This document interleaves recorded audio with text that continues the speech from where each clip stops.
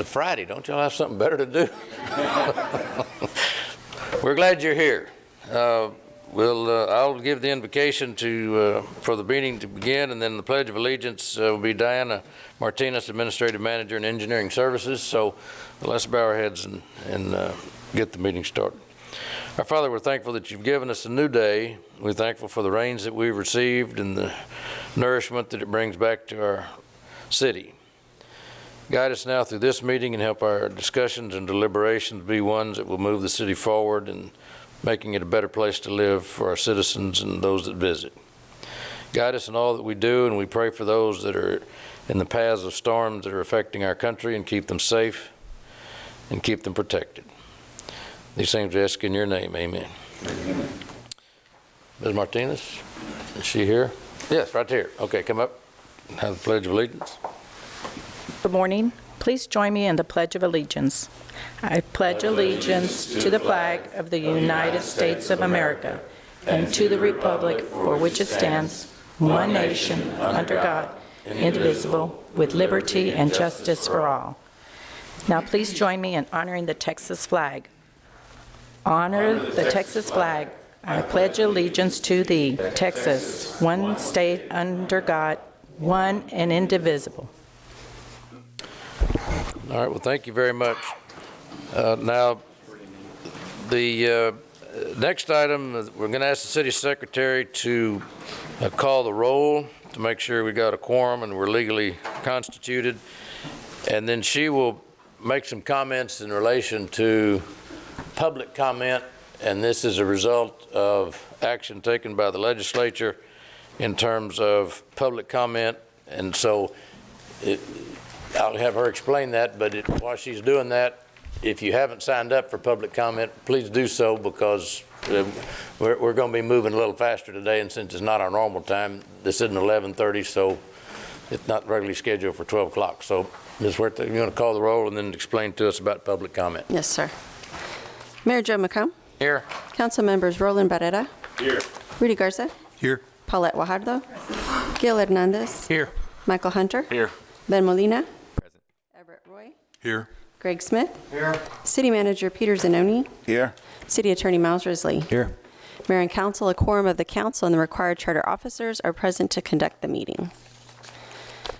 Ladies and gentlemen, today we'll be having the public comment period. There was some legislation that passed in this recent session, and it's not too different from what we're normally doing with public comment, but it allows the citizens to make comments during the public comment on each item or during the public comment period at the beginning. It's kind of what we've done already, but it does require us to move the public comment period before any report is given on the agenda. So that's why we're moving it up we're moving it up before the city manager's report and other items to accommodate for this public comment. So this is our first time doing it. Bear with us today. So going back to what we normally talk about, I'll be conducting the public comment period, and I'd like to remind everyone that a recording is made of the meeting. So please speak into the microphone located at the podium and state your name and address. And if you choose to speak during this public comment period regarding an item on the agenda, you may do so. Citizen comments are limited to 3 minutes. On the podium, you'll see a timer underneath the base of the microphone. It will let you know exactly how much time you have left to speak. And once your time is up, a buzzer will go off, and then you can conclude your comments. And if you have a petition or any information pertaining to your subject, please present it to the city secretary. So at this point, I do have some citizens signed up. And for those who did not have an opportunity to sign up, you'll be given some time to speak afterwards. I'll ask for general comment. So the first person on the list is James Rabeau.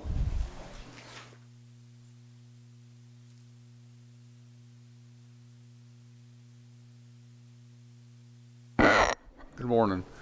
I'm here to talk on the zoning change for case number 071905, which is y'all's item 191203.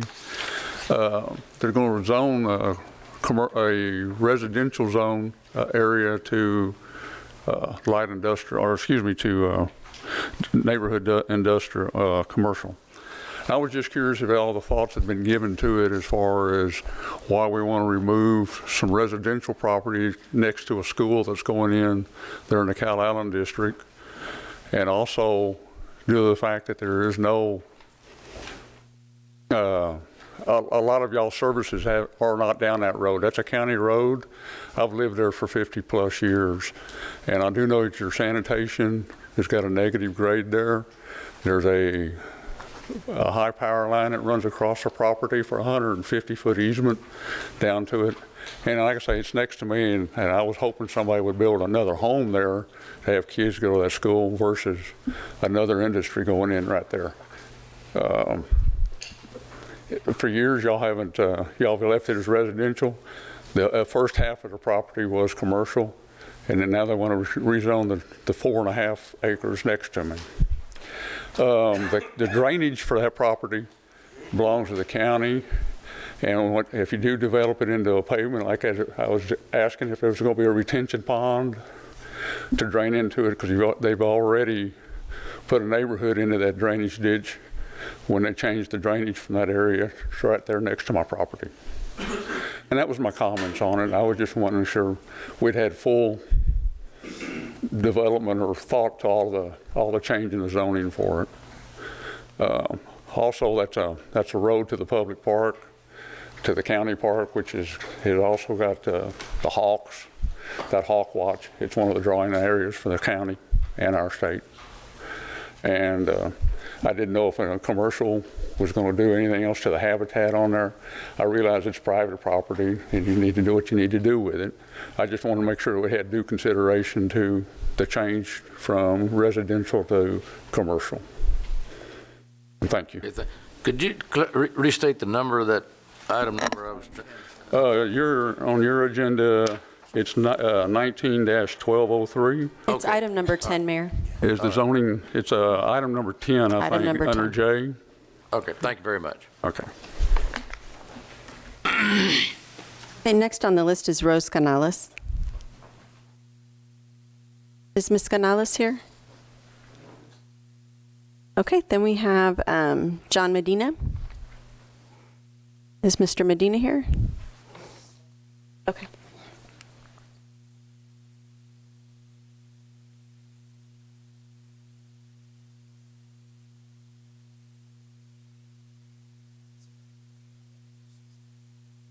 Do what, sir?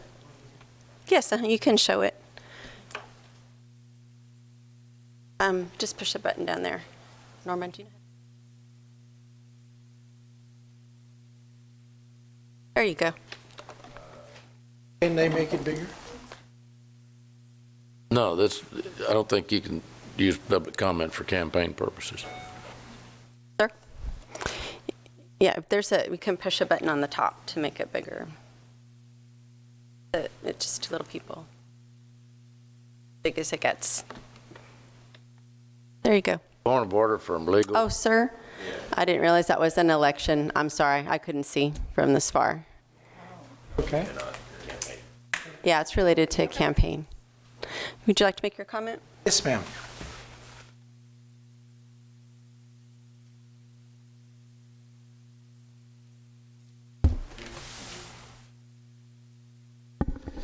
Good afternoon. My name is John Medina, and I live at 4931 Moultrie Drive. Happily married. I have 4 beautiful children and 3 beautiful grandkids. Today I come to announce that I'm running for mayor of Corpus Christi. I have been the greatest voice in city issues and budget reform, city council meetings. I believe our city has been underserved with false promises for decades. I may not have extensive degrees or many accomplishments, but I do have passed I have confidence. I have confidence in the people of Corpus Christi. Today, Now we have water boils. Our city management, excuse me, let me get it. Now that we haven't had water boils, our current city management and newly elected city council struggles as a whole city. Some parts of the city have it better than others, like our city streets and resident roads. I also believe that our city has not been transparent enough to our citizens of Corpus Christi. Ultimately, our citizens of Corpus Christi have been shafted with high-priced water bills and uncompleted bond projects. I believe that some have lost confidence in the city with low response and sometimes no response to the community concerns. I believe it is time for a change, for the city to start going the right direction. This is why today, September 6th, John Medina is running for mayor of Corpus Christi.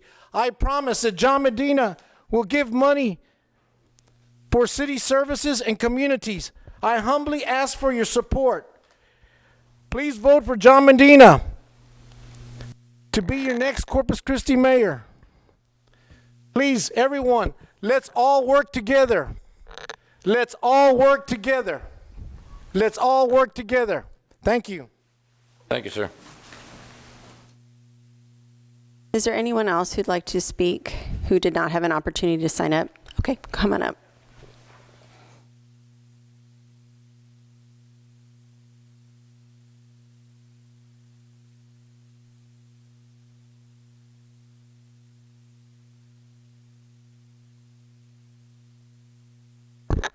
Good morning, Mayor and Council. My name is Adam Carrington. I live at 2949 Riverbend Court.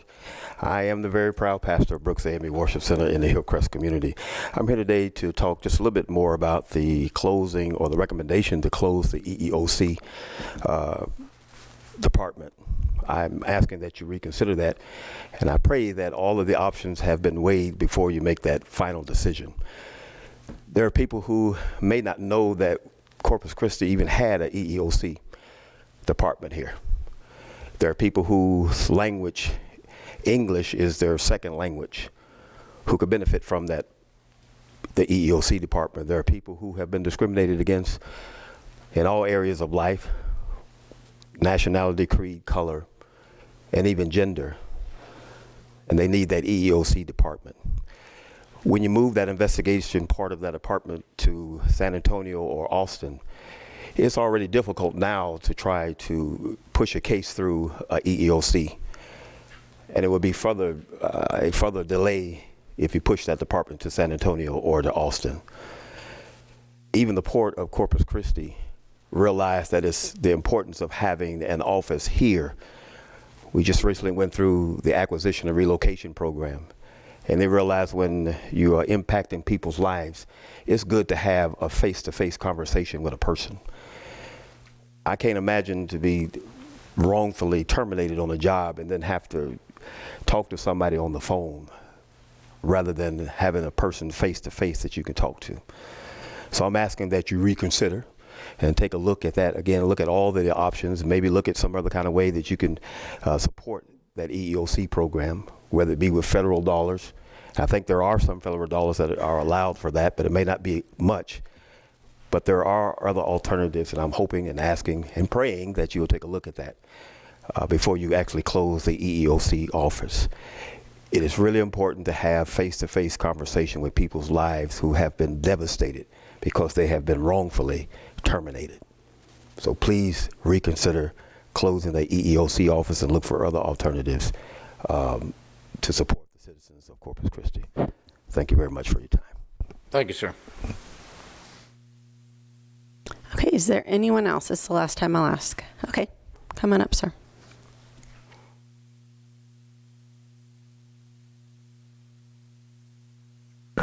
Good morning.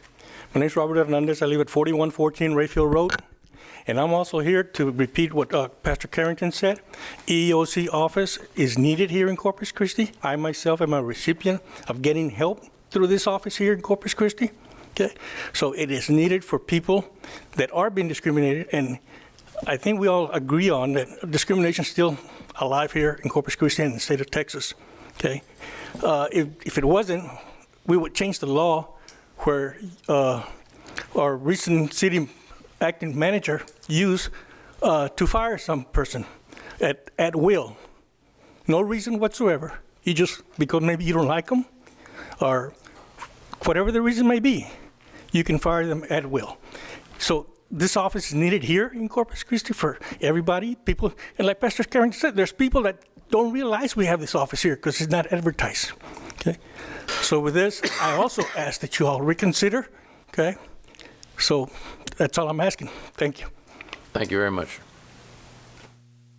Okay, at this time, the public comment period is closed. Thank you.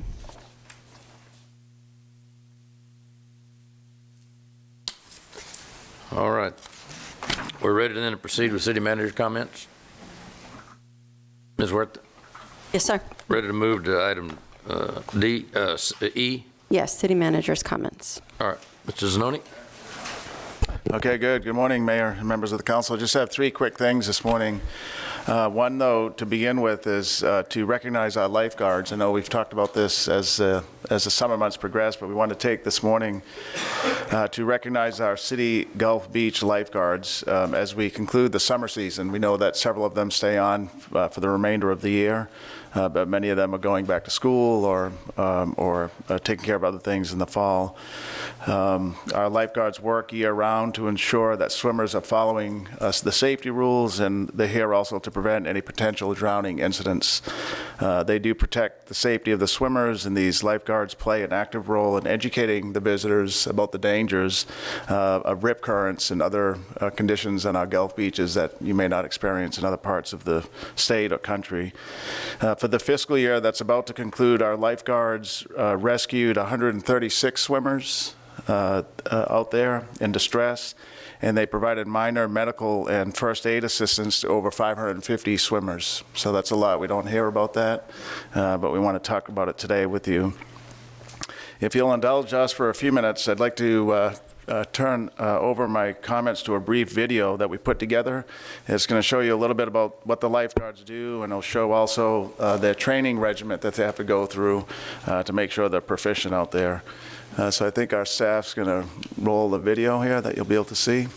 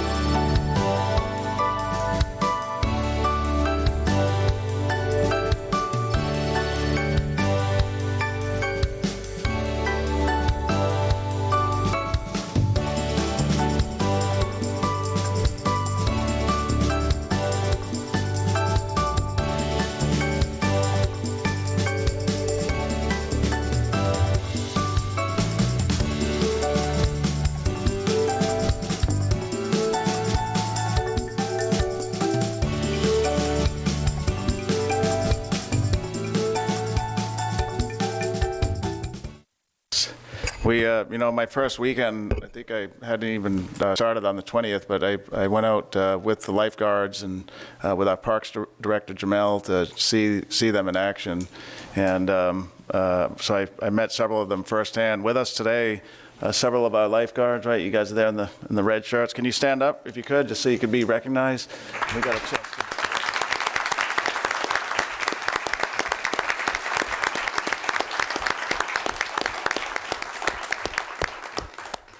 Yeah, we just want to thank you. We know all your colleagues couldn't be here today, but we know that the job is really a life safety job, and it's critical for the success of our city. And so we want to thank you today. I'm speaking on behalf of the mayor and council and our city team.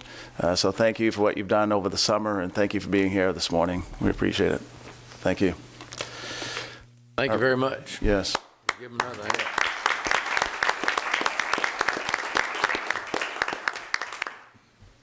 Okay, let me shift gears a little bit to just some state law enacting. So we sent a correspondence to you recently on a new tobacco law. So as a reminder, last Sunday, Texas became the 15th state in the country to raise the legal smoking age from 18 to 21. In the state of Texas. It was Senate Bill 21 that was passed recently that changed that law. It increases the legal age to purchase and to consume not only tobacco but e-cigarette products as well. I'm speaking about it today just to let us know, let the community know that may be watching, so we can all be mindful of this new law that is enacted in Texas. A violation of the new smoking law will be classified as a Class C misdemeanor, which means it could include a fine up to $500. The only exception to the law is that an active military member who is 18 or older, they are allowed still to purchase tobacco products. That's something that was put into the law. But if you're not in the military, you have to be 21. Businesses selling these products will be expected to have the correct signage and train employees on the new law. What we're doing is our health district, in coordination with the police department's Vice Division, working together to produce what we're calling a Tobacco 21 public service engagement or announcement. We'll have these PSAs out there to notify residents of the new legal age requirement. The PSAs began airing Saturday across many of our local TV stations, radio, and newspaper outlets as well. The Health District is in the process of updating all their print material that they have when it deals to this type of deal. And they'll print material. We'll talk about the new age requirements for not only cigarettes, but e-cigarette products as well. And then finally, just a quick update to you on the Charter Review Commission that you appointed. Just recently, you all made final appointments to that 11-member committee. It is chaired by Toby Frutrell, who's doing a great job in setting up a program for the 11-member group. Last Friday was their first meeting, and I'm attending all the meetings with them. I want to report to you that there was a very good meeting. Your appointees did the homework that Toby had assigned to them, and they came prepared and very energetic, very open-minded as well, to engage in what's going to be a multi-month effort to develop recommendations. They will be developing recommendations for your consideration on how we can improve the city's charter. The committee's first meeting, they discussed creating a structured work agenda. Toby kind of laid out a plan of what they'll do month after month, and she gave them an opportunity to revise that work plan if they wanted to. They'll be researching charter revisions, looking at best practices across the nation as well. Toby provided us with some good materials, several books on charter revision processes and how a charter should operate. The committee discussed developing recommendations that reflect those national best practices, both in governing and in operating the city. The committee also, in that meeting last Friday, discussed and kind of put together a framework for a very robust public engagement process. We recommended as a group that we consider doing something that we did with the budget, where we went out to all 5 city council districts. It wouldn't be every committee member that would have to be there each of those 5 events, but they would split up the duties. So they'll take their recommendations out into the city of Corpus Christi, one in each city council district, and then there'll also be several other events that can take place here at the chambers to get that public engagement. And so the committee is going to meet every month from now till well into the spring of next year, and I'll be a part of that as well. And I will keep you, as well as your appointees, I'm sure, will keep you up to date on how the progress is going. So, Mayor, that concludes my comments for this morning. All right. Thank you. Go to, we've done public comment, so that gets us down to item G, board and committee appointments, is that right? Yes, sir. All right, tell us what we got. Here, Mayor, I'd like to make a motion right now to reappoint John Valls to the Corpus Christi Bee Corporation and the Corpus Christi Business and Job Development Corporation, and appoint Eric Villarreal and Alan Wilson. All right, this is, all right, this is the, So we got a vacancy, and we have 3 vacancies on the Corpus Christi Business and Job Development Corporation, and also 3 vacancies on the Corpus Christi Bee Corporation. Generally, historically, the same individuals serve on these boards, and we do have 2 people seeking reappointment who are Scott Harris and John Valls, and we do have one slot that is for a new appointment, and there is a motion. I haven't heard a second. Point of order. Second. Point of order. This is outside our normal order. We usually address the reappointments first prior to going to the open seats. Are we going to go against our regular order of business? There's been a second, from what I understand. Mr. I seconded. Yeah, we can take it if the council, I mean, there's a motion and a second, and we can vote on that now. Well, if you can address the point of order on the on our normal process. If there's other nominations, then I don't think the motion's in order. So that's the first a step is valid to make point. nominations, I think. So Mayor, that, Motion, and there's a second. So but if there are other nominations, that is, yeah. I think we should be in discussion then. all right, give us a little, I mean, our procedure, I don't know that we've got a written procedure, but I think. No, let's see historically, we do handle the reappointments first. Okay. That is true.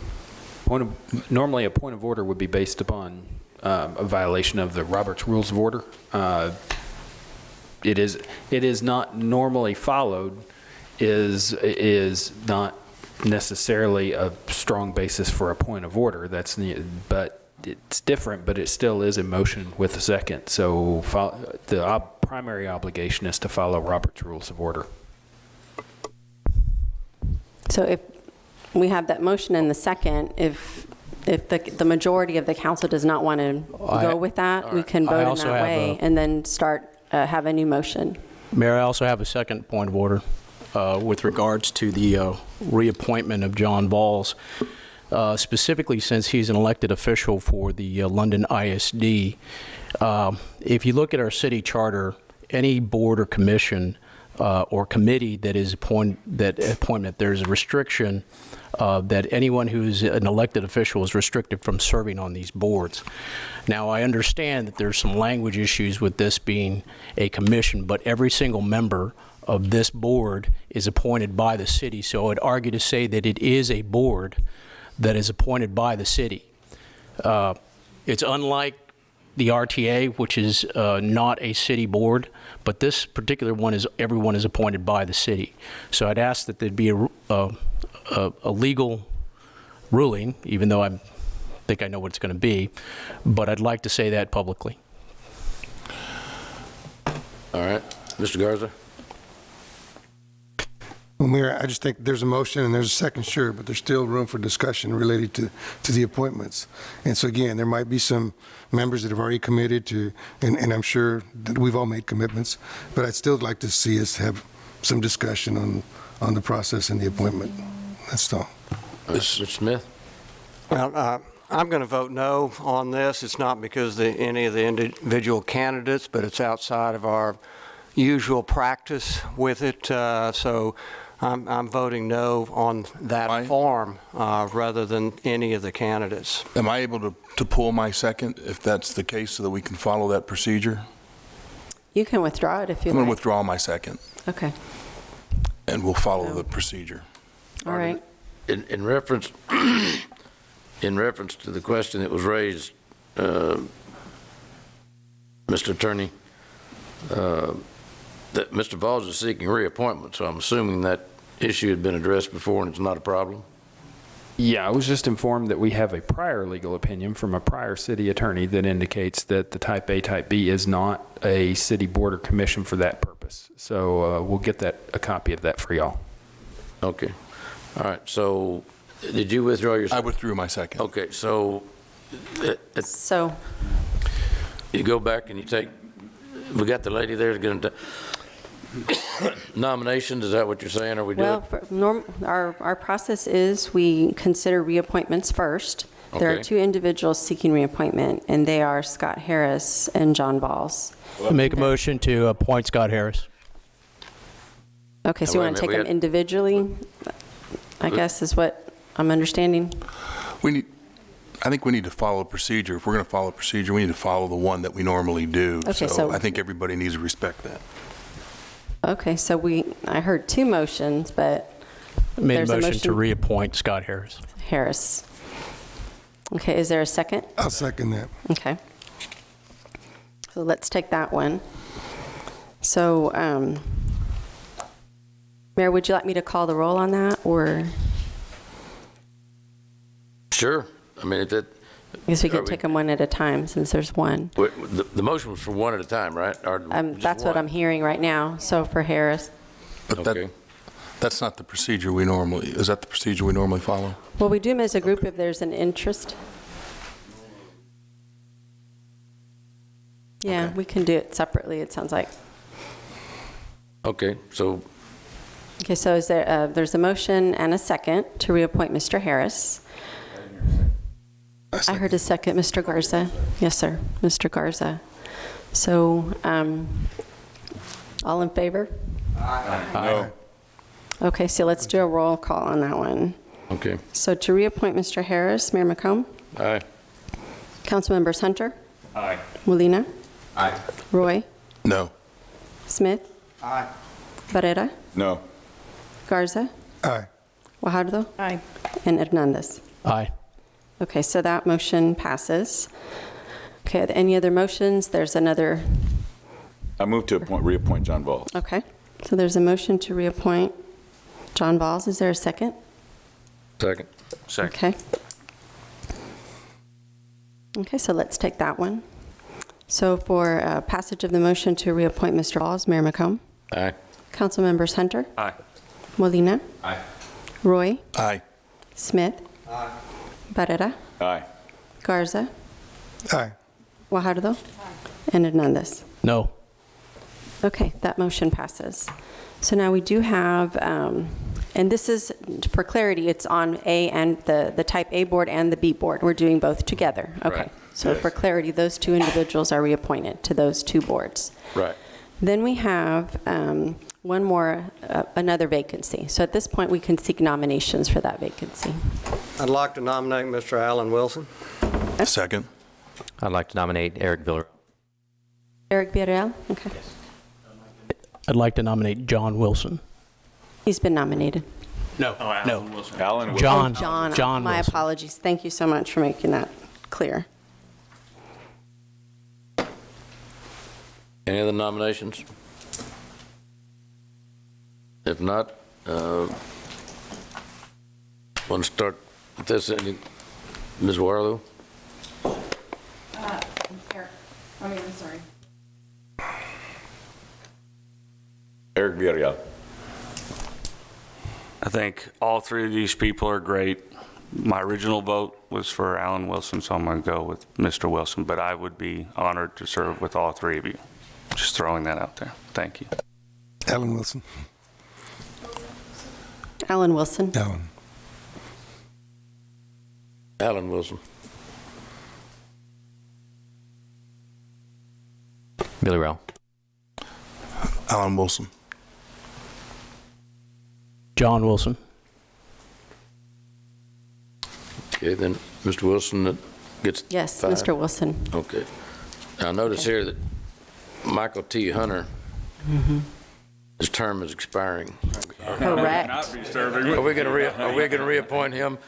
Yes, so as you know, He said everybody's good. I should have spoke too soon. Move to reappoint.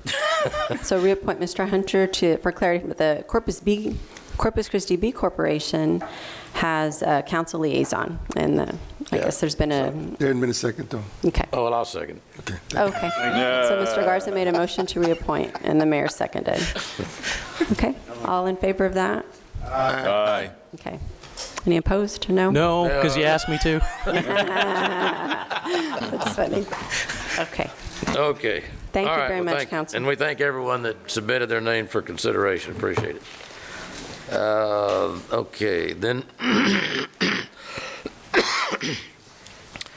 All right, we go to consent agenda, item 2 through 9. Anyone have, now remember, I think under the new rules and regulations, if you did not speak during the public comment, then you can still speak on this, the agenda item as we're considering. Yes, sir.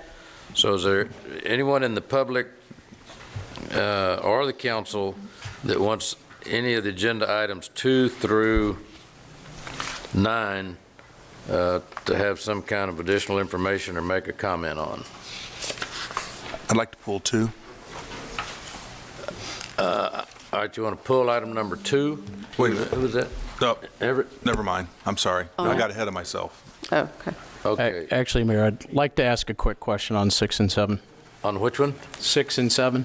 All right, hold on here. 6, 7, 2, never mind on 2. I meant to say 10. Okay, consent agenda items 2 through 9. Anyone from the public have any comment on 2 through 9? All right, entertain a motion then for approval of a consent agenda items 2, 3, 4, 5, 8, and 9. Second. All right, there's a motion and a second. Any further comment? All in favor say aye. Aye. All opposed? All right, agenda, first item for discussion, item number 6. Who asked it? You asked it on 6? I asked a question. Okay. Okay, this is something I know the answer to, but I wanted to ask publicly in the sense that, these are facilities types projects, but it's coming through the fire department. So I'm curious as to why we're not including these facilities within our facilities department in terms of these types of contracts. Thank you. This is Robert Rocha, the fire chief. Usually on contracts like this, or when we're talking about fire station buildings, we're talking about buildings that are occupied 24/7 and have a different response dynamic than regular facilities. Sometimes some of the repairs... Well, I understand that, but the contractual process, I mean, you would be able to still call from your fire station in terms of what, if you needed service, right? I mean, I'm just thinking from the contractual purpose, why isn't facilities managing this? Well, the fire department can do a better job at doing it is why. and not saying anything with regards to asset management. We have a great relationship with asset management, but this is an opportunity for the fire department to take control, which we've done in the past, take control of the repair of emergency repairs that are needed at some of our stations and get them done in an expedient and efficient manner. Okay, I understand that, and maybe that's just inside baseball type of discussion as to how to best approach that. And you know, I guess I want to say we're doing things differently for different departments, and I just want to have some consistency. Yeah, the majority of the administrative buildings, Councilman, are done by asset management. Right. But it's not unusual in a city for the fire department to manage their own facilities because they're slightly No. different than the administrative building. I get it. It just, the Yeah. contractual aspect of it is, Yeah. okay, thank you. All right, I make a motion to approve both 6 and 7. thank you, sir. All right, there's a motion and second on 6 and 7. 6 and 7. All right, any further discussion, any public comment? All in favor, say aye. Aye. All right, that gets us down to item 10. This is a public hearing on the zoning case of Mastagashi Investment Trust for property on Northwest Boulevard, County Road 69. Yes, ma'am. Good morning, Nina Nixon Mendez, Director of Development Services. The rezoning request before you is from an RS6 single-family residential district to a CN2 neighborhood commercial district. The purpose is to allow for a neighborhood shopping center, and the applicant is Mastagashi Investment Trust. The property is located on the north of the intersection of Northwest Boulevard and County Road 69, which is also known as Hazel Bazemore Road. The property has frontage along County Road 69, which is designated as a C1 minor collector street, located in Nueces County, and designed as a county rural street standard. To the north are properties outside of the city limits and consist of single-family homes on vacant lots. To the south is the southern portion of the lot, which is zoned CN2 Neighborhood Commercial District, which is vacant. And then across County Road 69 is the site for the Cal Allen ISD West Elementary School, which is under construction. And to the west are commercial properties consisting of automotive shops and mini storage facilities. This is a closer look of the property, and the yellow line shows the city limit line. Again, the intended use is to allow for the construction of a neighborhood commercial center. The property is a little over 6 acres in size. It's unplatted, and it is a portion of a larger lot that fronts upon Northwest Boulevard.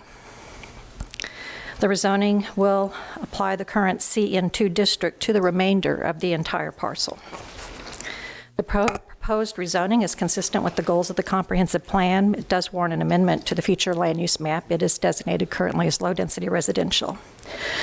It is compatible with neighboring properties and with the general character of the surrounding area. The predominant zoning along Northwest Boulevard corridor is general and neighborhood commercial zoning districts, with a commercial node which exists at the intersection of Northwest Boulevard and County Road 69. And the proposed rezoning mirrors the commercial zoning south of the intersection, extending approximately 1,000 linear feet. The subject property is a portion of an overall development strategy, including a property to the south that is currently under the same ownership, and the overall design will allow vehicular access to both Northwest Boulevard and County Road 69. Planning Commission met on July 24th, and the unanimous recommendation is approval. There were 9 public notices mailed, 0 received in favor, 2 in opposition. And I stand by for questions. All right, we'll open the public hearing. Was this the agenda item that the gentleman during the public comment spoke Yes, on? sir. Did you address his concerns on some of the questions he had, or can you do that? Yes, sir. I can do that today. His 2 questions, given the opposition letter that we received, were related to sanitary sewer. There is a 16-inch sewer line on Northwest Boulevard, so utilities are available for that particular site. And then his other concern was drainage, and of course, with stormwater, you cannot drain more water than currently is draining at pre-development stage. And so, through the platting process, there would have to be provision for either on-site detention or piped conveyance. The applicant might be able to address any specific plans they may have. All right. Mr. Roy? I was trying to research just to find, because it is across from a school, and I knew that the lot on the end there was already zoned commercial, correct? That is correct. So are there any restrictions that are in general in terms of when you are so many feet from a school that prohibit any particular type of activity? No, this is a neighborhood commercial district, and so it doesn't allow for bars or nightclubs or anything like that. But no, currently there's no particular distance requirement. Only those uses, allowed in CN2. But you can put a gas station there and sell cigarettes and beer out of that? That is correct. Okay. Is the developer here? Yes, sir.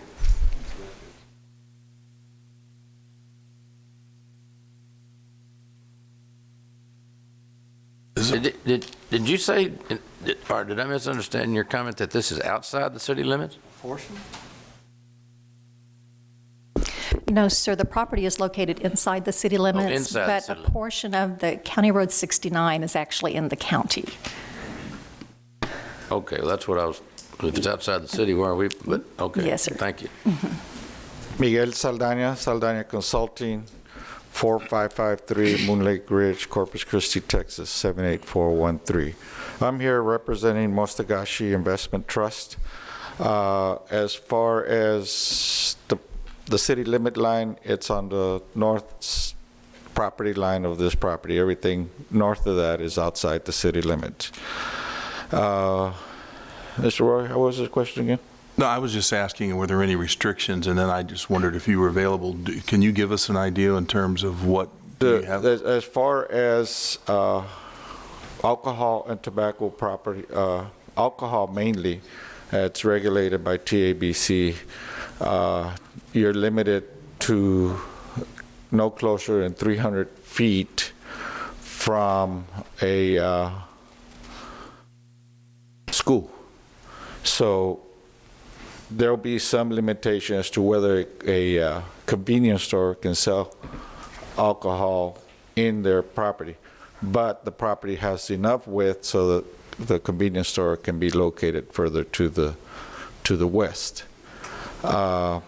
As far as tobacco products, I have seen no regulations that it would limit the tobacco products close to there. But this will mainly be a commercial property for offices and some retail establishments.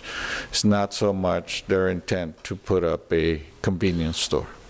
The property on the end then, on the corner, is that going to be developed, or is that part of any plans? It just That's on the other side of County Road 69.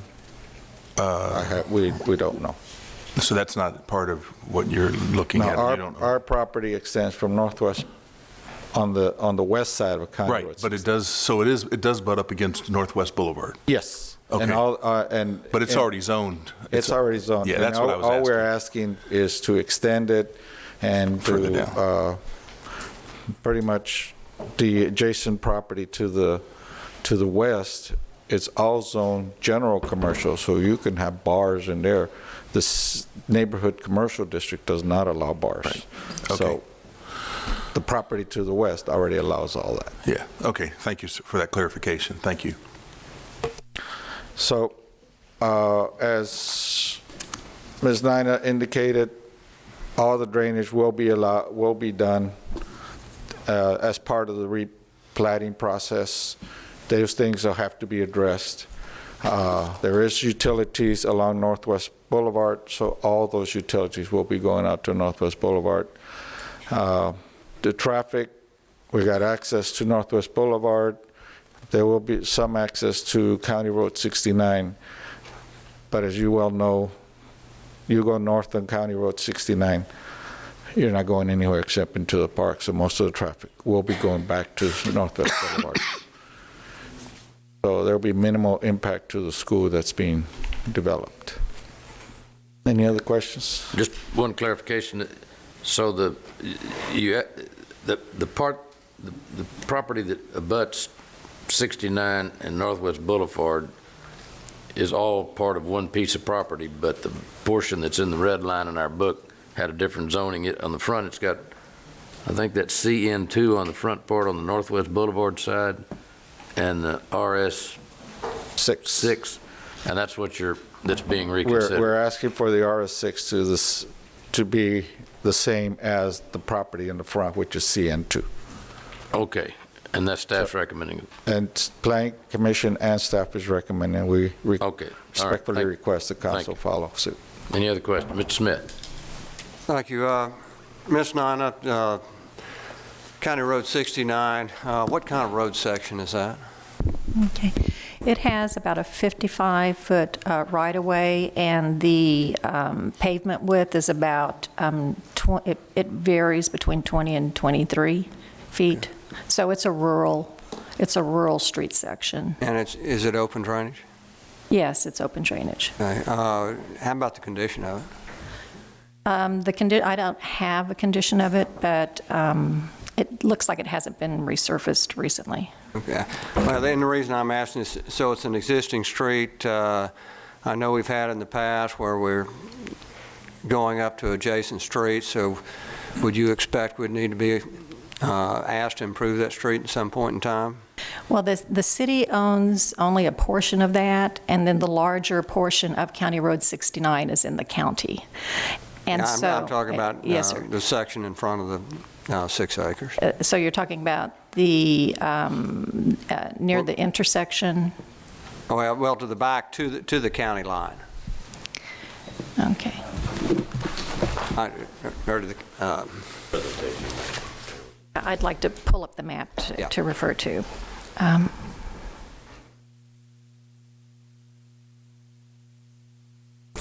So again, this is the city portion down here. And then where the yellow line is, this is the county portion running this direction here. To my knowledge, there are no plans for improvement at this intersection. I know that TxDOT is moving or relocating the mast arm in case improvements were to occur, but at this time, to my knowledge, there are no planned improvements to that section that's city. Thank you. I think this map clarifies it. So really, the area subject to the rezoning is all county frontage. Am I reading that correctly? That is correct. Okay, thank you. Mr. Roy? I'm okay, thanks. And the developer understands that, so if he's got problems with the road, he doesn't call the city. That's correct. At the platting stage, there would be coordination with the county. Okay. All right. Any other discussion? Any other public comment? I think I'd open the public hearing, I think, hadn't I? Yes, you did, Mayor. Yeah. So any public comment as the public hearing? Seeing none, we'll close the public hearing. I'm sorry I walked in late, but... Oh, Ray, you've been here for a while, but what do you got to say? Come on. Come on. Don't apologize for being late when you've been sitting here in the meeting all day. Well, I took my car in for repairs, and they give you a ride back. Well, And I just got here. Ray.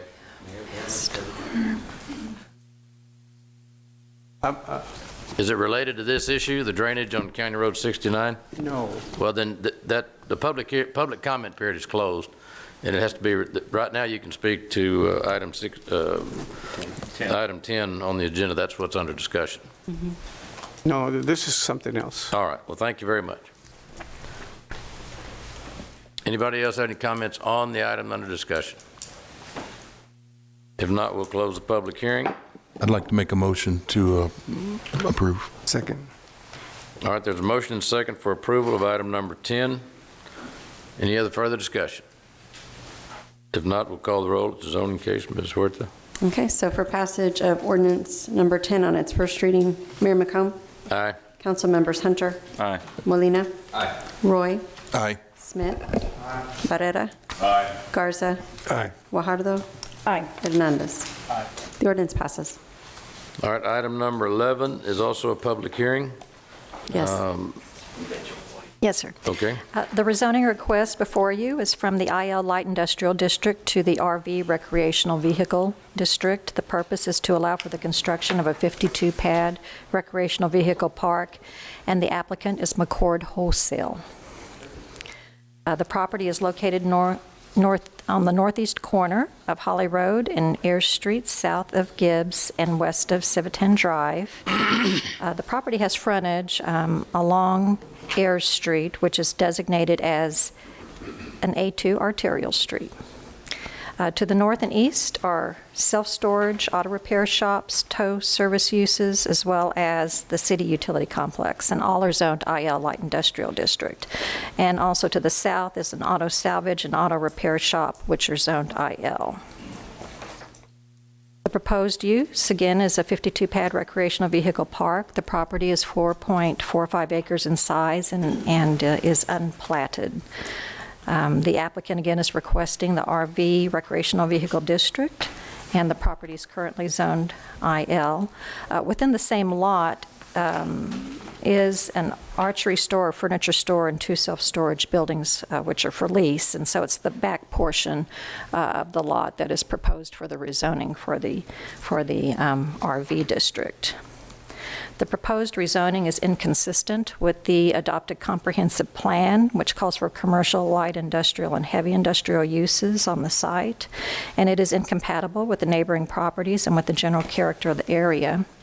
The property is not accessible to tourist destinations and is adjacent to a salvage yard, paint and body shop, tow service, and self-storage. And the RV park would not be compatible with these uses. Planning Commission met on July 24th, and the unanimous recommendation is denial. There were 9 notices mailed, 0 received in favor, 2 in opposition, and I stand by for questions. Okay, we'll open the public hearing on item number 11, the zoning case of McCord Warehouses. Anybody from the public would like to make a comment on this item?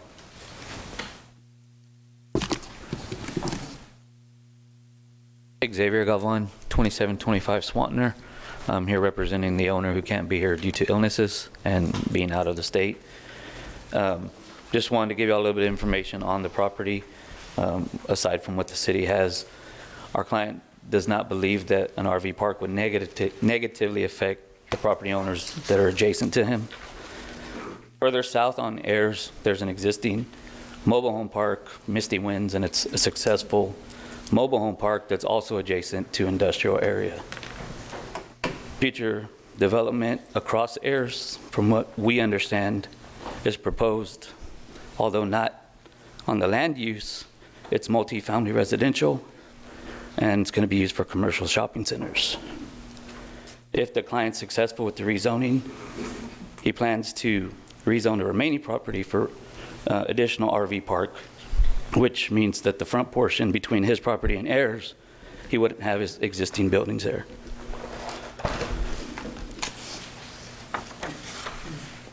All right. Thank you very much. Anybody else from the public want to make a comment on item number 11? Anybody in the council have a question? Mr. Barrera? Thank you, Mayor. As much as I appreciate individuals investing in the community, I don't feel comfortable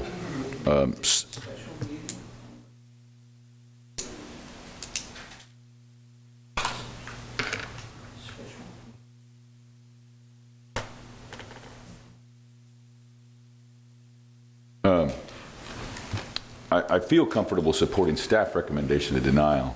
As far as I don't feel comfortable supporting the development.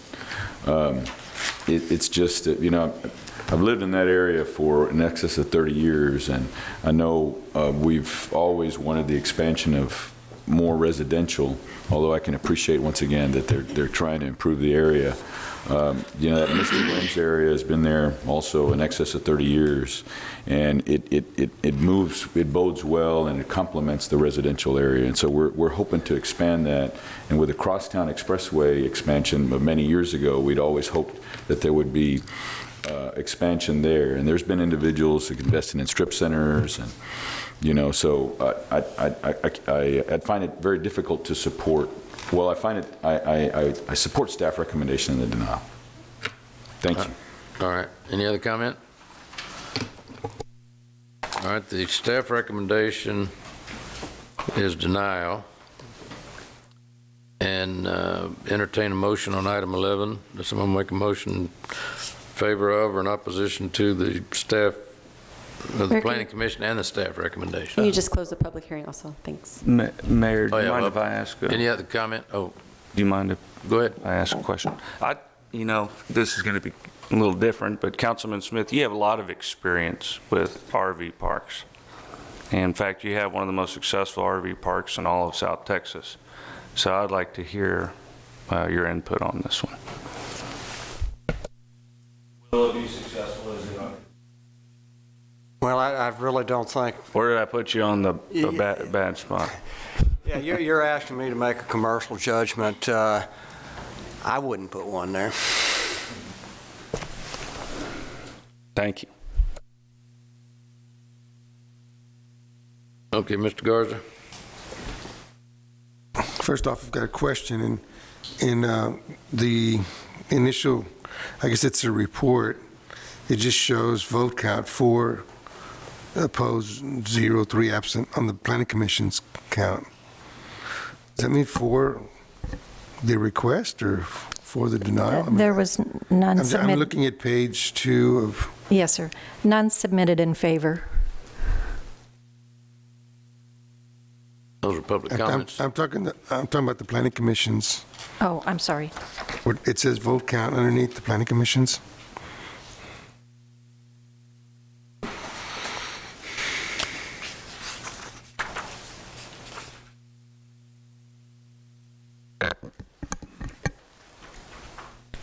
Okay, it was, they had recommended denial. The motion was for denial. Oh, that was motion, okay. Yes. I understand, okay. I'm just gonna, I respect the commission, the councilman, that area's recommendation and his opinion. I'm just familiar with that area so well that I know that that particular location was a junkyard for a long, long time. And I just believe that at some point that particular parcel is going to be difficult to develop. If you look to put a strip shopping center or something like that, I believe there might be some sort of environmental mitigation that's going to be required in order to be able to utilize that space. Although an RV doesn't look to be appealing in that area, it is close proximity to Misty Winds, but I just think when we vote for denial, I think that that parcel is going to sit there for a long while unless you know something that I don't, that somebody else is interested in developing it for a different purpose. But I just hate to see parcels sit around for a long time because we've denied someone interested in developing it for a specific purpose. And so those are just my comments. I respect your opinion, and that's the only comment that I've got. Thank you. Yeah, Mr. Smith?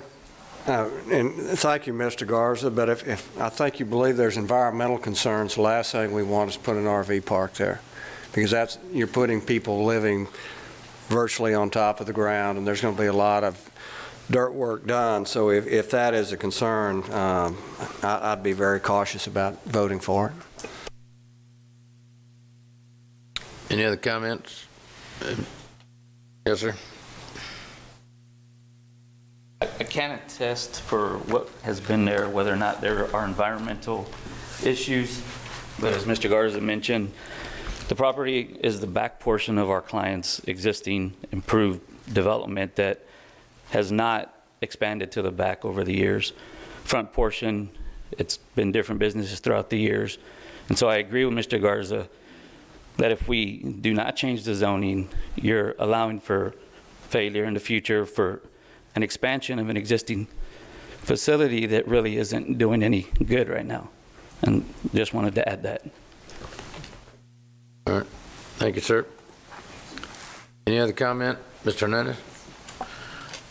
Just real quick, in terms of the valuation of the property versus what it is now, and with an RV park on it, would that increase the value of the property for ad valorem taxes? I wouldn't have enough information to comment on that. I mean, it's basically empty space. No. It will, right? Okay, thank you. All right, any other question? If not, then we'll close the public hearing. And the Planning and Commission staff is recommendation of denial. Is that correct? So a motion in favor of item number 11 is for the denial. Is that Correct. Yes, Mayor, I would move to be in favor of the denial, to approve the denial, follow the recommendation of staff and deny the permit, the rezoning. All right, a motion to approve item number 11. Yes, there's a motion, and is there a second? Okay. There's a motion and second on item number 11, and the passage would be in support of the Planning Commission and the staff recommendation of denial. Yes, sir. All right. Do you want to call the roll? Sure. So for passage of ordinance number 11 on first reading, Mayor McComb? Aye. Council members Hunter? Aye. Molina? Aye. Roy? Aye. Smith? Aye. Barrera? Aye. Garza? Aye. Guajardo? And Hernandez. The ordinance passes. All right, we have items number 12 is the FY 2020 proposed budget wrap-up. Mr. Zanoni, you or who's going to do this? Budget Director Eddie Houlihan's going to take care of the wrap-up this afternoon or morning. Good morning, Mayor and Council. Eddie Houlihan with the Office of Management and Budget. Item 12 is the budget wrap-up that was scheduled for at the end of the last workshop on Thursday. Time didn't allow for that, and so we're going to do that this morning as the first of 5 budget-related items. The budget process included 4 council workshops, 4 Thursdays in August. The first focused on public safety. The second was on our infrastructure. The third council workshop on the 22nd of August was tourism and visitors, and the fourth one we had just last Thursday focused on the Census 2020 effort, health, libraries, parks and rec, and some utility rates, and that's where the budget wrap-up was originally scheduled. We also had during the budget process 5 public input sessions, 1 in each council district. 3 of these were at our libraries and 2 of them were at senior centers. We did have approximately 150 citizens attend these input sessions. Just a couple of highlights from each one of those sessions. District 1, some of the comments, concerns we heard from citizens were that we needed more code compliance officers. There were dangerous dogs running loose in this area. And one comment that we need to rethink the libraries, that it is really a quality of life issue and that we need more staff in our libraries. In District 2, some of the comments, concerns that we heard was more staffing at libraries, that our goal should be to educate our citizens. Libraries are underfunded when compared to other Texas cities' libraries. And again, that more code enforcement needed to enforce the high grass and substandard structures in this district. In District 3, several citizens commented they were pleased that Friel Street was going to be improved. It had been an issue for several years. There was a comment about the quality of asphalt we use to maintain our streets and improve our streets. And there was also comments about park improvements needed in this district. District 4, comments were made. They were supportive of the 2 new positions added for animal care, the additional kennel tech and the live release coordinator. Comments about the drainage issues in this area, if they weren't addressed, and we were wasting money fixing our street because the flooding would erode the work that we had done. Comments about industrial district agreement, that we need to make sure that our industries are paying their fair share. And then some comment about the addressing the homeless population. In District 5, there were a large number of comments about the water bills and the high water usage. Again, comments about the library system needing more resources. Comment about pedestrian safety enhancements are needed at the corner of Brockhampton and Lipes. And also comment about the scheduled maintenance on our streets is a much more cost-effective way to go than the complete reconstruction of a street. In summary, approximately 150 citizens attended. 42 of these citizens made comments. Overall, we got a positive response for this type of community engagement, and we will be using this type of forum in the future. And the comments were focused on libraries, code, enforcement, animal control, street issues, and our utility bills, mostly water. As a result of these input sessions, the city manager is recommending a couple of budget amendments. One would be to add an additional code enforcement officer and related equipment at a cost of $53,500. And the other would be to add a couple of positions in our libraries, one senior library assistant and one library assistant for a total cost of $70,000.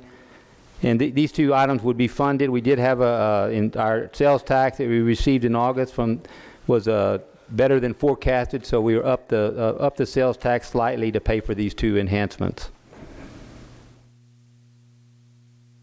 Some other recommended amendments to the budget we are recommending in the airport.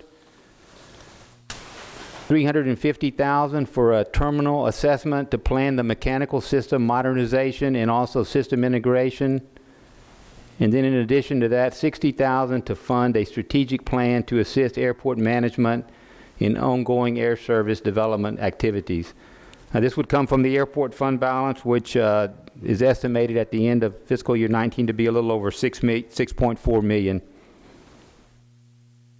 In addition, the Type A fund, there is an item that is a grant from the Type A fund to Delmore College Foundation to purchase process and instrument technology equipment for expansion of that curriculum. This item was actually approved by the Type A board and city council in August of 2018. There should have been a purchase order encumbrance done at the end of 18 and rolled into 19. That was not done. So we are adding this to the budget.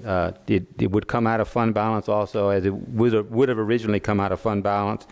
And that fund balance is in excess of $14 million. And the last item here is due to the mid-year methodology change from the current water usage, monthly water usage, to winter quarter averaging, the residential ICL residential in the wastewater area needs to be reduced by $2.1 million. If it was a full year of either one of those methodologies, we wouldn't have to do this, but it's a mid-year change. After this revenue reduction, we still are revenues over expenditures in the wastewater fund of $1 million. You will be seeing these items again when we do the first reading. You'll have a schedule of amendments, but these are the items that we are recommending the couple of the city manager from the public input sections and these items here on this slide. And that concludes the budget wrap-up. I'll stand by for any questions you might have. Anybody have any questions at this point? Mr. Smith? Thank you, Mr. Julian. So on the wastewater, the $2.1 million reduction on there, so you're then anticipating in fiscal year 2020, 2021 to have $2.1 million increase, because since it is a mid-year adjustment. We'll have $2.1 million. When we have a full year of winter quarter averaging, it will increase the revenues a little bit, yes. So we will see in the next budget cycle $2.1 million more, because we have $2.1 million less. That's correct. So this really isn't a 2.5% reduction in our wastewater fees? No. Okay. It's not. But it is in next fiscal year? Yes. Okay. Okay, thank you. Mr. Garza?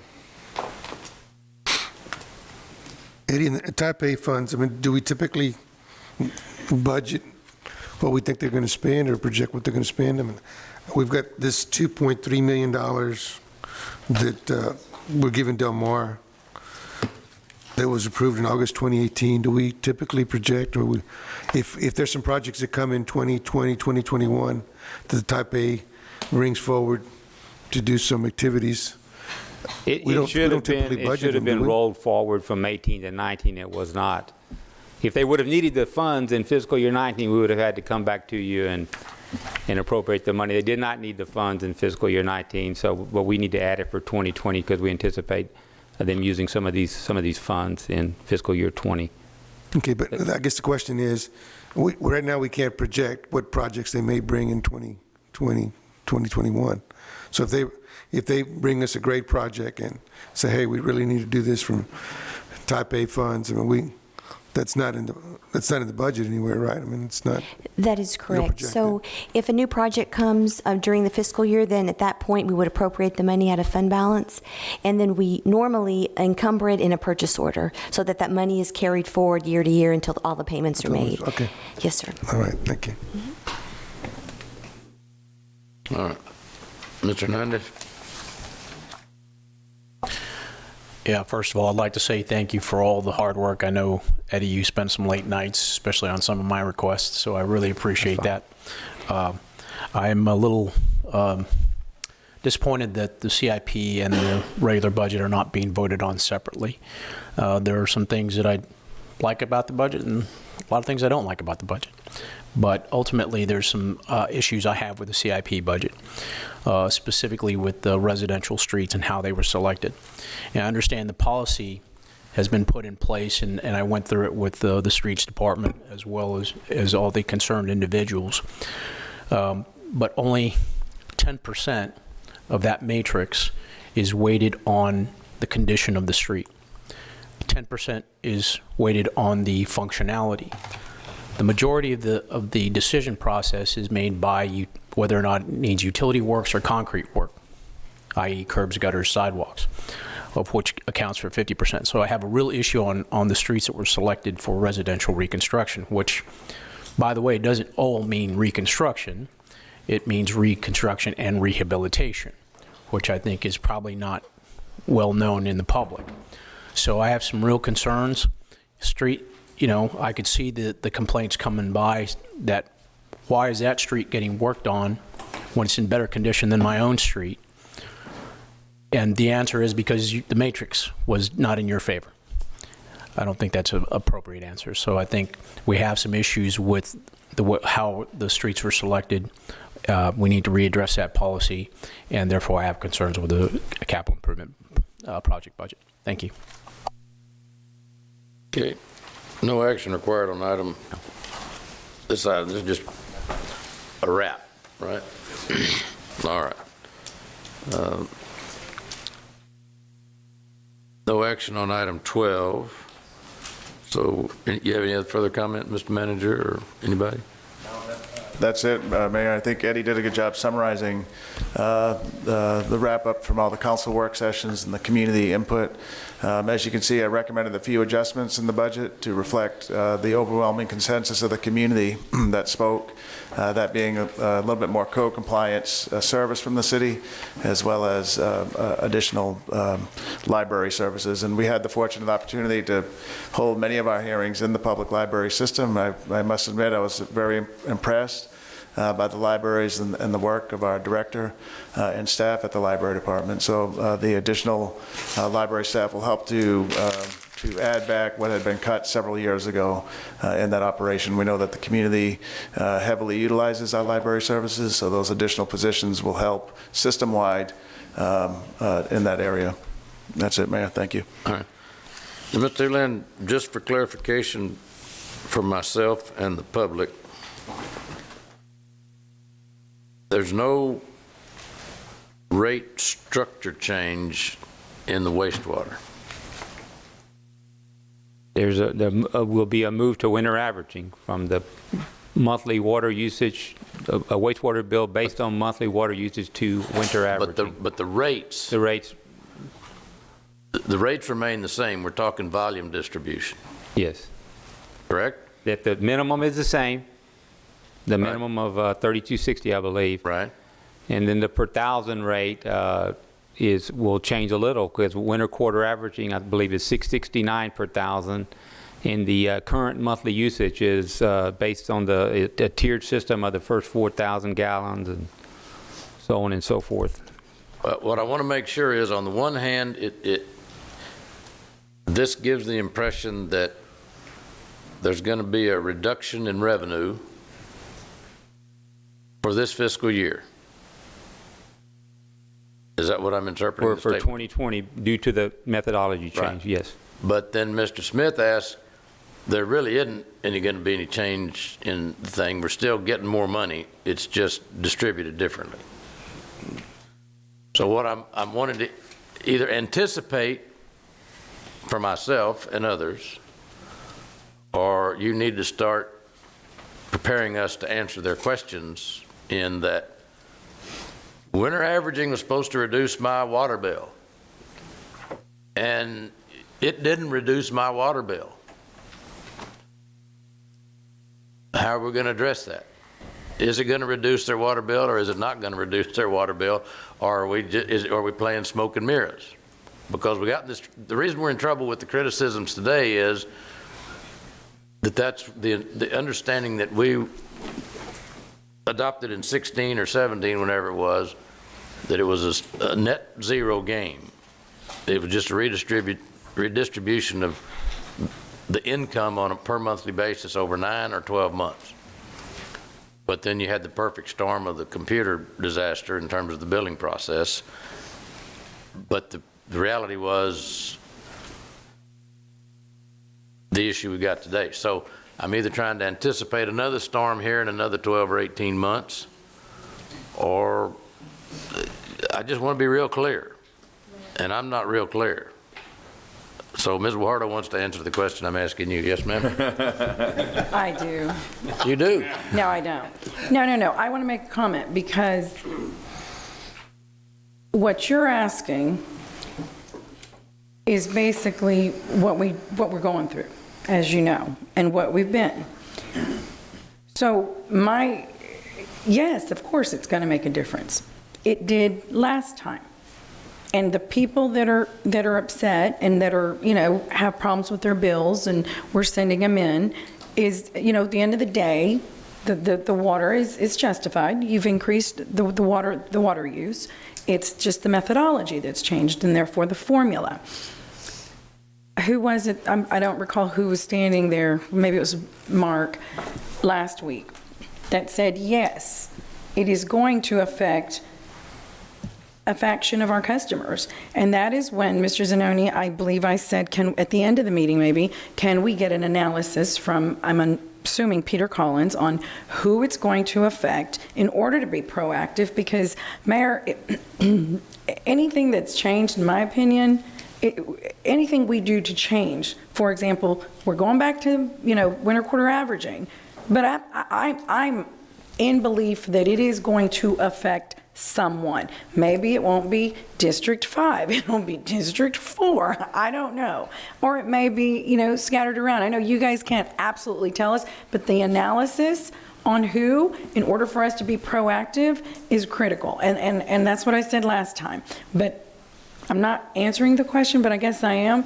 Yes, I don't care who says what. There's going to be an effect.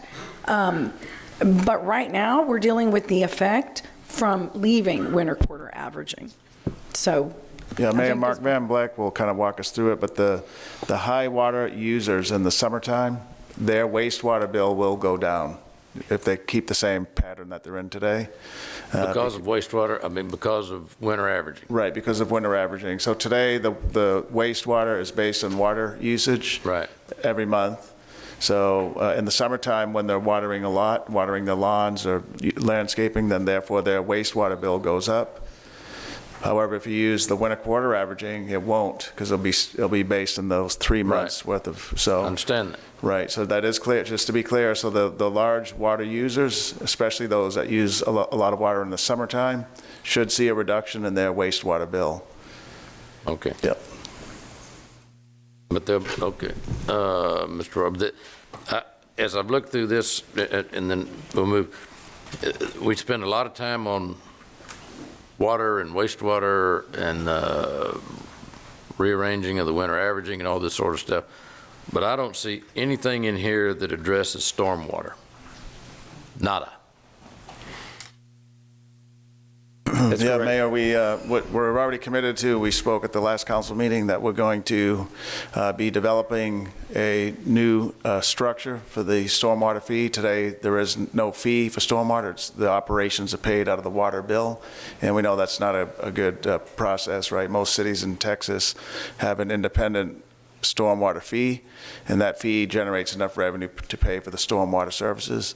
So we're developing we have a schedule to develop a stormwater fee that'll include stakeholder participation, and we'll be coming back to the council in the spring with that recommendation. It'll be a separate fee that would be assessed. The water fee would be reduced.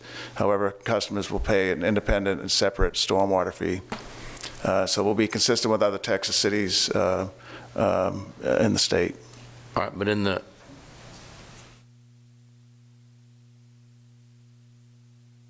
my simple mind, in an effort for transparency, we want to be politically correct. If there's no change in the fee and you're looking at total dollars on the bill, would it not be clearer to the public?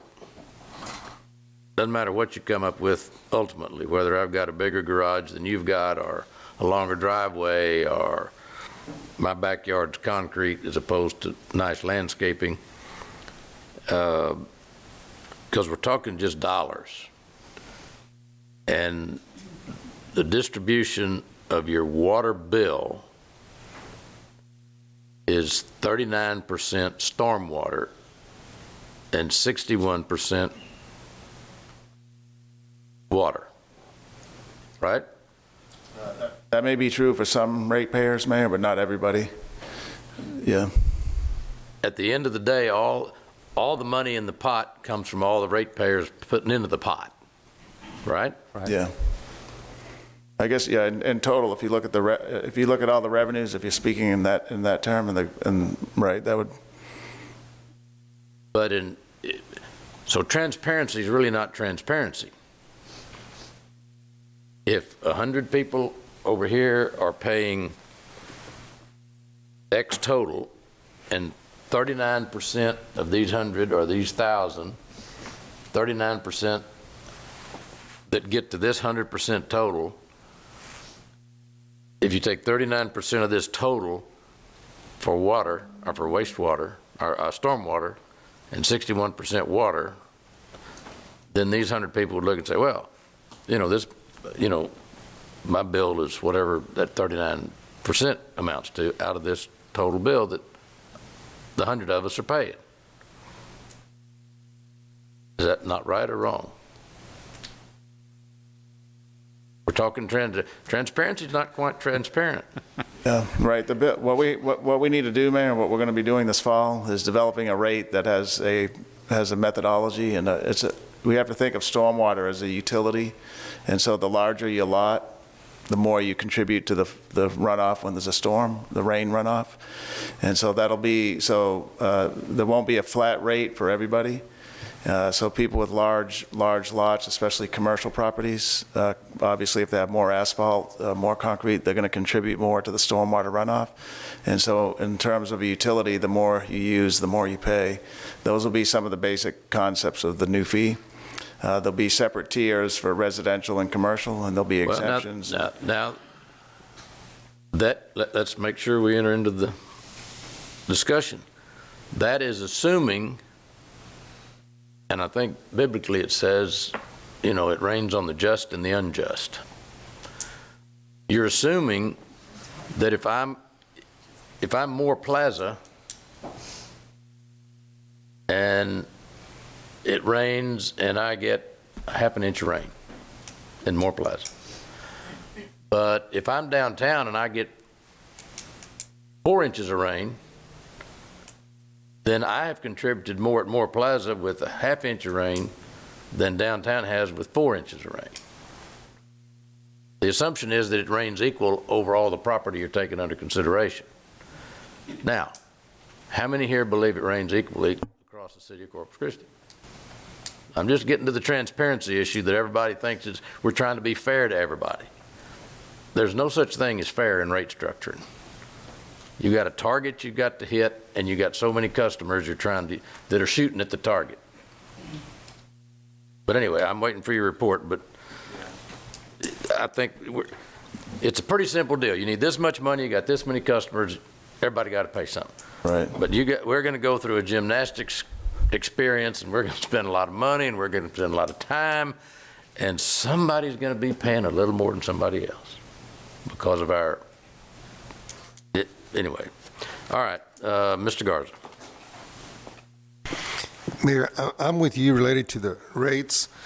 When we took a vote to get away from winter averaging, we were told that the majority of the customers were going to see a reduction in their water rates. This is 2017, a vote that I strongly regret taking. And so the end result was that the customers that use the most water because they protect and they want to keep their landscaping paid more, and that's the screaming that we've heard. We didn't hear any attaboys because you saved us $2 on our water bill. And so when we took that step, you got winners and you got losers.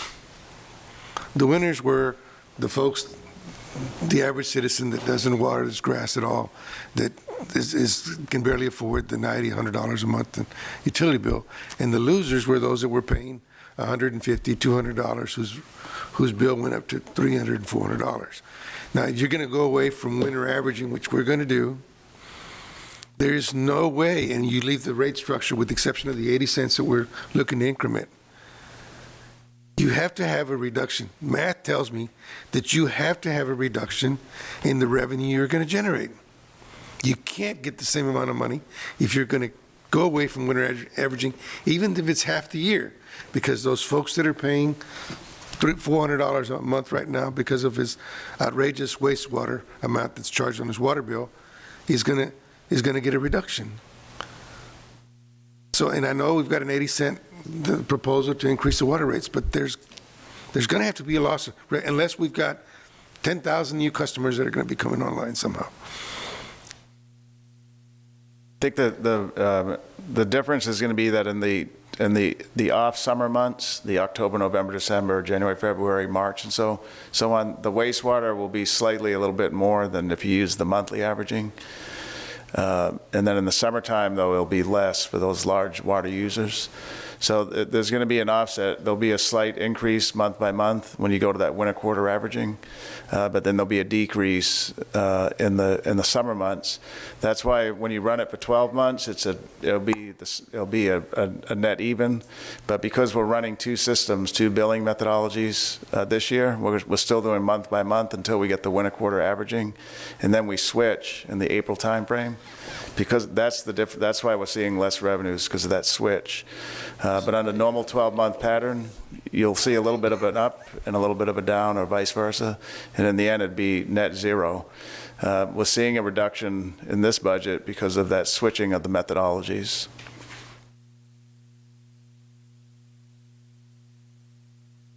The 2-point-something million, what is that number? Is that That's a reduction, yeah, that's less revenue, because we're not going to collect that, we won't be collecting higher wastewater fees in the summer as we are today because of the change. I must have misinterpreted the response that Councilman Smith got, because my understanding was that it was almost going to be a net zero, and then there's actually a $2.1 million reduction in revenues, right? In revenue, there will be, right, because we're not going to collect that. We won't be collecting the higher wastewater fees. That's what I in the summertime. That's what I see right. too. But it's the reason we're seeing it now is because of the switching of the billing method, or the computation method. No. Because we don't have 12 months of the same type of billing method. That's the problem. That's the reason we're seeing the reduction in this budget. Next year, it'll level out with it'll be the same amount of revenues. But what we're doing is October through April timeframe, we're using monthly wastewater averaging, and then we switch and we go to winter quarter averaging in May through the rest of the fiscal year. It's because of that switching where you don't have 12 months of the same rate pattern, rate methodology. That's what's causing the decrease. Or just when we hit the month where water usage typically goes up, May, June, July, we switch to winter averaging. Right. So I mean, The only point that I'm trying to clarify is that what we're promising the folks that are right now getting hit real hard and seeing some relief mid-next year, that's actually going to be That will happen, yes. realized. Because I they'll don't want see to promise relief. something that's not going to happen. If they're in the same watering pattern, if they use the same amount of gallons, in the next 12 months as they did in the prior 12, they will see large water users will see a reduction in the summer months. Okay, thank you. Does this seem like deja vu all over again? Mr. Smith? Thank you. I'd like to address the mayor's transparency concerns. And I found that one of the biggest unknowns out there is people don't know what they're paying on their water bill is part of our storm sewer with it. And I would like us to, as the mayor suggested, that some way that we start informing that. So as we've got all these calls about our water bill, they don't realize that 39% on average is stormwater. And if we're going to go through, stormwater's failed 3 times. And I think part of this is the education program. How many people out there know that when you pay that water bill, almost 40% of that fee doesn't go for your water cost, it goes for your stormwater cost. And it is imbalanced on there. So I hope that we do a better job in transparency of notifying the people what they're really paying for on that water bill. Thanks. Mr. Barrera? Thank you, Mayor. So I'm just kind of curious. I know we're basically talking about the budget. Were we possibly going to discuss this on agenda item 16? Again, I guess that's when I really was prepared for my comments, but. We can, either now or on 16. Okay, just so long as we don't repeat it, we'll be okay.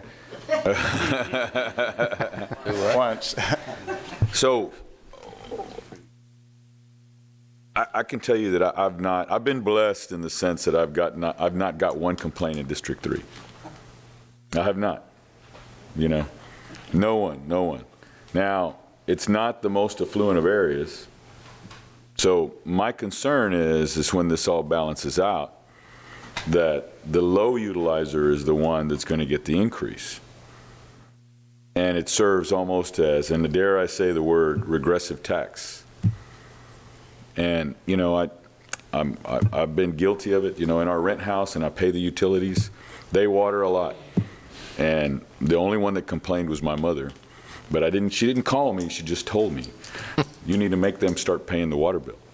So that's the thing that I go to is, I have a difficult time, once again, those of us that elect to have a nicer lawn and we want to work on it, then there's a cost associated with it, including planting, landscaping, keeping it fertilized and putting dirt on, and so there's a cost associated with that.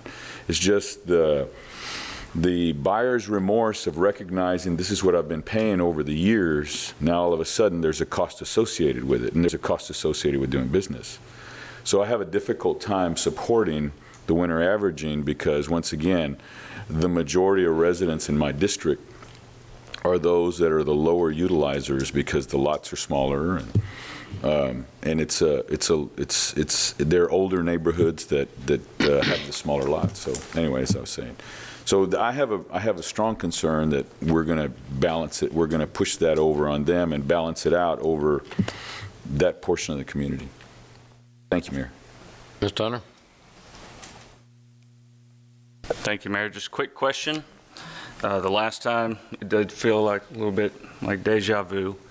The last time we were having a little bit bigger problems going into this, but concerning the issues we've had with the water billing system, what kind of impact can we expect this change to make in our IT department, et cetera? Probably might be the wrong person to be asking, Mr. Houlihan. I think Peter Collins is here, but Constance can speak to it. But the system is, even with these, the high water usage situation that's caused the bill increases, there's no evidence that the computer system isn't working appropriately. Sure. So that our IT system's functioning properly, as well as the MTUs, the mobile reading systems out on the meters and everybody's properties. And that's actually the answer I was looking for. I just wanted to make sure that Yeah. we're well prepared in that area Yeah. to take this on again. Yeah. We are, in fact, we're updating software, replacing software so that there's no gap in software and in the meter reading section of the IT system. That was an agenda item that I think was it last week? Last week. Yeah. So, and it's not because there's a problem, it's just because we're being proactive to make sure the system's working 100%. And Mr. Hunter, may I just also add, any changes we make to rates or methodologies like the winter quarter average, we're going to properly test it and vet it before we put it in production. So it'll work before we actually issue the bills. Mr. Hernandez? And this goes back to the rates again, and maybe I should ask a question here. By going to the winter averaging, we're looking at the next winter, December, January, February, to start doing the testing in March, start the billing in April. Is there a reason why, we can't go back to the last December, January and February to start this billing right away so you don't have that issue? Or is it that we had so many issues during that time frame that it would be unusable information? Yeah, not to repeat the past circumstances, but the data is questionable, right? That's why we had that big billing issue, those failures at numerous levels, including the meter reading devices, the computer system. So there's not enough data to... There's data, there's no confidence in the data. Understood. Right. Okay, thank you. All right, let me make a... I'm jumping, we're talking about it now, but let's just, for the sake of discussion and transparency, jump over here to number 16.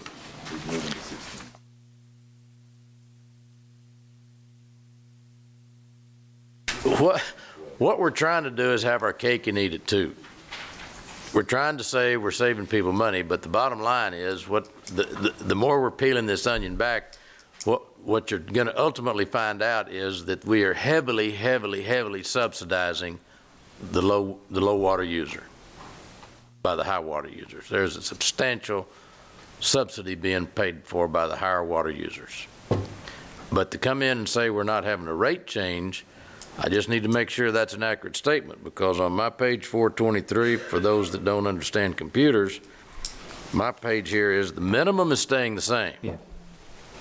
Is that an accurate statement? That's accurate. $12.70 for 2,000 gallons, right? 12, how much did you say? Residential users inside the city limits, $12.70 minimum, and you get 2,000 gallons. Yeah, that's the water rate. That's water rate, which includes your stormwater rate. Yes.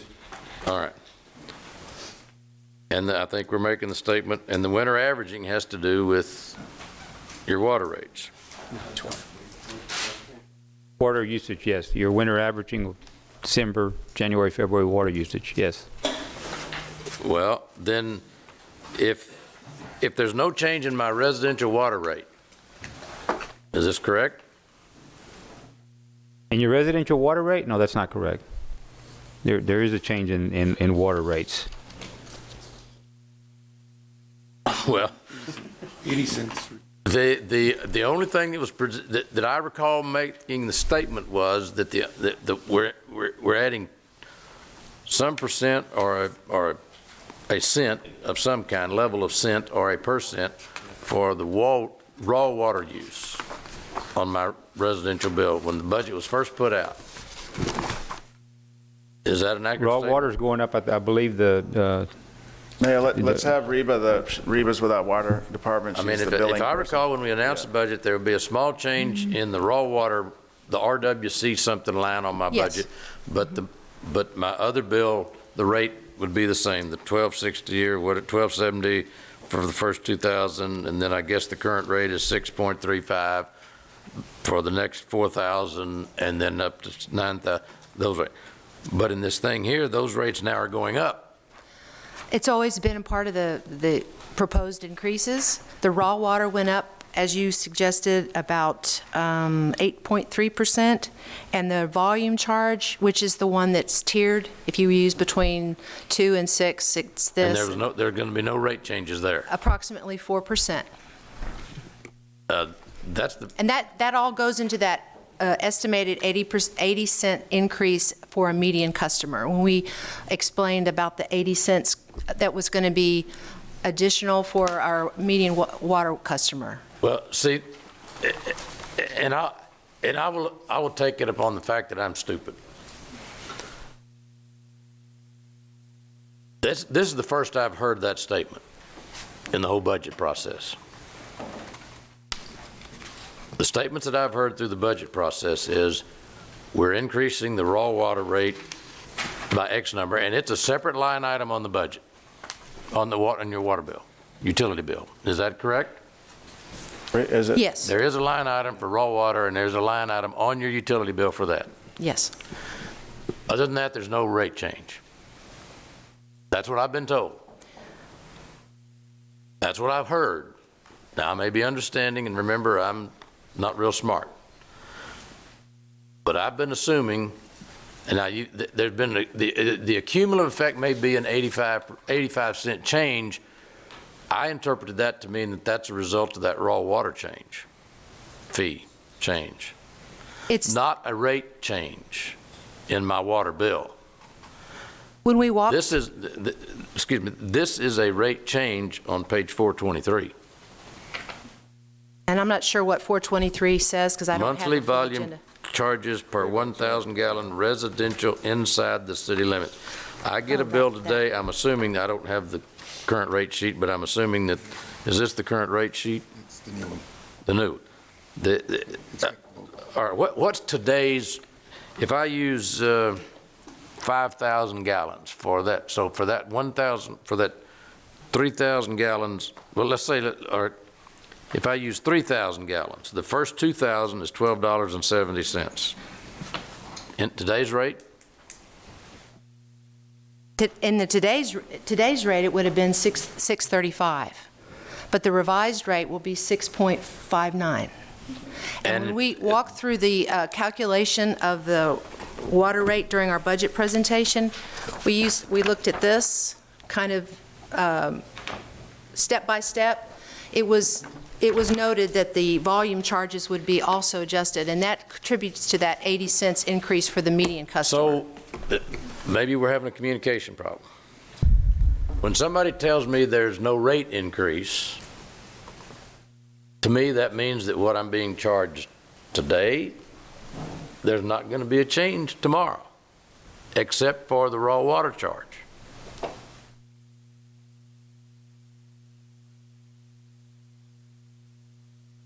So I'm having a change in my raw water charge, right? So if I use the same volume next year as I use this year, the rate ought to be the same if there's no rate change. But the rate's been adopted going from $6.35 to $6.59, which is a rate change. And contributes to that 80 cents. Now keep it simple, because I'm not in the red bird reading circle, I'm in the canary. And we're a little slower. So maybe, I don't know whether it's in the communications through this whole process, but up until when we started this thing, and if I'm wrong, correct me, I could be wrong. I don't think I missed any meetings, but it's always been said that really the only rate changes we're going to have is in the raw water, and everything else remain the same. And then we come here to the midnight hour when we're about to adopt them, and we look down there and we say, oh, wait a minute, there is going to be a rate change. This is what gets people upset. Yeah, Mayor, if I could just interrupt real quick. So when I presented the budget on, let me get this date here, on July 30th, the slide that we used it has two bullets. It says a monthly raw water increase, and it had the details. And then the next bullet said a water volume usage increase is also proposed. And then the third bullet summarized what the impact would be to the median residential customer. That was at 84 cents per month. So we always talked about two things, a raw water increase and then a water volume usage increase also being proposed.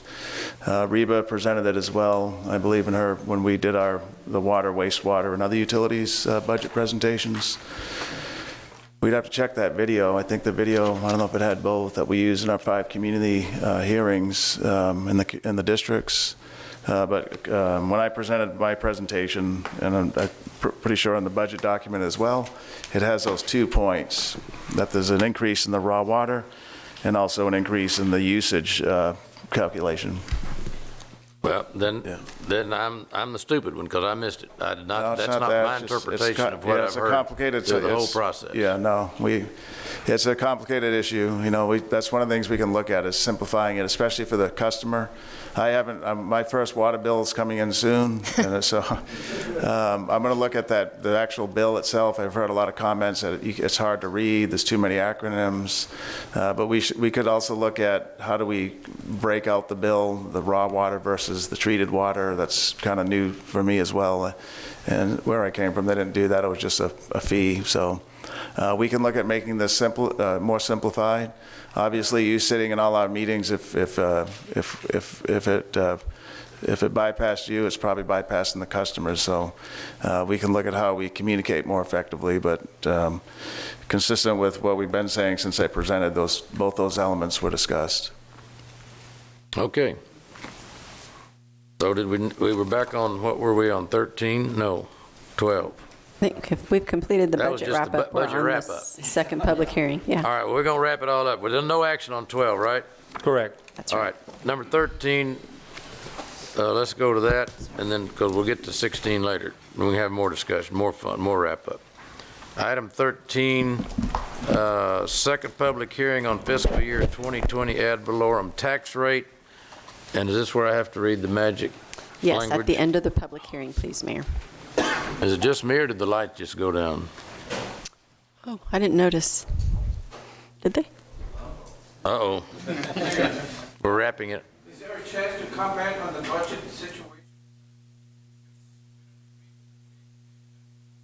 Yeah, when we get ready to, we're going to have the budget hearing in just a minute, I think. Yes, that's right, Mayor. Item 14. Okay, we're on item number 13. This is the second public hearing on the fiscal year 2020 ad valorem tax rate. So do I need to open the public hearing before I read it? Yes, but do you have a presentation, or? Yes. She has So a presentation. you want to make your presentation, then we open the public hearing? Yes. All right. It's just some stated language I need to go through. All right, go ahead. Good morning. Item 13 is the second public hearing regarding the proposed fiscal year 2020 ad valorem tax rate of 0.646264 cents per $100 valuation.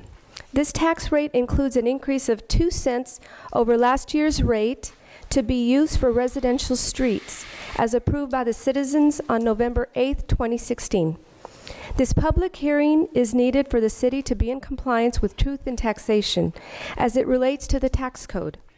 Section 26.05D of the tax code requires that 2 public hearings be held on the proposed ad valorem tax rate if the proposed tax rate exceeds the lower of the rollback tax rate or the effective tax rate. Since our proposed property tax rate exceeds the effective tax rate, 2 public hearings are required. So this is the second and final of the 2 public hearings to be held. Now, if you'll open the public hearing, Mayor, that'd be great, unless there's questions. We'll open the public hearing on the ad valorem tax rate. Anybody have any comments?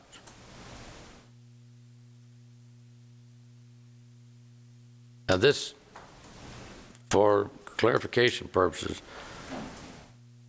this is based on the law prior to September the 1st, right? Yes, it is, Mayor.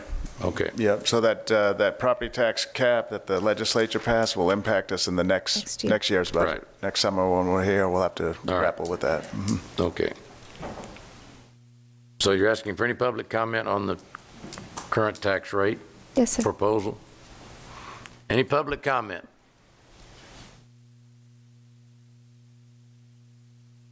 Going once? Any public comment? Going twice? Any public comment? 3 times? Since it's Friday, we'll go 4 times. Hearing no public. Oh. Just want to make, if you had to change your mind. All right, hearing no public comment, then we can close the public hearing. Yes. You just walked in. Public comments closed. Were you going to make public comment? This isn't the budget, it was the tax rate. Yes, on the budget. Budget, okay. Next item. Next item. Stick around here, they'll fix your car, they'll keep you waiting for you, don't leave. We don't want you to miss an opportunity to speak, Ray, because, I mean, when you're in the White House, I want you to treat us right. Yes, sir. All right. Okay. Do we have to call the roll to the motion to approve it? Or No, sir, it's there's just no a public action. hearing? Yes, if you close the public hearing, then we'll make the statement, the truth in taxation statement that's required. This is where I read this. Yes, sir. We're moving along here. That's fine. Okay. We've closed the public hearing, and according to Ms. Huerta and the state of Texas, I am to read the following statement. During the September 17th, 2019 City Council meeting beginning at 11:30 a.m. at City Hall, the City Council will vote on the proposed property tax rate. End of quote. Yes, sir. So we're done with that number? We are done. 13, all right. Thank you. Item number 14, public hearing and first reading on adopting of the City Corpus Christi operating budget and the capital improvement program budget for the fiscal year 2019-2020, beginning October the 1st, 2019. Good morning, Mayor and Council. You Eddie get paid Houlihan. double today. It's Friday and you're doing all this work? Go ahead. Number 14. Number 14 is a public hearing and first reading ordinance adopting the City of Corpus Christi operating budget and capital improvement program for fiscal year 1920 beginning October 1, 2019. We have a brief PowerPoint reviewing the budget for you. The proposed 20 budget is balanced. It did address the council and community priorities. In this budget, we focus on basic city functions, public safety, streets, parks and recreation, and maintenance and strategic planning, and it is consistent with council-approved financial policies. Some of the major areas addressed is increased funding for street maintenance and reconstruction, and as we've mentioned several times, this is a record amount of approximately $128 million going to this effort. Also, long-term sustainable plans for our public safety, fire, and police departments. Increased mowing and maintenance in parks, and increased safety and maintenance on our beaches.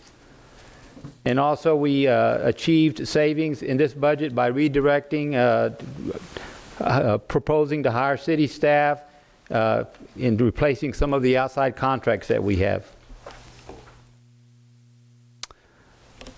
The total 2020 city budget is approximately $1.1 billion, comprised of $248 million in the general fund, our enterprise funds where the utilities are, $316 million, special revenue funds, type A funds, hot funds of $141.4 million, the debt funds of $118.8 million, and a capital budget program of over $327 million.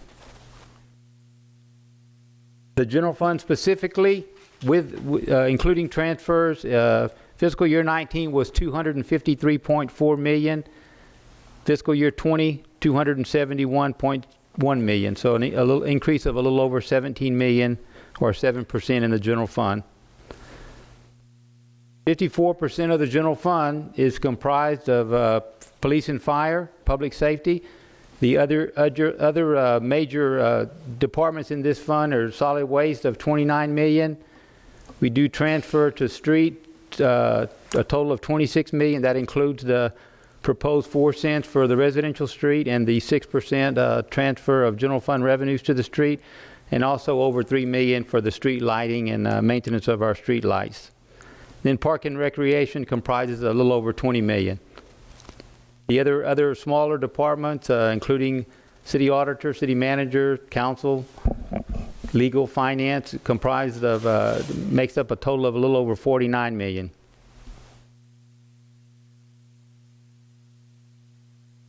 The budgeted positions increases by a little over 150. Some of the highlights of this is an addition of 5 police officers and 2 civilian positions in the police department.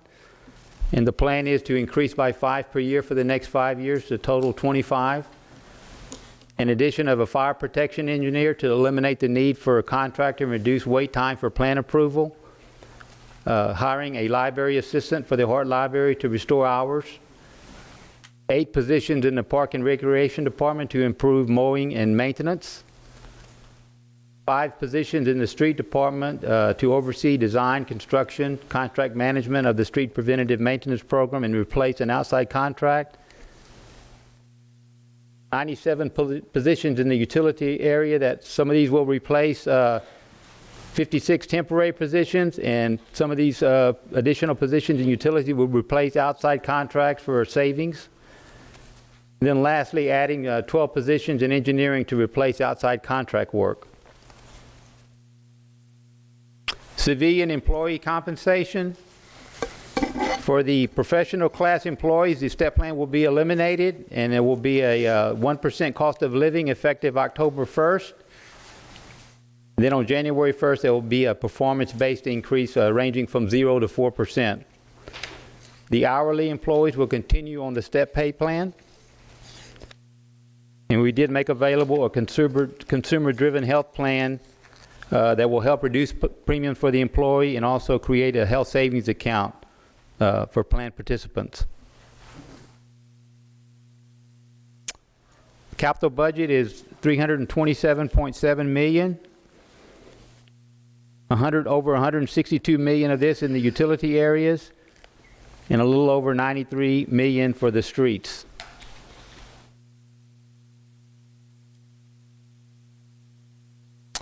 This is the review of where we've been during the budget process. We've held 4 council budget workshops. We've had 5 public input sessions.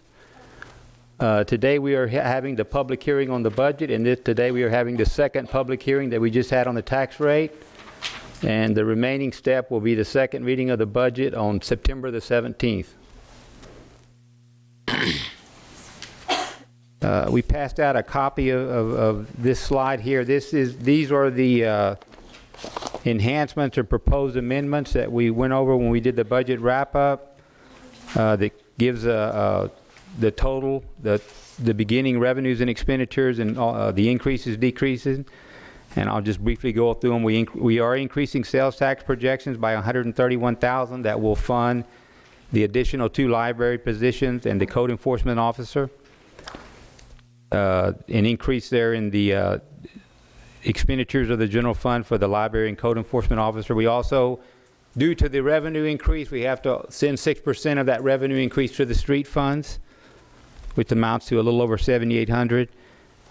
Then down in the enterprise fund section, we had a discussion on the $2.1 million reduction in wastewater residential revenue.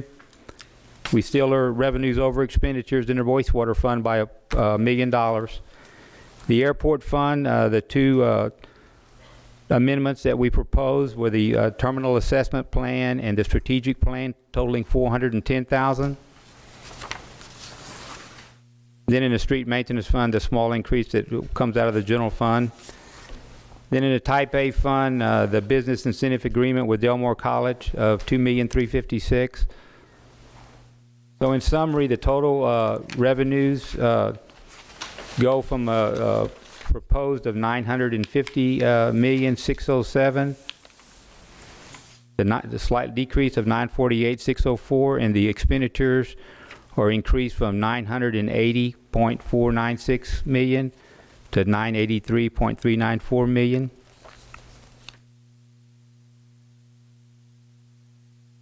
So that's the end of the presentation, so I'll stand by for any questions. Any questions? We have to have a public hearing. Yeah. Thank you. There's also a public hearing for those two items, the CIP and the budget. Okay. I don't see any question. Just one quick question. And it may be that you've said it before and I don't recall, or I've seen it broken out, just as a matter of curiosity. Well,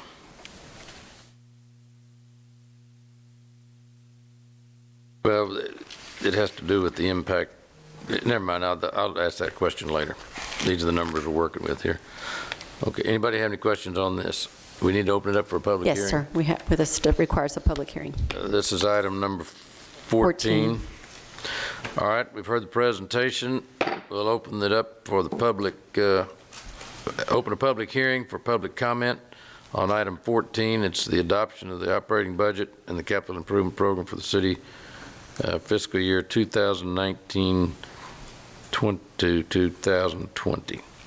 Anyone here to have any public comment on item number 14? Mr. Madrigal de Pancho Villa? El Presidente. Ray Madrigal de Pancho Villa, and I live at 4253 Doty Street, Corpus Christi, Texas. I'm very concerned. I don't come here very often, but when I saw the news last night that they were eliminating some positions from the EEOC or something like that, where people have a chance to go complain about their jobs or whatever. And I said, well, we've had those people working there for a long time. And I saw that they were going to reduce the board or whatever it is from 100% to 50% of the people that are there. And I understand the Reverend here was complaining about that. And I saw on the news where the people that sit on that board were also complaining about the reduction of their people. And I have a question about the legality of today's meeting, because I go back a long time. And I remember Judge Manuel Bañales saying, in order to have a special meeting, an emergency meeting, or whatever other type of meeting besides the regular meeting of the council, there has to be a very good reason. And I don't see many people here that usually come. I just found out about this meeting, a special meeting, so I understand it, a few days ago. And my schedule was different from not being here at 9 o'clock in the morning because I had other things to do. So I have a question about this special meeting. And I congratulate you for asking all these questions, because you're asking the questions that the general public wants to know. And a lot of times we don't know what's going on over here. And what I hear from the council asking all these questions, that sometimes they're not aware of what's going on either. And you mentioned that you were stupid. I don't think so. I think you're a smart man. Well, thank you. that there was a lack of communications between the people that do the budget and us, the taxpayers, that have to pay all these bills. Sometimes we don't know what's going on, but I think you didn't know what was going on either. But I think they need to take a second look at this budget, because the library, I go to the library quite often, and I hear millions of dollars for here and millions of dollars for there and whatever. And I'm one of the little guys in the community, and I go to the library. Okay, well, thank you. Wrap up, finish up your statement. Okay. Well, I think the council should not approve this budget as it is. I think they need to take a second look at it. And the people that make the presentations, they're quite smart. They go through it right away, you know, and give you a bunch of figures and all this other stuff that sometimes not everybody can comprehend what's going on. And you mentioned that you were not very smart. I think you are. And you mentioned that there was a communication problem. I think there is. And you mentioned transparency. I think we need more transparency of what's going on, especially with this budget, which I had never been here before on a budget hearing, but I'm quite disappointed with the way it's being done, and I think the council needs to take a second look at it. All right. And not approve it today. Thank you very much. Any other comments in the public hearing on the adoption of the budget, the operating budget and the capital improvement program for 2019-2020? Public comment? We've had one presenter going twice. Public comment on item 14. Final call for public comment on item number 14. All right, the record reflects we had at least 3 calls for public comment on item 14. We'll close the public hearing. Mr. Ulan, any other comment? I don't have any. Any council members have any comment?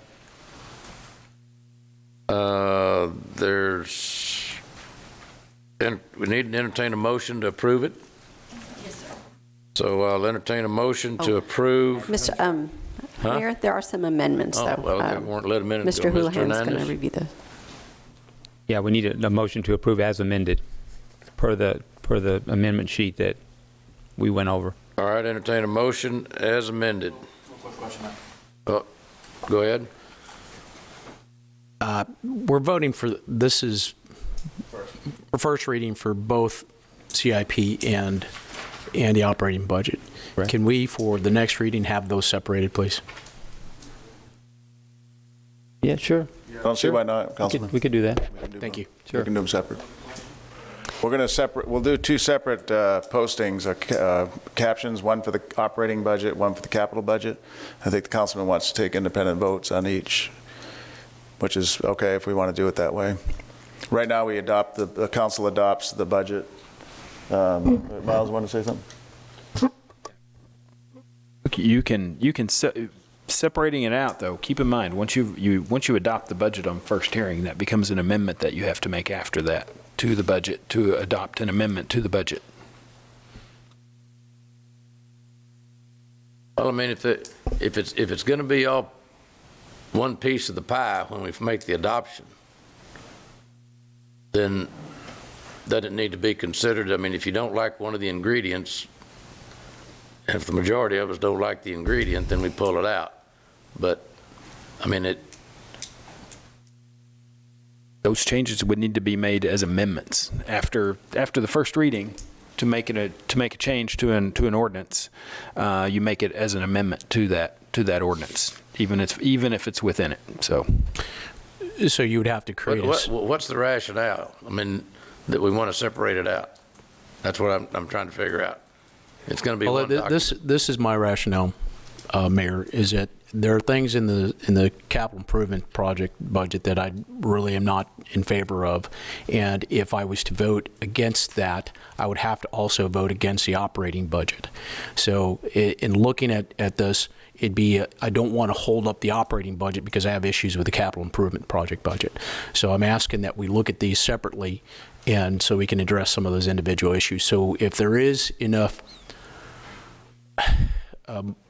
issues with the capital improvement project, then it can be addressed separately and it won't hold up the operating budget. That's why I'm asking for it. Not that it's going to happen, but it's a possibility. Okay, well, I don't think we can hold it up. It may be having an impact on the way you vote, but I don't think we can hold it up. We're on a time schedule and posted calendar schedule, right? So it's not going to hold it up. It just may have an impact on which way people vote, but yeah, we don't have what's the pleasure? Do you need a motion to do that, or how do you do that? I would like to caution the council. We have some delicate truth in taxation provisions that we have to be that it's difficult to plot these out ahead of time. So when we get them plotted out ahead of time, the truth in taxation requirements as far as the adoption of the budget and the tax rate, keep in mind you can only adopt and modify a tax rate based on the budget that you've first adopted.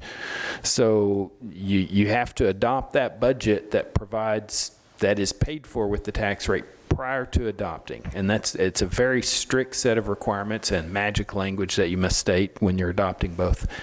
The proper way to make changes to the capital budget that's within the budget would be via a motion for amendment. To amend? There too. Let's stay the course on our schedule, and if we've got particular issues, whether it be Gil or somebody else, make that motion, and if it flies, it flies. It doesn't, as an amendment, and then it's all, we've stayed the course on the legal notices and publications and all that, right? Okay. Right. I mean, you want to make a motion to separate it?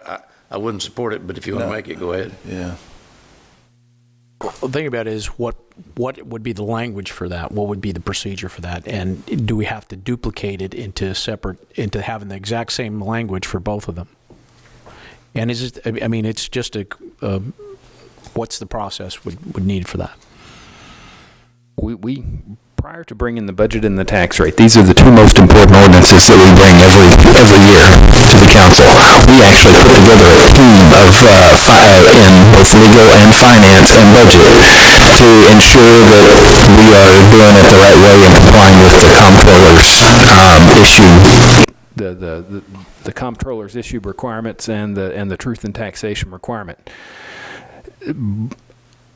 I'd have to look at, until I know the requested change, we would need to plot it as a team to figure out exactly what you're wanting to do. The way I would recommend making any change to the capital budget would be as a motion to make a change to an item that's within the budget, which you can do, but that needs to be made by motion, and once that budget is adopted, you make it as a motion to amend the budget that's already been adopted.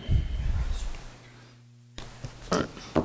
Well, unless I hear a motion and it gets a second, let's move on with the stated track that we're on and keep it. I think the way from what he's describing, he's making it very complicated process to do. Even if you did it by amendment process, there would be a lot of issues with that. I will withdraw my question. Okay. So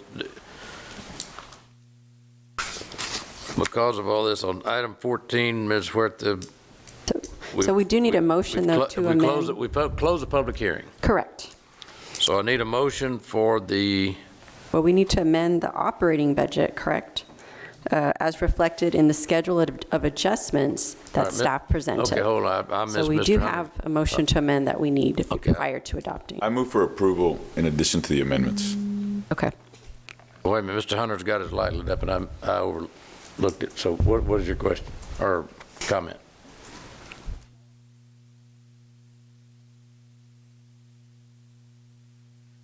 I just have a few quick questions. Can a 2-cent sales tax be used for anything else other than the future? No, right? Only residential streets? Right, it can only be used for It residential. cannot be changed in any way, shape, or form? No, it cannot be. Okay, good. Public wanted me to ask that It's in a question. I separate told them fund. we're good. Right, it's in a separate fund for that purpose. All right. When was the last time we've had $1 billion budget or over $1 billion budget? Have we ever had one before? I think this is probably the first year we've... This is a 1.1. Have We were expecting budgeted about that. 920 without bonds, et Right. cetera, year before. Right. Have we ever had we've never even reached $1 billion. We've always been under it. In fact, in the last 10 years, we've probably averaged somewhere between 750 and 900. Upwards of 900 probably, but yeah. Upwards, yeah. Of the tax increase, you said 4.2 million of the 9 million that's needed. That's based on property values. Is that correct? 4.2 million represents the tax revenues going to the increases for the additional 2 cents that the citizens approved for residential 2 streets. cents would be the 5 million or 4.2, sorry? 4.2. Okay, so the 5 million is the property value increase. Yes, the difference between the 9, yes. Okay. All right, Mayor. And then I have one question. For you as the budget person, if I agreed with 99.99% of what you had on the budget, would you tell me to vote no today if I disagree with one option? I would not tell you to vote no today. Don't answer that. I heard Keith at the back. So I think it's fair to say that I am against the 2 cents voter-approved sales tax increase, and I always have been, and I have in the past voted for the budget, usually knowing that that's going to get passed. So I'm stating right now that I am not going to vote for the 2 cents sales tax increase. But I think that you guys are doing you, but property tax, the property tax. Sorry, Yeah. property tax. I always think sales taxes. My mom's always talking to me about Amazon. They need to be paying all the taxes. But I think that y'all have developed a great budget. It is focusing on. I think the process was fantastic. The mayor and the council did a great job. I'm probably going to be on my own on this, but I will be voting for the budget in support of that.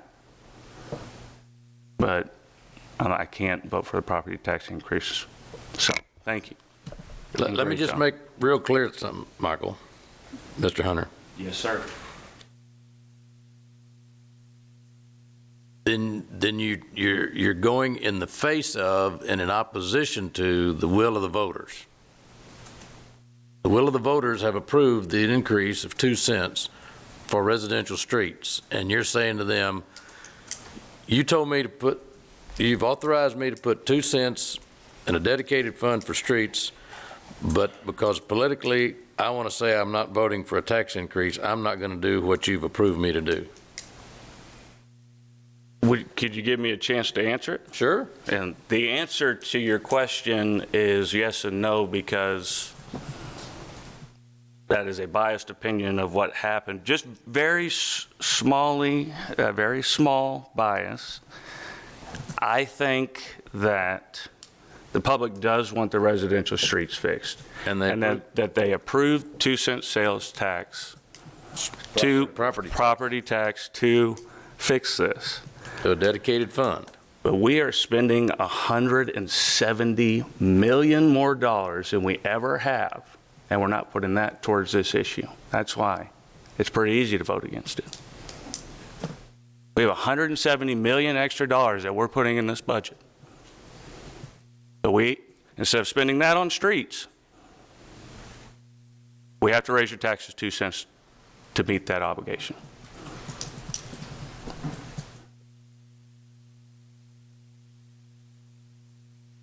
So therefore, yes. To each his own. Okay. That's going to be a hard sell to the public, but Mr. Smith? In regards to Mr. Hunter, so Mr. Houlihan, did you say it's $4.2 million you have budgeted off that 2 cents for residential streets? Correct. Okay, I propose making an amendment to the budget that gives us a chance to vote on it, that we drop $4.2 million out of our residential street funds, and then that way that'll okay us for not doing that 2 cents. So you want to second that, and then we can vote on it? The 2 cent ad valorem increase for residential streets.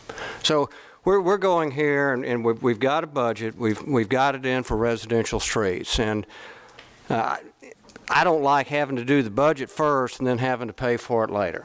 So what I'm saying here is let's go. If that's what you want to do, is not do the 2 cents, we got to take it out of the budget. So we need to drop our residential street.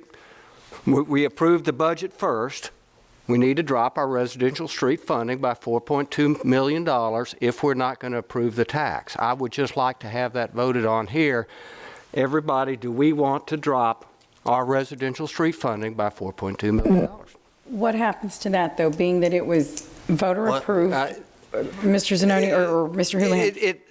By voter approved, the voters gave us the authority to do it on there. They didn't say to do it, and I think that's part of Councilman Hunter's thing. But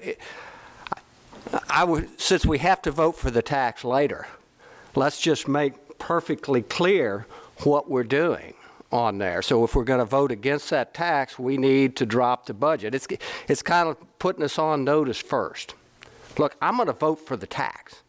I'm making the motion, though, so we can all vote to say what is the consequence. If we vote to drop $4.2 million, then we can vote to not do the 2 cents. So I'm just trying to take Mr. Hunter's suggestion and combine it together, because it ought to be. No, you're not. But you're trying to do it in your own way, sure. You have 170 million extra dollars that we've never had before. 4.2 of that can't be spent on what we're trying to fix on the roads? Really?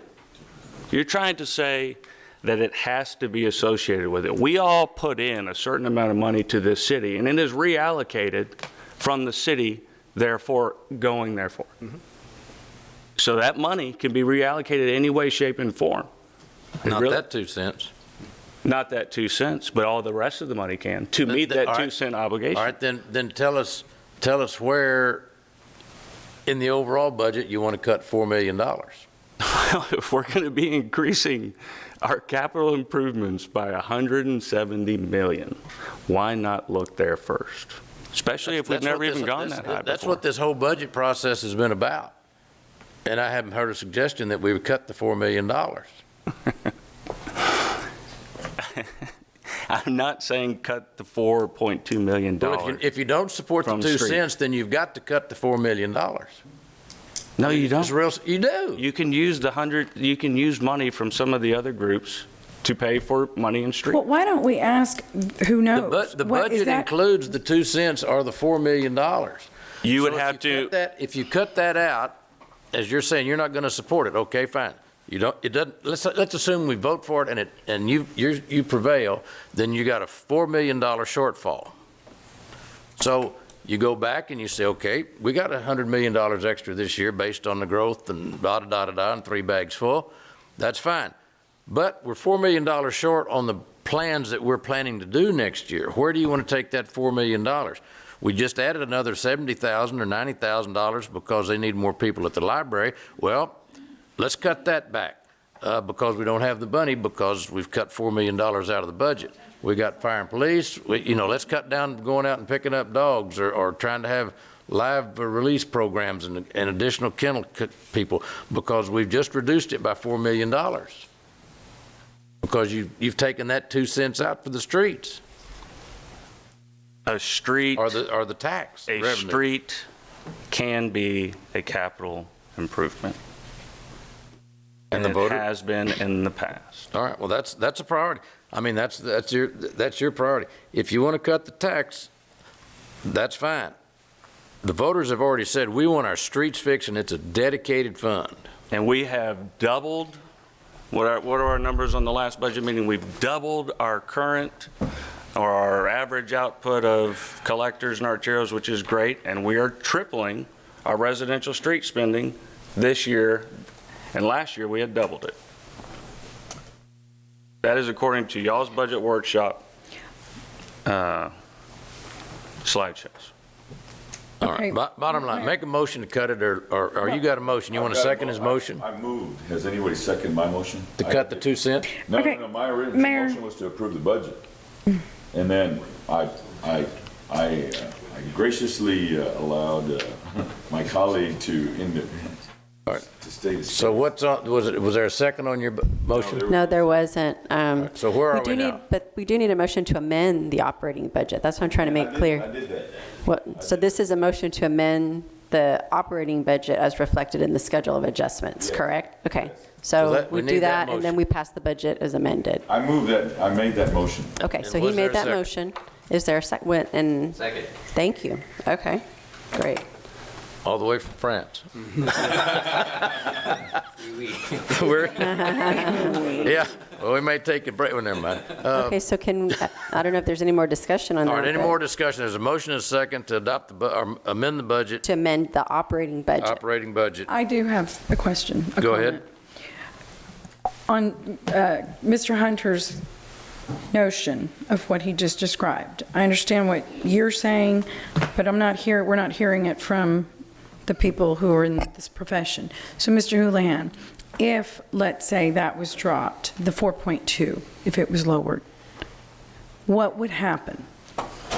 Would we have to, are we starting over, looking at this budget, saying, okay, where are we going with this? What are we going to do? Well, where are we going to make it up? If you're okay with having $4.2 million less in residential streets, we wouldn't have to do that. But if you want the $4.2 million to go to streets, and you reduce the tax rate back to what it is currently at 60 cents, then we would have to go find $4.2 million in other areas to put toward the streets. Or you pick a street and knock it out of the program. Right. Which street you want to knock out? All right, there's a motion and a second to adopt the budget as amended. Well, no, or it's to the capital amend budget it, as the amended, budget. right? Okay. It's to amend the budget according to the schedule of And adjustments there's a second. presented. We got Okay, a and there was second from second. France over here. Yes, sir. So, any more So can we discussion vote on on that that? item? Okay. If not, we'll call the roll for Okay. passage of the motion. That's to a amend. motion to amend. So passage of the motion to amend, Mayor McComb. Aye. Council members Hunter. I think. Okay. Yeah, this is the schedule of adjustments. Molina. Aye. Roy. Smith. Barrera. Aye. Garza. Aye. Guajardo. Aye. Hernandez. Point of information, this Yes, is sir. just for the amendments, not Just to for the vote for the amendment. budget. No, we're going to vote on the whole budget as amended and shortly. Okay. Okay, I So- move to approve the budget. Okay, as amended. As amended. Great. All right, there's a, Yeah, that's. As amended. Yeah, Thank that's you. what. there's a motion and a second. There's a motion to amend, to adopt the budget as amended. Yes, the CIP and the The operating. operating budget. All right, and is there a second? Yes. All right. Some question. France. Is there a And question? Mr. Hernandez. I want to say that, again, I disagree with things within the capital budget, and it goes to where Councilman Hunter was actually talking about in terms of residential streets and how those were selected. So I will be voting no for this budget because of that. I would have rather have had it separated, and this has nothing to do with the work that you guys did, and understand Mr. Zanoi's only been here 3 months, and I think you're doing a fantastic job, and has no reflection on anything that you guys have done. As a matter of fact, I was impressed by the process and everything that was done, the public meetings, the transparency of it. I really appreciate it. But there are some things that I just can't accept, specifically because I know the residential streets are important, and how it was selected, how this is in the capital improvement budget, I think it needs to be addressed. So I will be voting no. Thank you. Mr. Roy? First of all, Mayor, you made a comment earlier about what the voters wanted, and I wanted to just dovetail on that because the voters basically in 2017 No, voted, 16. or 16 for the 2 cents. 2016. And I just want everybody on council to remember that the voters also voted for Proposition 2018 bond election, Proposition A, about $255,000 for North Beach, and that was the voters' will. So I want to remember that as we approach that in the future, and I thought that was important to interject that right now, and that's my only comment. Thank you. And that, you're going back and reviewing and making sure we're spending that money Right, properly, we'll be bringing right? that item back on the 17th. Yeah. A side-by-side comparison of what the two studies are doing. Yeah. Yeah. So, we're doing that. It's just coming back and make sure. Right. I just wanted You want to it tie spent those, properly, or you just want it spent? spent properly. Okay. But actually, the voters approved yours. They approved whether we felt we need to raise the property tax 2 cents. Right, and again, I just wanted to make Yours is that point. 100% approved. I just want to make that point, and I'm ready to vote. All right, so there's a motion on the floor to approve the budget as amended at this public hearing, and this is the first time we're going to do this, no, the second time, no, first time. No, it's the Adopt first, this this is second the time. first reading. Yes, we're going to approve the operating budget as amended and the CIP budget. All right. Any further discussion? Mr. Roy, you want to say something else, or is that no light? Light's still on, I'm sorry. Yeah, Mr. Smith? One, I would like to thank staff for all the hard work that you put into it. These last changes on there, I think that's great. That's really a reflection of what the folks have said out there. The fact we're over $1 billion on that, it's a first. We've just heard that we have a large portion of this is capital improvements. Well, if we're a city that's going to go forward, we've got to spend money. This is infrastructure spending. And we've got to spend it on capital improvements, whether it's the streets, it's a big portion of this. And the residential streets, you go back on the last 10 years, we spent virtually nothing on residential streets.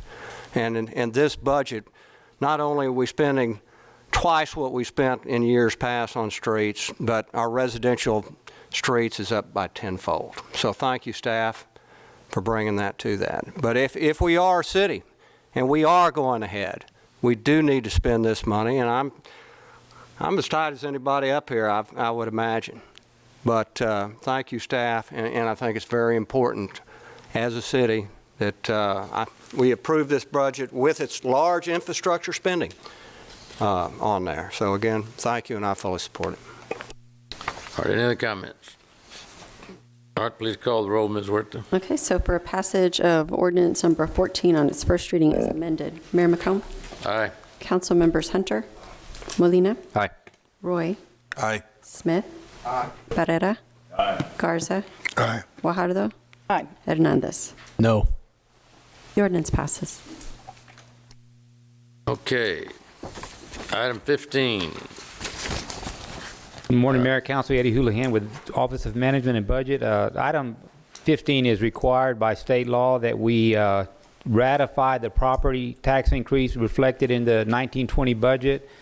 That will require raising more revenue from property taxes in the fiscal year 18-19 operating budget in the amount of $9,321,332, of which $4,198,157 represents property tax revenues of 2 cents per $100 valuation to be used specifically for residential street reconstruction. All right, there's a motion and second on item 15. Any comments from the public? It's not part of the public hearing. It's just, yeah, I guess it is, isn't it? No? It's just separate. There's no public hearing related to this one. This is just normal routine ordinance, right? Yes, so there's no Correct. amendments to this, no. All right, so there's a motion and second on item 15, adopting or ratifying the property tax increase reflected in the operating budget for 2019 and 2020. That's the 2 cents. Right. Correct. Any comments? This is the 2 cents that have been voted on and approved by the voters in November of 2016, right? And in addition to the valuation increases, part of the 9.3 million, Right. 4 point, yes. Any comment? All in favor, say aye. Oh, let's call the roll on this. Okay, thanks. So for passage of ordinance number 15 on its first reading, Mayor McComb? Aye. Council members Hunter? No. Molina? Aye. Roy? Aye. Smith? Aye. Barrera? Aye. Garza? Guajardo? Aye. Hernandez.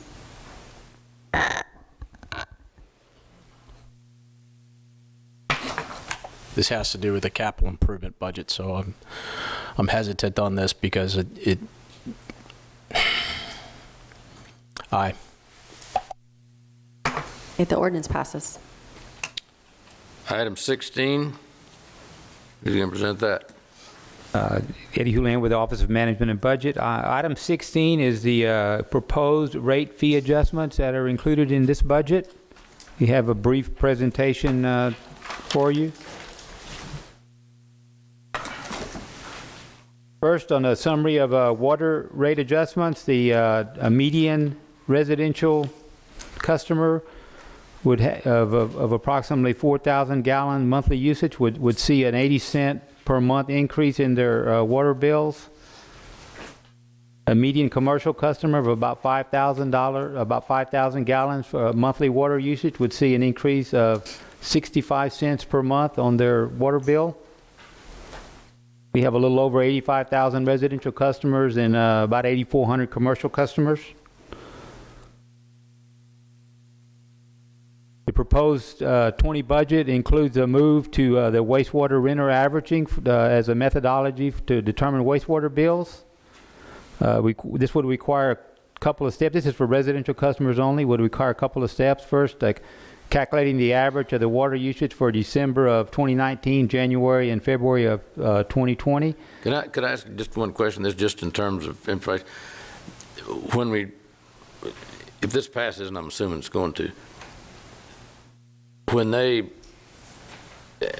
and maybe everybody does, and I just, again, back in my not real smart, but we say December. That really needs to make sure that everybody understands that, I'm not sure when the billing cycle for December is. It starts November the 30th or November 15th, and it ends December the 10th. I don't know what the billing cycle is. So so you know when you're actually going to start counting the water consumed to calculate the bill. Can you tell us, is that going to be on the first date of the billing cycle, or so that people will know if I'm going to do something, I go fill up all my jugs before that date, and then I'll just drink out of my barrel for the month to try to reduce my consumption? I mean, just playing the game, but so they know when rather than just December. Right. Yes, sir. So, I'm sorry. So what happens, it's based on the consumption in December, January, and February. So we have our billing cycles, we have 20 billing cycles throughout the month.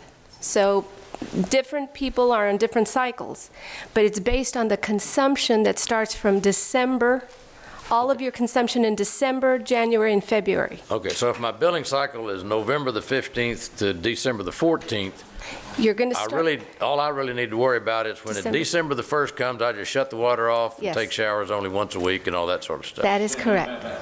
Gotcha. Don't have family over. All right. So you're talking a calendar month in terms of calculating the volume, not the billing cycle. Right. Yeah, no matter the billing cycle, everybody's consumption begins December 1. Yes. Okay. Yep, so December 1, no matter what billing cycle you're on. All right, well, that makes it a lot clearer, because I was thinking it was the billing cycle that came in the month. That's a great question, Mayor, yeah. Okay. Everybody is on December 1. The winter average calculations will be on the calendar month beginning the 1st of December through the 28th of February. Is next year a leap year? I don't know. I don't know. I should know, because my son's a leap year, maybe. But. That'll really throw the computers all out of whack. Okay, but it's a calendar calculation. Okay, that's what, all right, thank you. Excuse me, go ahead. Mr. Garza, I'm sorry. He could finish and then. All right, go ahead with your presentation. Okay.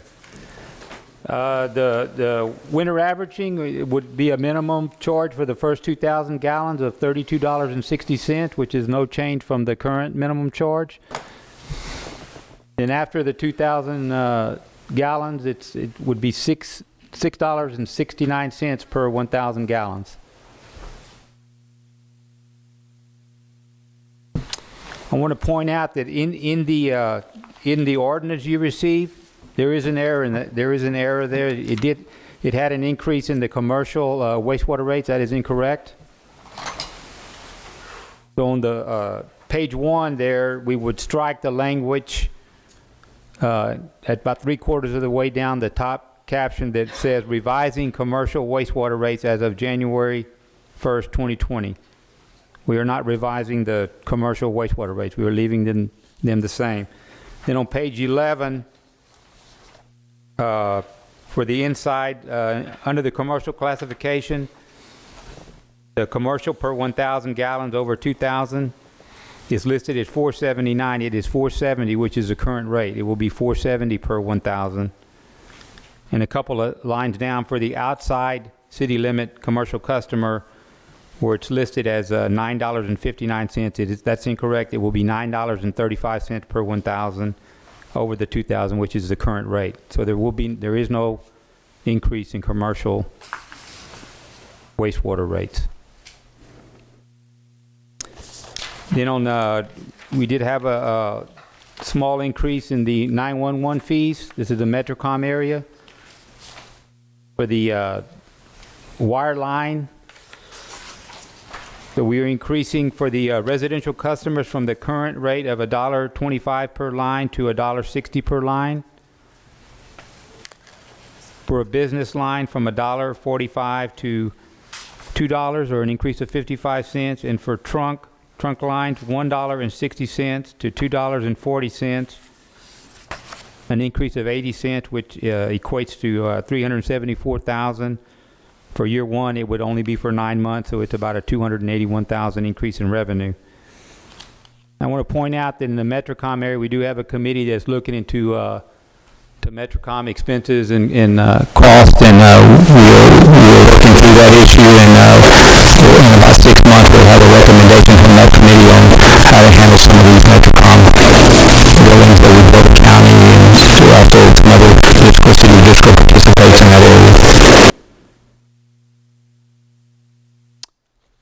Parks and Recreation. The Parks Department was directed last year during the 2019 budget discussions to simplify their billing schedule. So they have reduced from about 335 fees down to about 165 by consolidating some repetitive fees, removing fees that were no longer applicable, restructuring fees by age group based on the current customer needs, and modifying some of the fees for competitive pricing. And as we've mentioned several times, the big takeaway in this area is that we will eliminate swimming pool admission fees for next fiscal.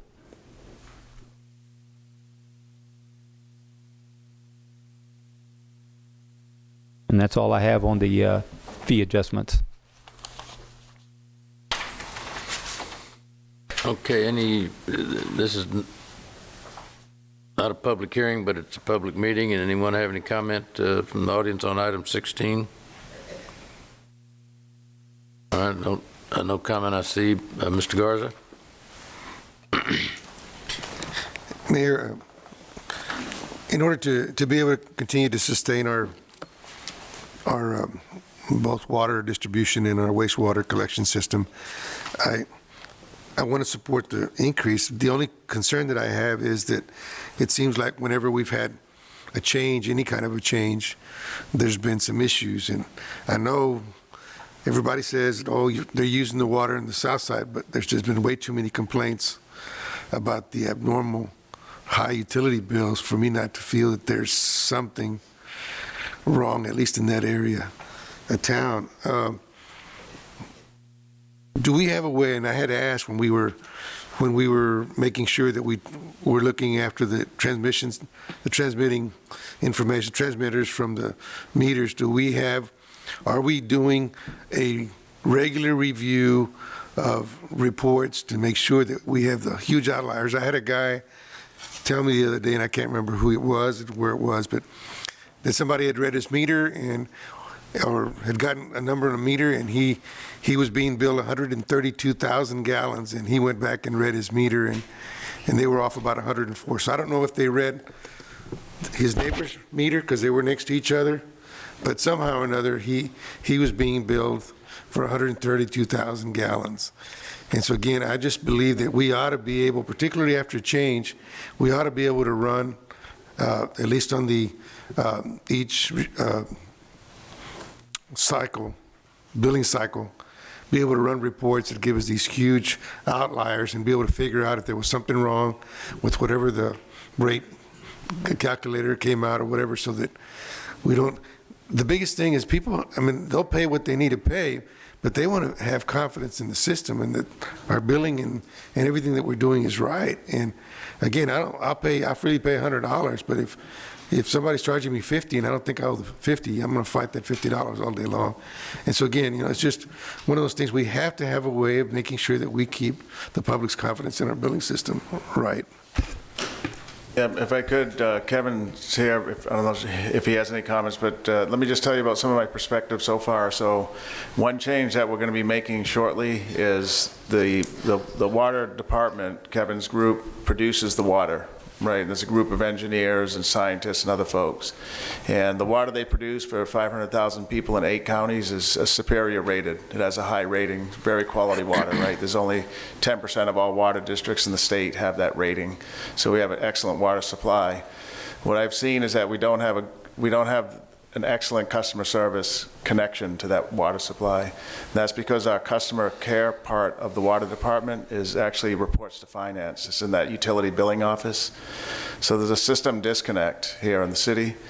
And so what we're doing is we're studying how do we move our utility billing office staff that deal with customers, move them under Kevin so he owns the whole water department. He owns customer care and the water production.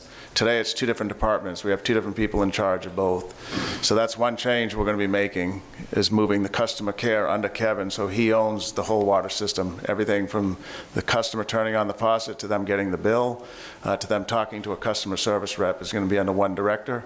We also need to look at what you're talking about is building confidence, better communication with the customer, more periodic checks of our data, and analytics. Some of this stuff could be caught if you're just doing, as you're mentioning, a monthly review of all the water consumption month over month. Is there a big outlier? I'm not sure if we're doing that because I haven't looked yet. So that's some additional things we need to do. The customer care part is step one, and then we'll look at the confidence level building as step two as the weeks progress. Mr. Barrera. Thank you, Mayor. I just want to go back to the winter averaging. So can you help me understand, or at least make very clear, how this affects the lower user? Let's Mark Van Vleck will answer that. Thank you, Mark. Mark Van Vleck, Assistant City Manager. If they're a normal pattern low user, then they're likely to be paying more. If they're highly variable, then it completely depends on how high they go at different times. But if they're a constant, every single month, 3,000 or 4,000 gallons, they're going to be paying, and I don't remember the exact number. Is it 325 a thousand? Okay. But they will be paying more. Okay. Thank you. I guess that's my concern. I mean, I obviously am fine with the 911 emergency fees and the Parks and Rec fee schedule. I think it's excellent that we're, going to waive the pool fees, and it's just I have a difficult time approving something that I feel that it's going to adversely affect the residents, particularly in my district.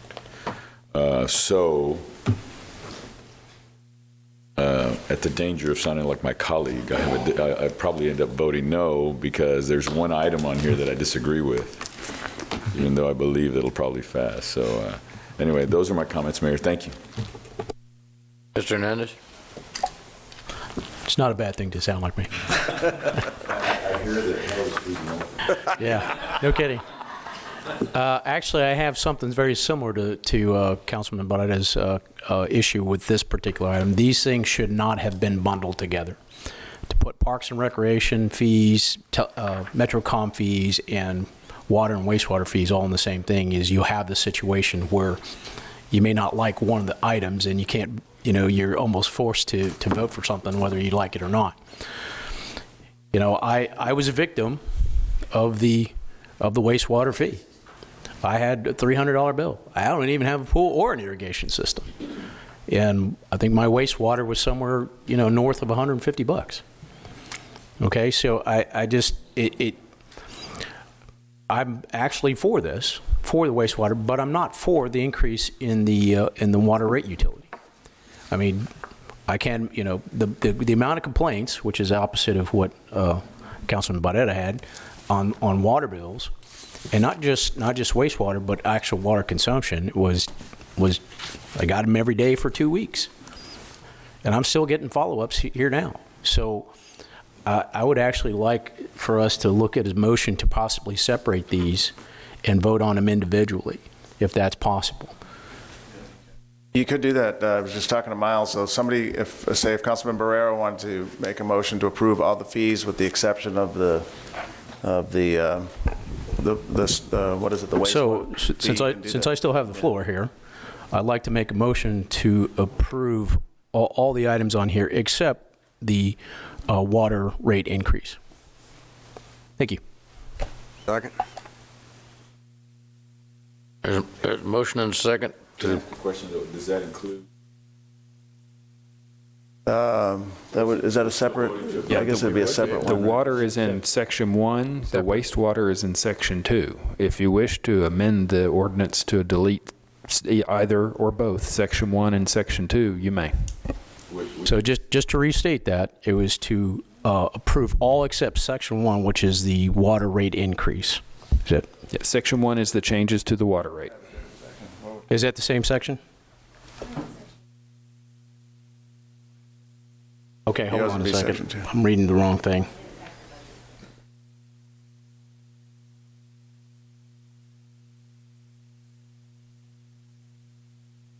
So Am I reading that right? Section 1 is the water rate increase?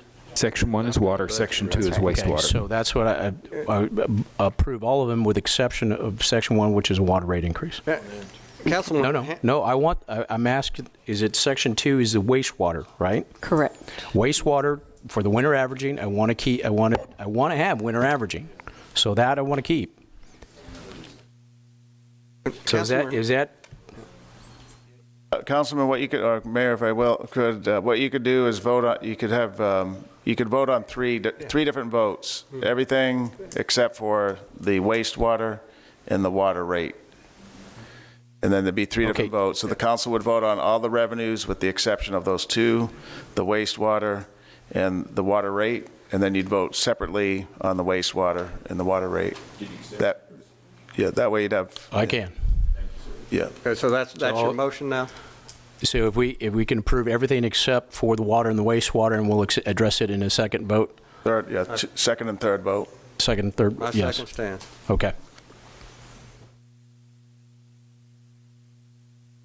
All right, there's a motion and a second, but before you do that, I'm not saying I'm for or against it, but we've adopted, on item 14, we've adopted the budget and the capital improvement program Yes. on the assumption that these are the rates that are going to be used, right? Right. So before you go to making political statements on our rates, what's the impact on the budget, and where are you going to make the cuts to address those if you pass the motion that's on the floor now? That's the question the council needs to know. Because it's going to have a reduction. If they don't pass, and you go back to the existing rates, then you're going to have a reduction in revenue, which means you're going to have to reduce some type of service somewhere, and that's going to throw your budget up. Budget's not going to be balanced.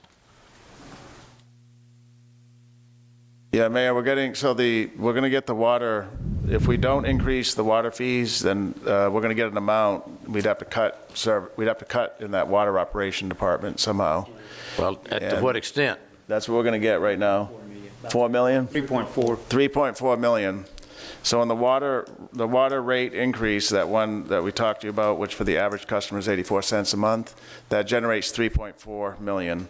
So if the council does not increase that, then we need a companion motion or another vote to cut the budget in the water department by 3.4 million. On the wastewater side, the change in that wastewater fee calculation actually was a reduction in revenue, so that one we won't have to cut anything else out of there. So it would actually generate more revenue. By voting to eliminate the rate changes, then you're increasing the rates to wastewater. Yes, for some customers you would. Now wait a minute. Make sure you know what you're doing. Yeah. Now, hold on a second. It has to do with. When you get to playing political games, you better know what you're doing. Yeah. As I made the motion, it was to consider that separately, not to just ignore it, but to consider it separately. So we're just approving the other items prior to that, and then consider it separately. All right. So where's I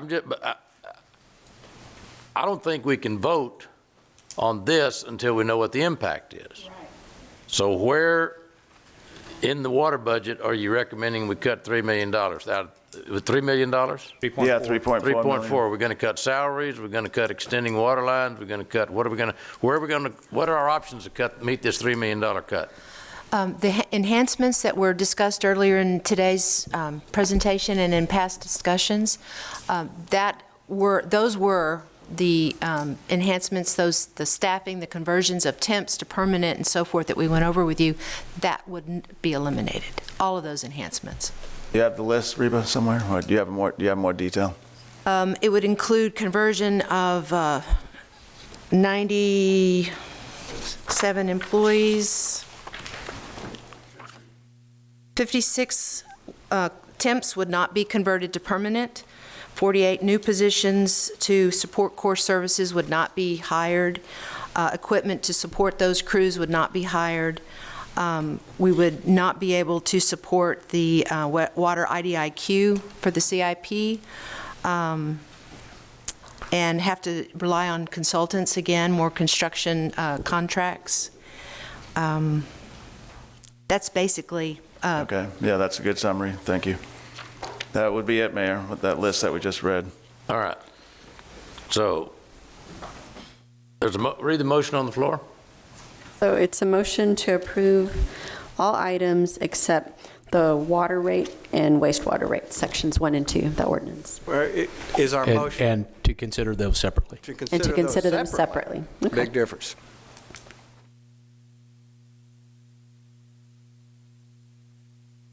Mr. Smith? Thank you. When it comes to the water, I want to talk about water. And I'm not advocating that we cut the overall revenue on there where we have to go in and amend the budget. We've got a rate matrix here with about 50 individual rates. That's what I'm interested in talking about, not the overall revenue side. So I don't see this as kind of an up or down that, we've been presented with a complicated rate matrix here that I have some questions on some of the individual items with it. And I think Councilman Hernandez, the same thing. I'm not looking at dropping the revenue where we'd have to amend the overall budget and do all of that kind of thing. It's just on these individual items or where we have not discussed in this body the individual impacts on there. And these economically, they're a shift. The more we load up on our larger water users, the water use goes down, so we lose revenue on that. Our rates are not balanced. So I think we ought to take care of the stuff we all agree on and then talk about these individual components, not revenue at whole. I don't want to get sidetracked that this is about throwing the budget out. From my standpoint, it's not. So thanks. So what's the budget? What's the motion? Okay, so it's a motion to approve all items except for the wastewater and water rate, sections 1 and 2 of the ordinance, and to consider those separately. And there's a second? Yes, Mr. Smith seconded. So Mr. Hernandez made the motion, and it was All right. seconded by Mr. Smith. I'll call the roll. Okay, so for passage of the motion to amend, Mayor McComb? No. Council members Hunter? No. Molina? Roy? So I want to make Did you- sure I understand. This Sure. is just so that we can vote on those Separately, yes. Aye. Okay. Smith? Aye. Barrera? Aye. Garza? Aye. Guajardo? Hernandez? Aye. Okay, so that motion to amend passes. All right. So without impacting the budget, now we're going to consider cutting the rates. No, we didn't say that. No one said that, Mayor. We're going to discuss, Mayor, as was said last time, we're going to discuss the analytics on who this is going to affect and It's going how. to affect everybody. Well, I remember in 2017 where we were sitting right here. And No, we were downstairs, as a matter of fact. We were downstairs, you're right. And it was not going to affect anyone. Making the change that we did, and again, I didn't agree with it, I don't even sit on that vote, but I represent every person who's affected and who's called me on it. So it's very concerning, and it isn't, Peter walked into this, but as was said earlier, it's the confidence that we need to have, and it's difficult, but we need to know now that we've been down this road once, who is it going to affect and how?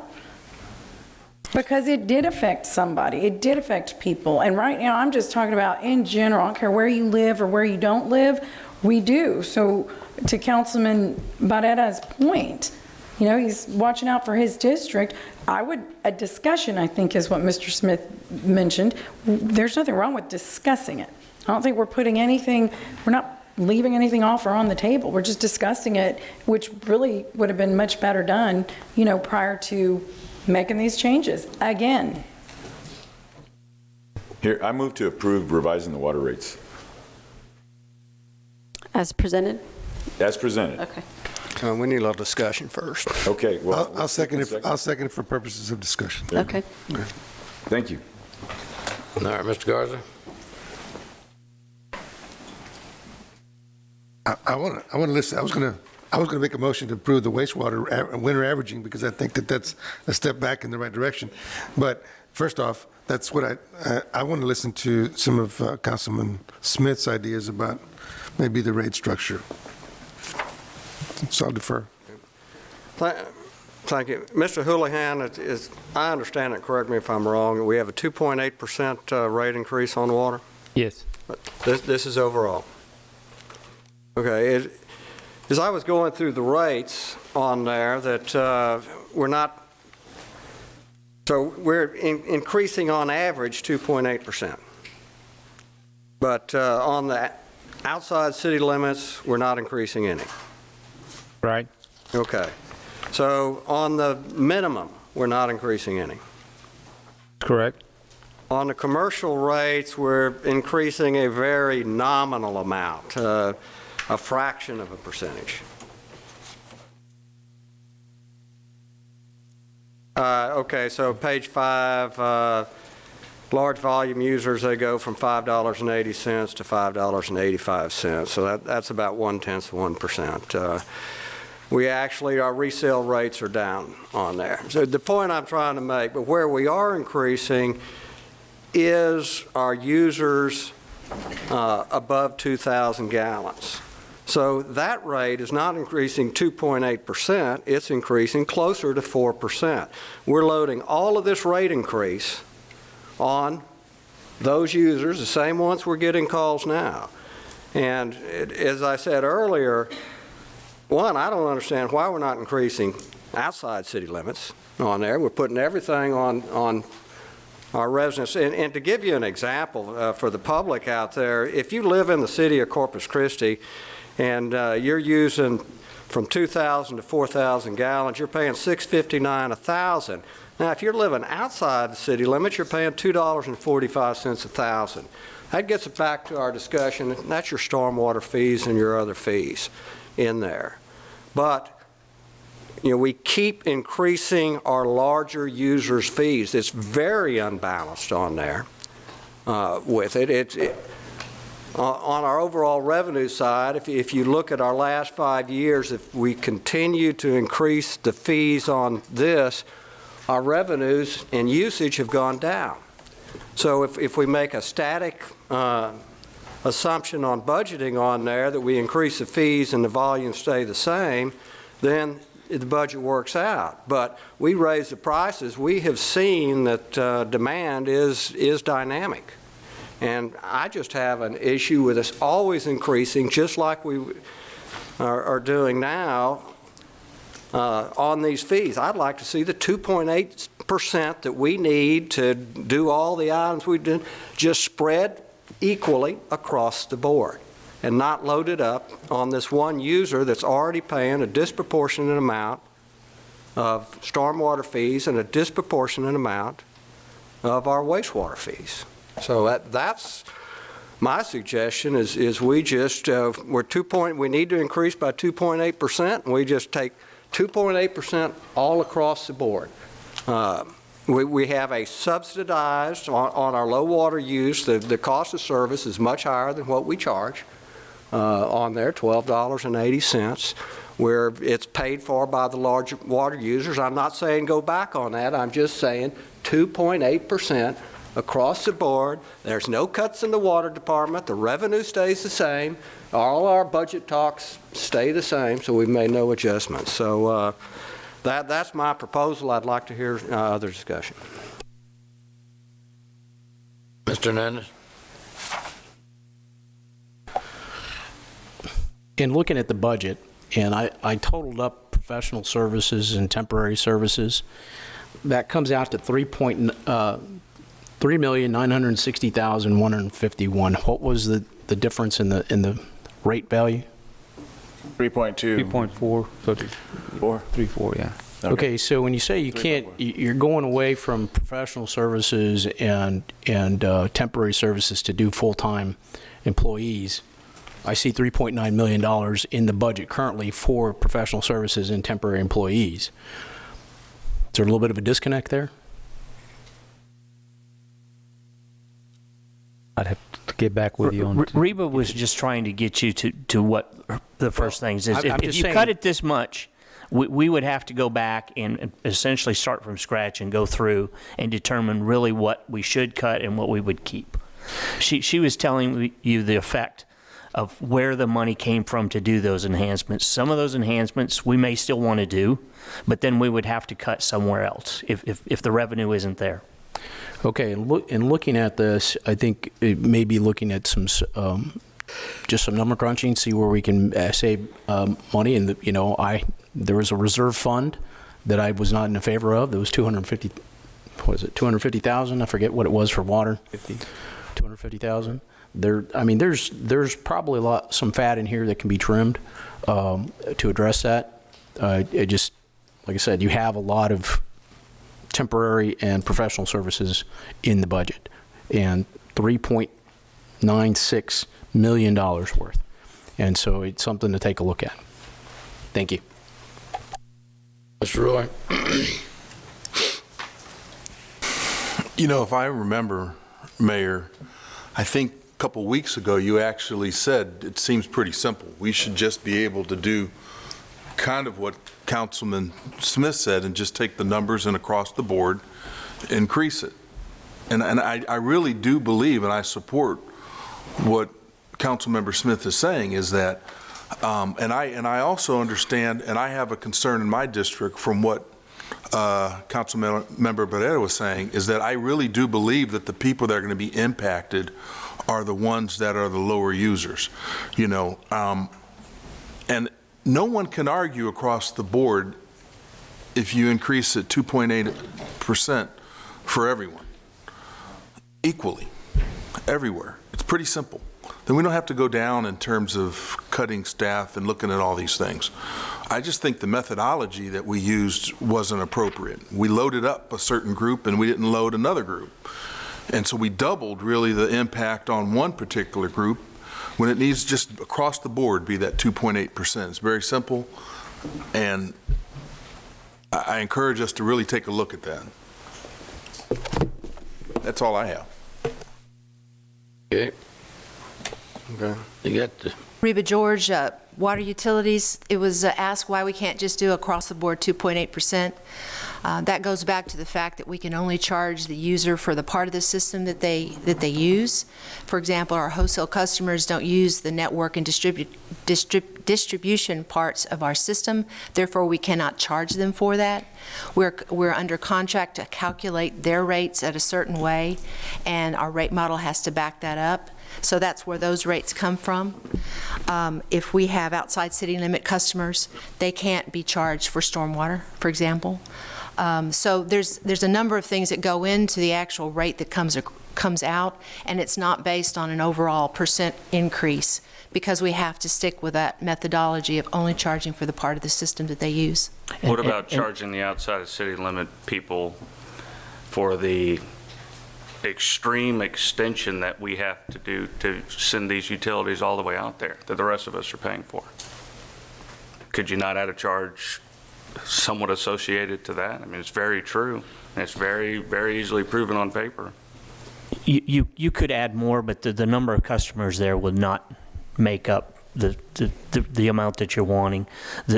What Reba is also saying is most of what is driving these rate increases is, as you pointed out, is stormwater costs and distribution system costs, which is primarily borne by commercial and residential customers. Now, the distribution within those two of raising the minimum, absolutely, which would affect the higher end users.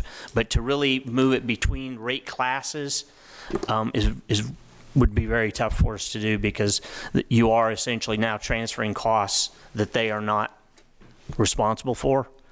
The key is the outside city limits on stormwater. Could you raise some on the outside city limits residential? For drinking water, yes, but I'm not sure you'd get the revenue that you need there. Right, it wouldn't be considerable, but what the model does is essentially allocates the cost to the portion of the system that the customer uses, and in this case, much of what is driving these rates is stormwater cost and distribution costs, which very much is tied to streets. Because we're reconstructing streets, we're reconstructing stormwater, and along those is usually some wastewater work and some water work. So that's kind of what is driving it. We haven't been really replacing a lot of that. I think there's a little bit of a change on the large volume. There was almost a 1% change in the large And volume that- inside city limits. And that's being driven by essentially work at Owen Stevens that is being distributed across all the treated water customers. And because it's distributed to so many, the effect it has is lower because your denominator is so much bigger. But that's essentially how it goes. We didn't raise the minimum, but the minimum could be raised across the board to reduce what you have highlighted. It's just... So what I'm hearing is we have had some increase in service in the outside city limits to our non-citizens, but it's not worth our time to raise their rates? You can raise, but the key is they're probably not going to make up any revenue. 2.8% over 2 years is not a big amount, and if every 2 years we set our rates and we say, well, it's just not worth it, it's not that big a deal, and that disparity that we see that our citizens are paying 3 times the amount that our non-citizens are paying.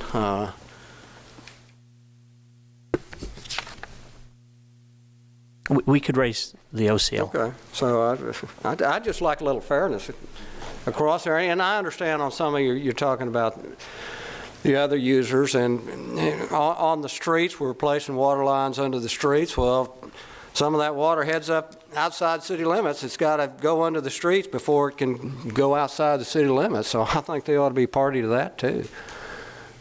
So, okay.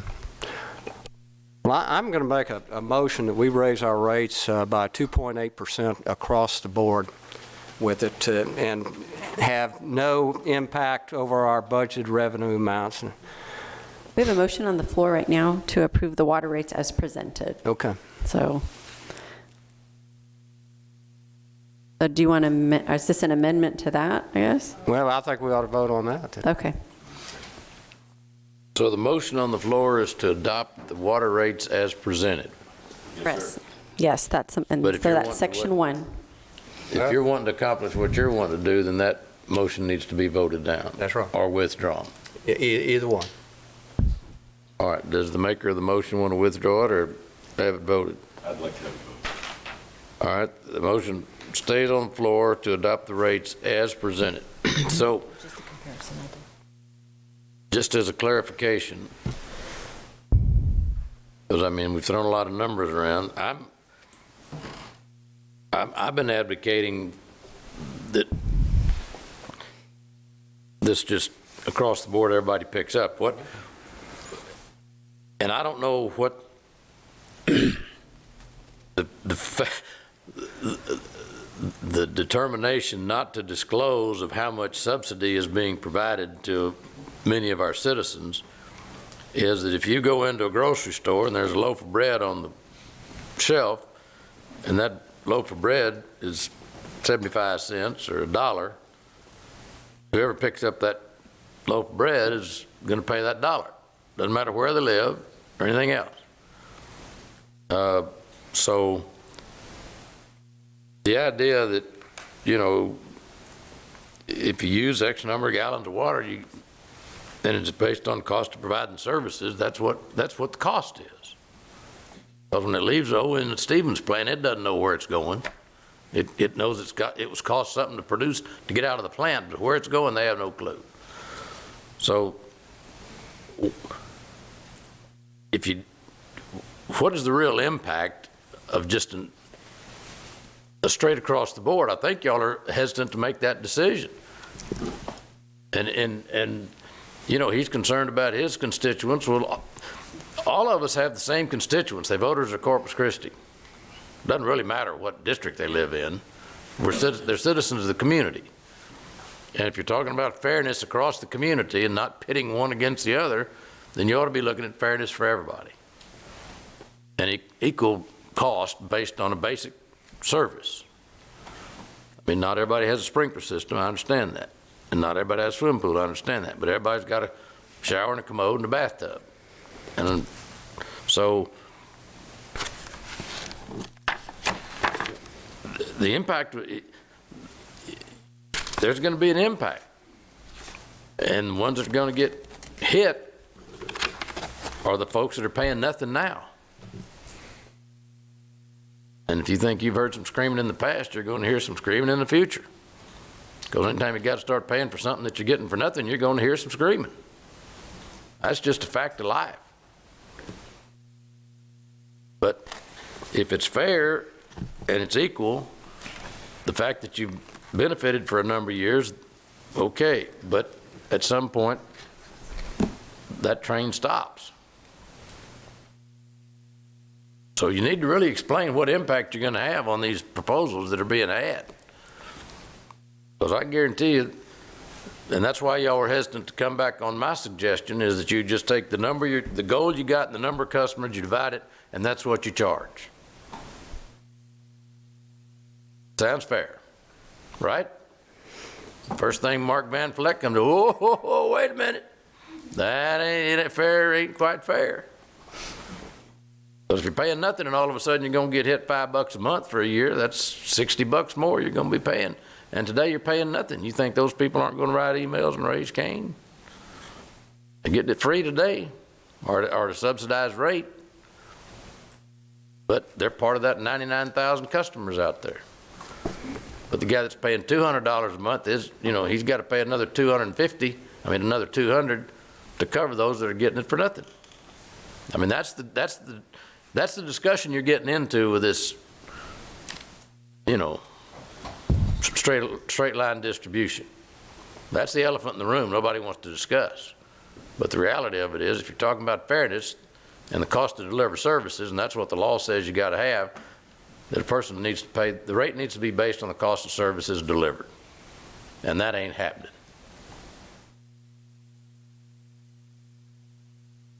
Hello?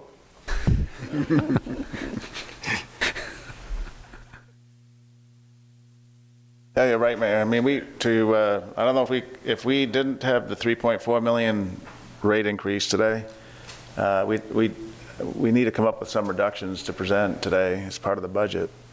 And that, as Reba and Mark both said, that the across the board approach could result in less revenue, I suspect, right, you guys?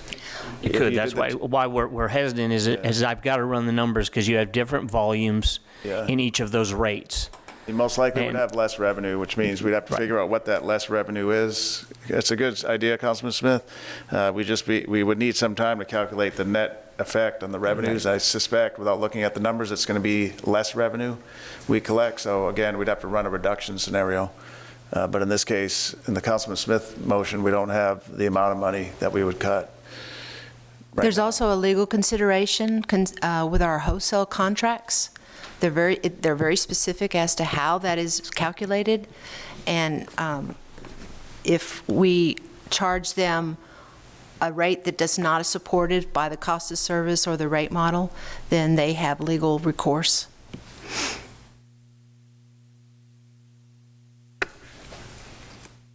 Mr. Garza? Excuse me, though. I mean, with all the money that we spend in order to be able to get to superior water rating classification, I mean, some of those costs, have to go on to the wholesale ratepayers. They just can't go on to the residential or to the small They do. It's just that you have to be able to clearly show how those costs are related to their. So with all the increased costs that we have, how do you show a rate reduction of some of the bigger users from 958 to 939 or whatever it is? I don't understand that. If we have increased costs, how do you reduce? It depends on where the costs are occurring and where reductions are occurring. A lot of the wholesale customers take the water directly from the plant, so they don't have to pay for all the network and distribution costs from the plant. And legally, we can't charge them for that. I get that, but we had to clear out all those polywogs or whatever it was. We had all the cost of. And that's part of what they have to pay. We They had pay all that. the investments in the mixing boxes to be able to mix the two sources of water. I mean, we've had some huge costs. The cost at Owen Stevens, yes. You know, a lot of it, I agree, streets and everything else. But we've had a lot of investment that we've made in Owen Stevens. Yes, sir. Also, the other thing is that in order to be able to supply these, our residential folks, everybody here in Corpus Christi, for years, 20 years, has been paying water development fees in order to be able to keep chasing the next water supply. Do our wholesale customers also have to Yes. pay Yes, they that all water pay that. development fee? Is that included in their, Yes. in their rates? Yes, sir. So I just don't understand how their costs can go down. Free. And everybody else's go up. And that just, to me, doesn't add up. Oh, we could walk through the calculation. I'm not prepared to do that, but it's very We don't have to do it complex. today. I'd like to walk through it before the next vote, if that's okay. Okay, thank you. All right.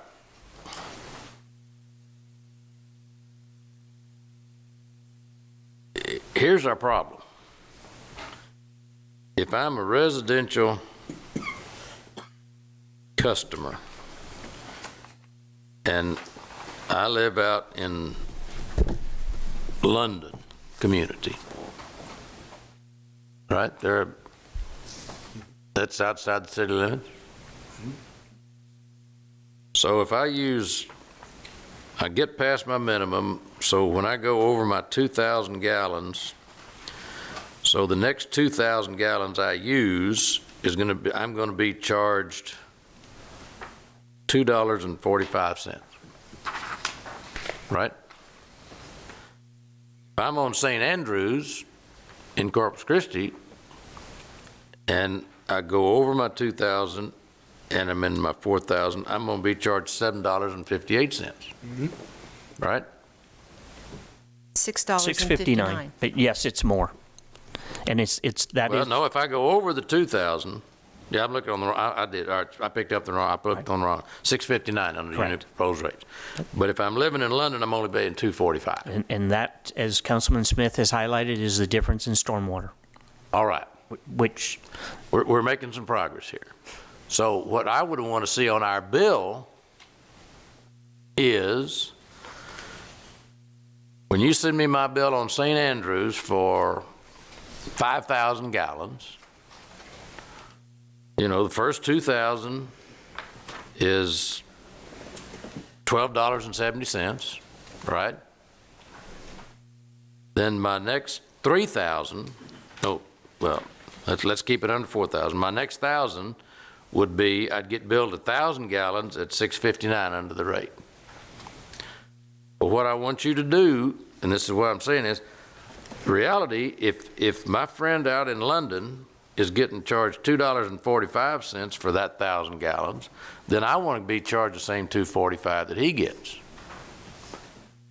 And then I want you to show another line on my bill that says,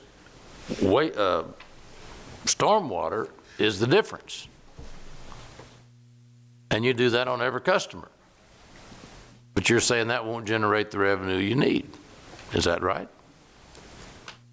You got 99,000 customers, I think it is 998,000 or something customers, and that gets back to my original proposal, is you've got your dollar figure over here that your target, and 39% of it is stormwater, and the rest of it's water. And so if it's been established that potable water is $2, your minimum, and then you add 1,000 is $2.45 for London, but it's $6.59 for St. Andrews, then the difference is for you to provide drainage on my street.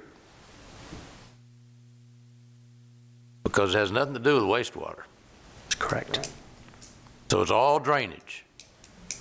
So it ought to be a separate line item. So if it costs me to produce water and I'm living in Hewitt Drive,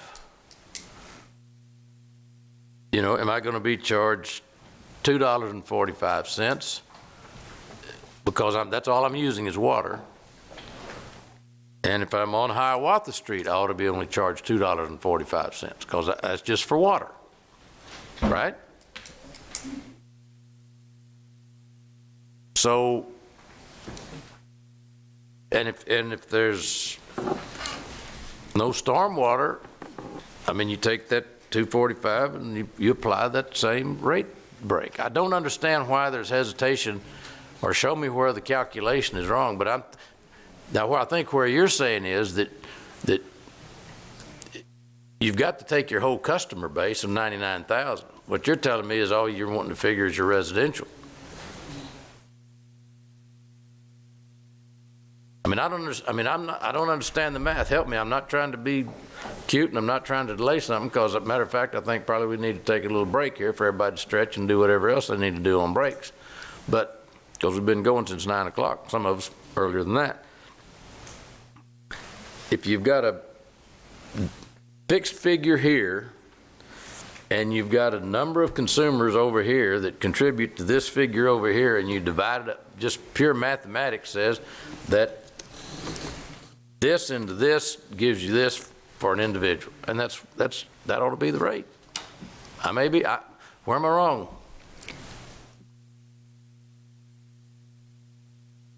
Let's take a 10-minute break. Give everybody, maybe my brain's not even working, I don't know, but we're going to take a break. We'll recess till 12:45.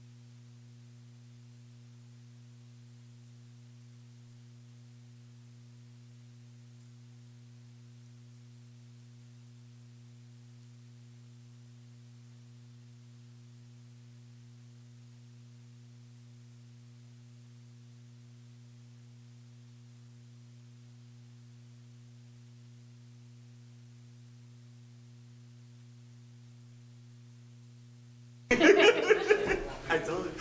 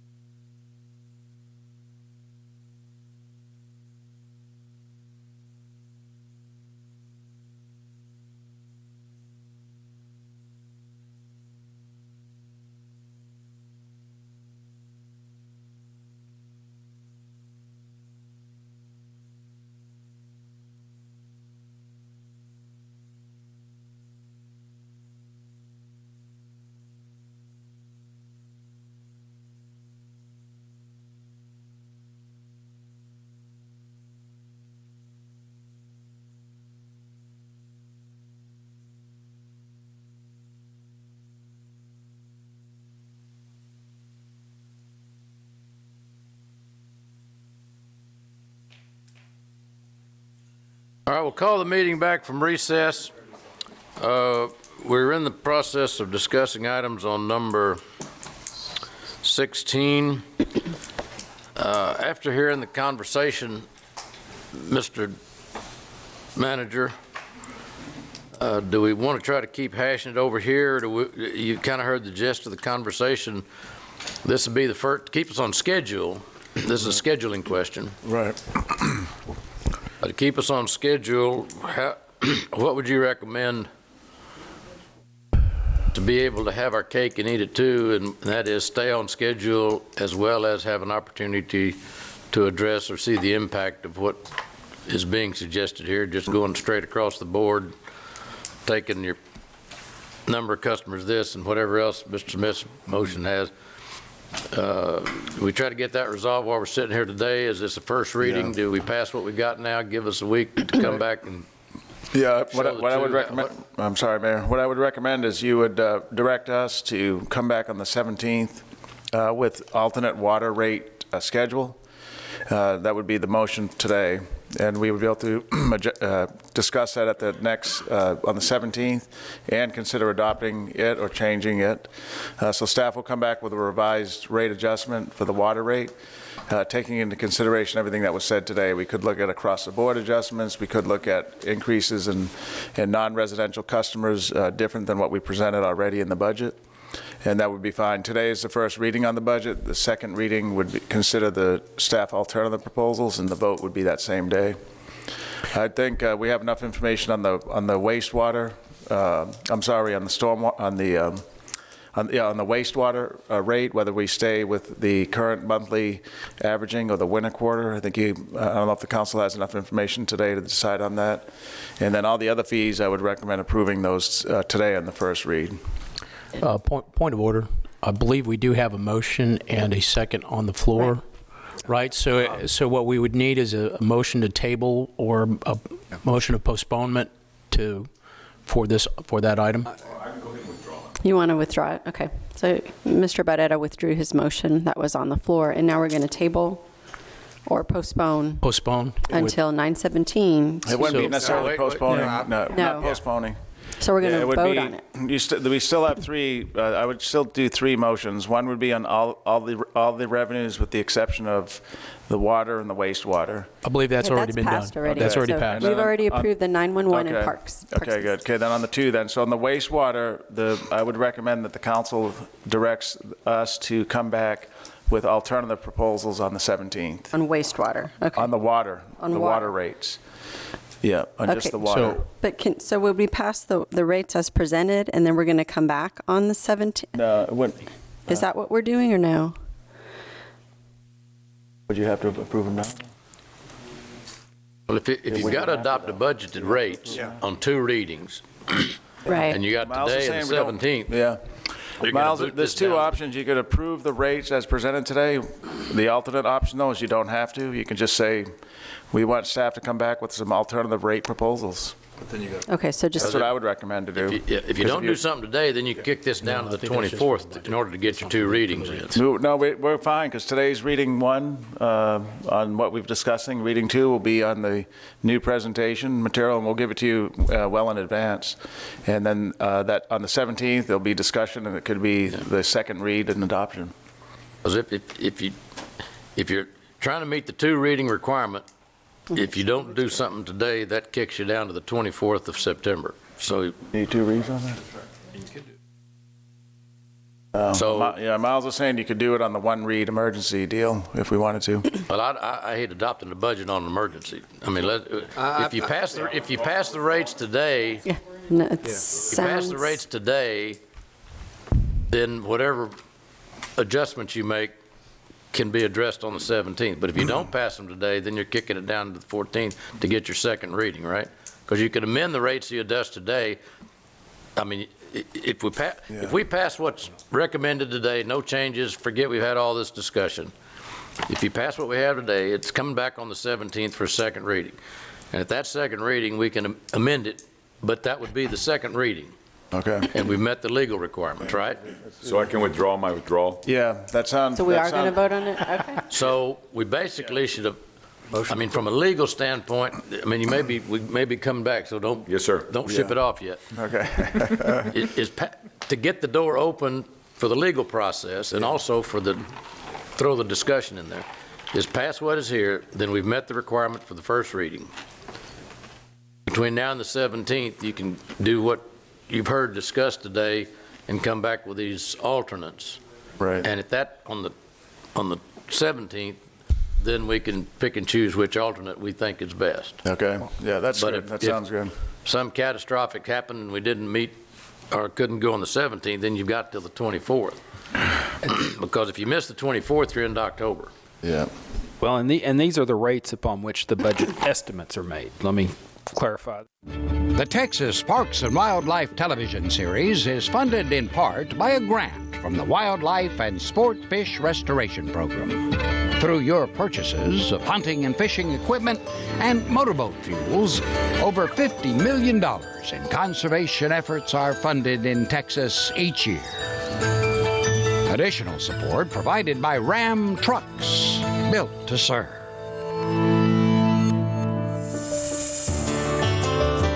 Coming up on Texas Parks and Wildlife. So I don't buy this argument that people aren't enjoying the outdoors anymore. I think they're just enjoying it in different ways. Maybe a little bit of a pride thing when you get to Cotton Speed. That's got to be the hottest spot in the whole race, and you don't want to mess up. We're going to go the same speed the entire time, and we're going to hit our checkpoints when we say. So, our strategy is basically keep our energy up through the whole race so that we can finish.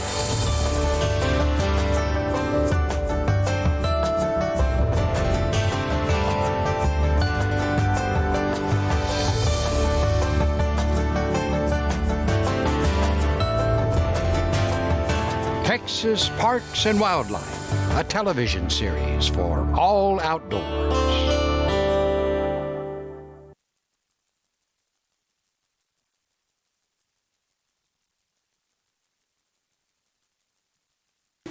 They'll all be presented Separately.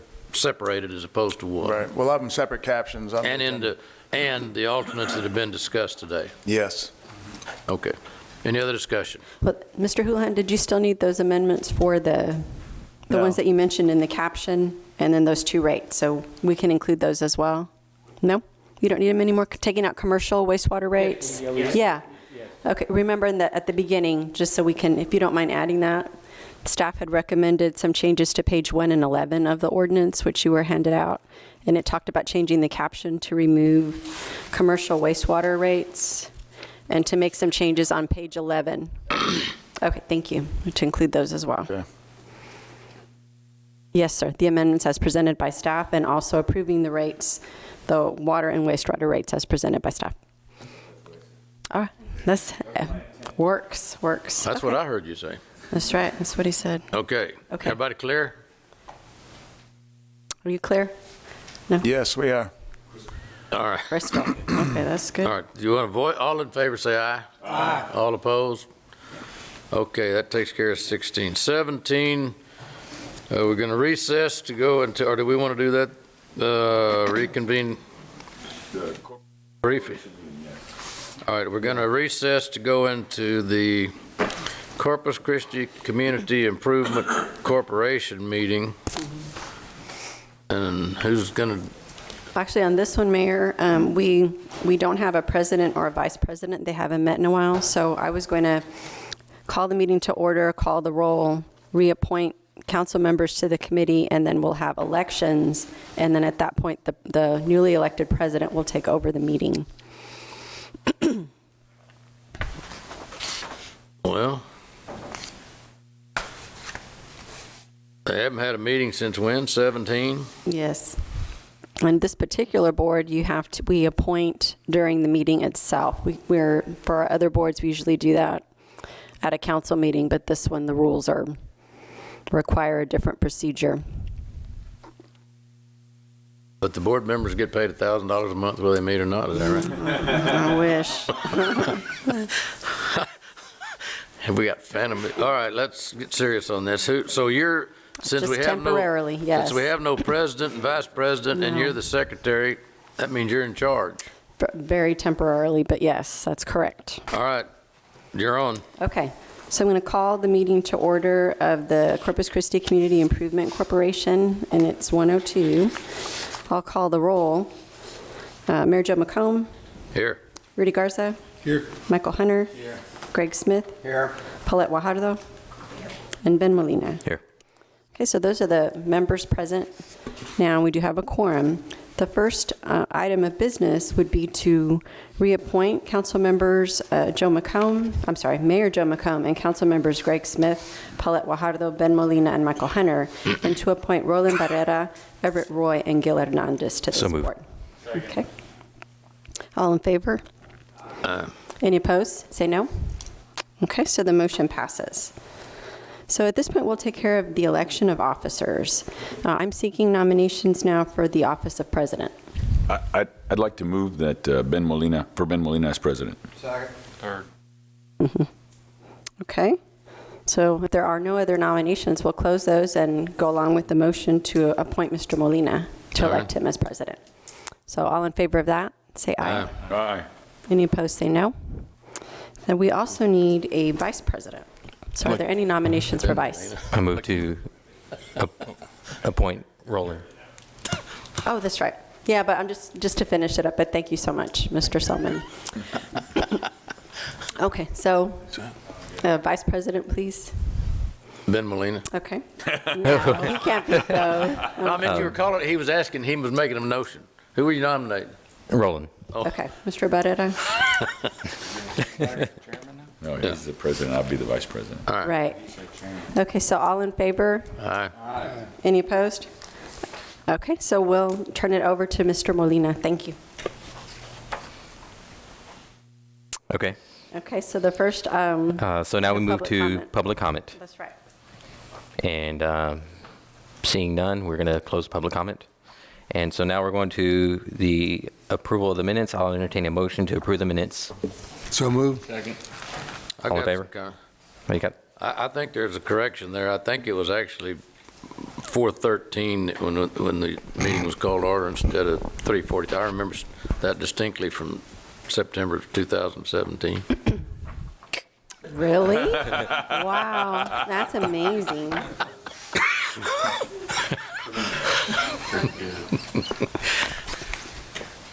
So we have a motion and a second? Yes. All in favor? Aye. Motion carries. Financial statement.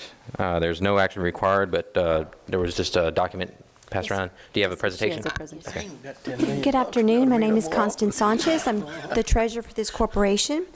And the financial statement is being passed out in front of you. It's for the 10 months ended July 31st, 2019. And I have just a brief PowerPoint here with a summary of the activity for the whole period. The beginning fund balance was $10,604,680. The net change for the period was $247,703. And our ending fund balance at July 31st, 2019 is $10,356,977.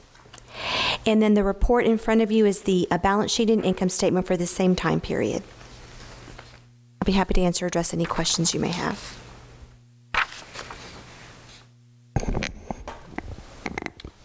Well, this is truly a nonprofit organization. We don't meet for 2 years and we lose money. We don't. Okay. Okay, any questions? No, thank you. Why hadn't we met for 2 years? I can answer that. I'm sorry. Rudy Bensoncourt, Director of Housing and Community Development. Last year, for whatever reason, it slipped through the cracks. We didn't, typically what prompts us to meet is when we bring projects as the next item up to council or up to the CCCIC board to make a recommendation or allow us to go into a loan agreement. Last year, the project that was awarded housing tax credits didn't require home program funds, so we didn't come forward for an annual meeting. Thank you. Okay, next item on the agenda is item number 8, Casa de Mañana. I've got a question. Come out here so you can see the lights. Yeah. You're the chairman. Yeah, you might want to check. Yeah, that's a good idea. Be careful when you grab the gavel, you get the power. Beat Rudy on the head now. Okay. Okay, so Councilman Garza. Rudy, we've got $10 million in this account, and we've got a need for affordable housing. I mean, what can we do to be able to make sure that we get any potential projects brought to us in order to be able to improve our... Right. The funding that's in this account is basically the funds that we have from HUD, from the U.S. Department of Housing and Urban Development. So they're funds that are already earmarked to certain projects that you folks have already approved in the annual action plans and whatnot.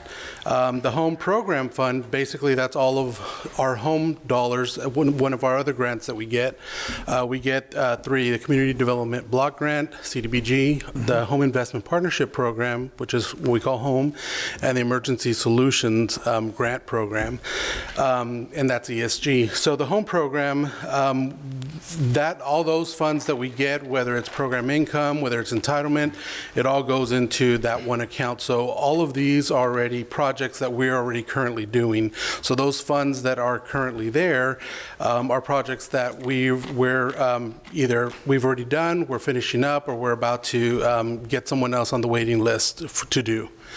So, and then October 1st, once HUD approves our annual action plan, which is what they're reviewing right now, we'll get the funds for fiscal year 1920.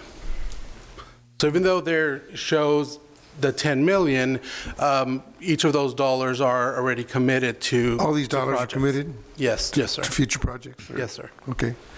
And is there a way for us to get just a report on, and I know we see it in the action plan, but you know, we got those houses that we redo or basically demolish and Yes, then sir. rebuild in some of the poor areas.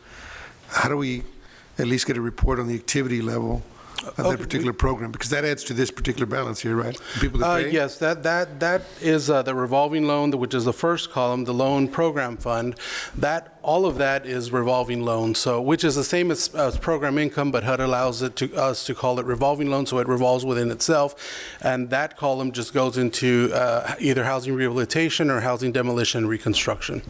Okay, yeah, I just want to make sure that the activity level stays at the same level as previous periods, at least, if not more, if we got some money. Yeah, no, definitely. Even though funds have been cut at the HUD level, at the federal level, we've still been able to bring in that revolving loan to make sure we keep that level of those measures, at least similar. I mean, and I believe probably November, December, I did my CPR.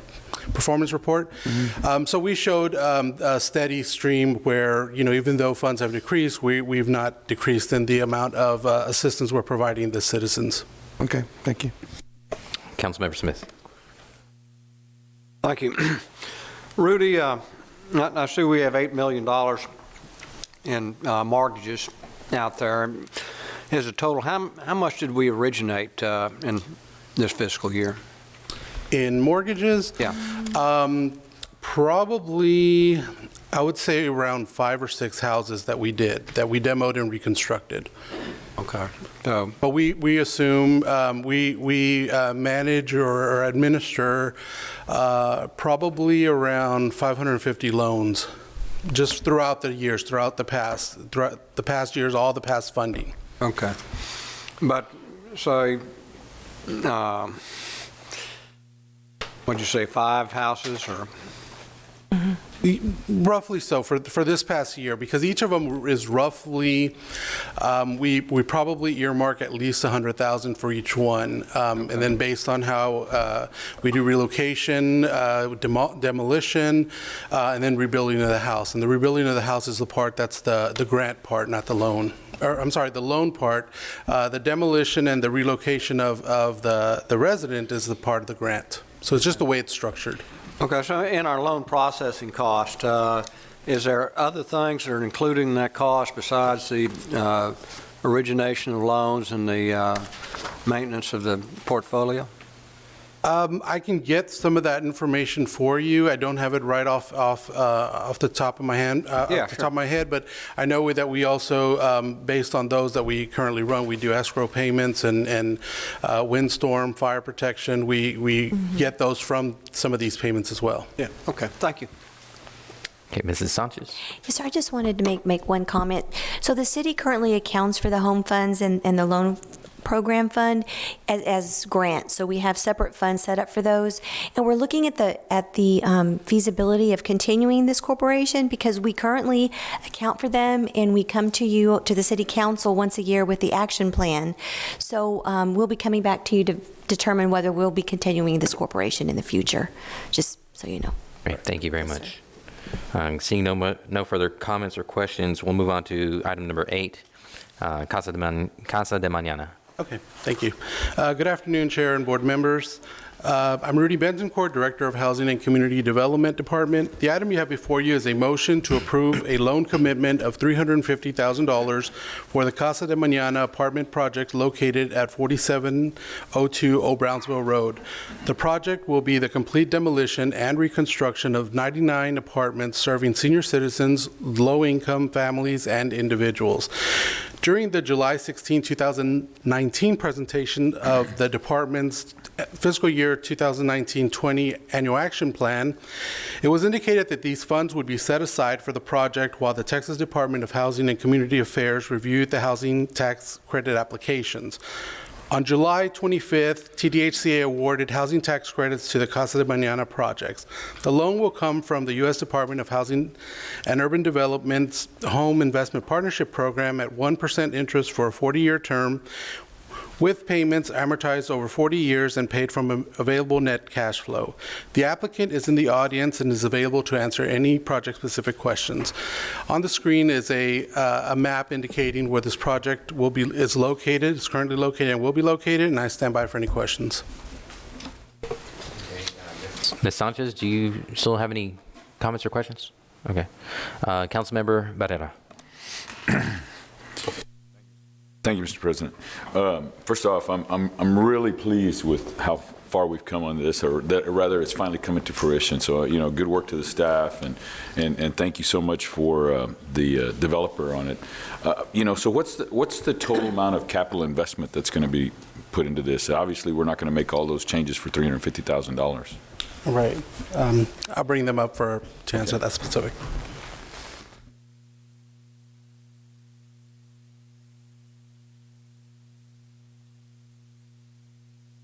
Hello, my name is Brad McMurray. I'm with Prospera Housing Community Services, and we provide development services for TG 111 or 110, which is the owner of the project. And the total project costs are about $22 million. Excellent, excellent. Thank you for that investment. And Mr. Lucas, I think just for to tell you about, so you can kind of express the community that it's out there, not just the project you're developing. Can you tell your story about when the kids from Casa Mañana were taken to NASA? Okay. We've got some pictures of some of our projects. Ray Lucas with Lucas & Associates. I'm a co-developer But Prospera, which is the parent nonprofit, takes kids from all around the state from their properties to different functions. And one year they took a group to Nassau and NASA. And they had a person that was walking them around, and the group of little kids, and they had them sitting down, and he said, "Oh, here comes a real astronaut." So the astronaut walks up, and so the astronaut looks at him and says, "Well, where are you from?" And the adults thought the kids would say, "I'm from San Antonio, I'm from Corpus." And they started saying they're from the Oak Manor Apartments, and then on, and finally one little girl said, "I'm from the Casa de Manana Apartments. You probably don't know where that is." And the astronaut said, "Yes, I do. I grew up there." And so it happens. So you want to throw those real quick? We'll just show you some. And the reason I asked Mr. Lucas to tell that story is that it's the impact that they've made over the course of the community during that period of time, and the impact of an individual as to the commitment they have to the neighborhood. Go ahead, Mr. Lucas. So this is the old Northside Manor Apartments. I don't know if any of you ever remember that property. And we're now going to show you what it looks like now, because it's now the Palms at Leopard. And so we have about 14 properties in Corpus that are either owned by Prospera or developed by Prospera, all managed by Prospera or managed by four third parties. And so some of these we acquired down through the years and now are rebuilding, tearing them down, rebuilding them. Here's another picture of the Palms at Leopard currently. Here's the Lexington Manor Apartments. I think some of you know it's over on Castoris. We don't have the before, but it wasn't really in great shape either. And then up the Cal Allen Way, we have the Woodland Creek Apartments, and I can't remember, there was a lot of opposition to that initially. It was an existing project, and some of our folks met with the county commissioner and the city council person at that point in time, and I think it was the county commissioner said, "No, that project exists because I grew up there." And so that was another project, similar situation. We currently have a couple of projects that are finishing up, and you'll get invitations for grand openings. Village at Henderson, where Ms. Wahara did the groundbreaking, and Samuel Place Apartments, where Mr. McCombs did the groundbreaking there as well. So we'll have the final open up, grand opening. So this is what CASA will look like.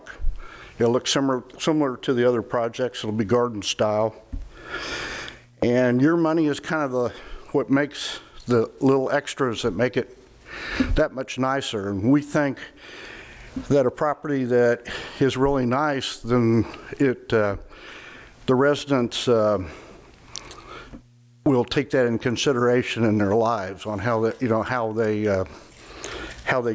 conduct themselves. Part of it is where you live, and you're proud of where you live. So that's kind of our philosophy. So, any questions?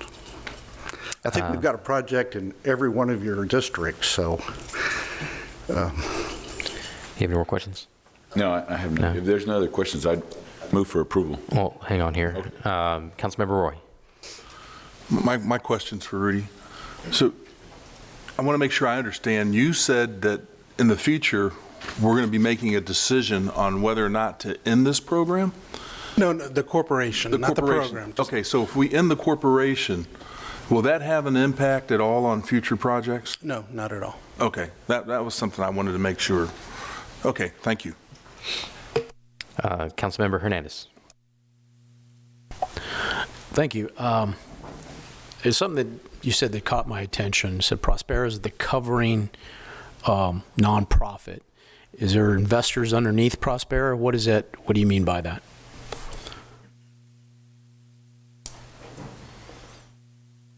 TG 110 is actually its own 501c3 nonprofit, and I guess just the terminology affiliate parent, it's not really a parent in that sense. I mean, but we provide support services. Like TG 110 has its own board that's made up of local representation. It's also a CHODO, which is a HUD term for a community housing development organization. That means that you have 1/3 of your board representation that's actually low income or from a low income area or represents a low income person. So from this standpoint, we're actually two separate nonprofits, but we provide supportive services in the sense of property management, resident services, and then development services where TG 110 wouldn't really be in a position to do it themselves. So who's on the board of Prospera? The board of Prospera has about 13 or 14 members. Do you have a list you could provide us? I don't have it off the top of my head, but I certainly could. I mean, just General Salinas, Daryl Deming, they're all pretty much from the San Antonio area, but those on the TG 110 board that will actually own this property, they're from the Corpus Christi area. Can you provide us that information? Sure. I mean, do you have it with you? Or? Yeah, I've got, as far as the board right now, on the TG 110, we've got, I've got it. Hold on just a second. I've got it right over here.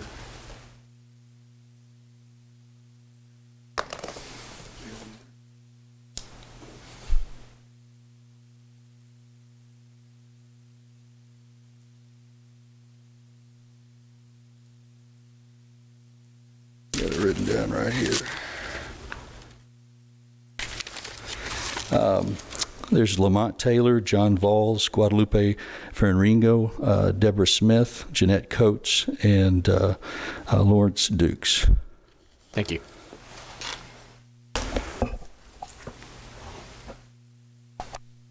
Okay, there's a motion on the floor. Is there a second? All in favor? Aye. Any opposed? Any opposed? Motion carries. And there being no further business Sorry, Mr. Molino, on item 4, there was also a need to appoint a slate of officers for the positions of secretary, assistant secretary, treasurer, assistant treasurer, and general manager. And next to those items, you'll see a slate being suggested by staff of individuals. And if the council or the board is willing, those individuals could be named to those positions. I'll entertain a motion. So moved. A second. All in favor? Aye. Any opposed? Okay, motion carries. Is there anything else? No, sir. No? Okay, there being no further business, this meeting is adjourned.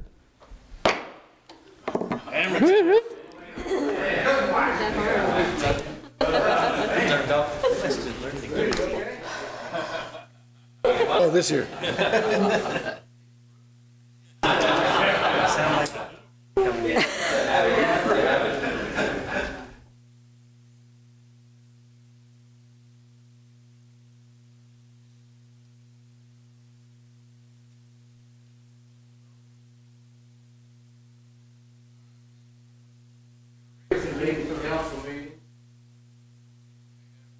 Mayor, can you turn your mic on, please?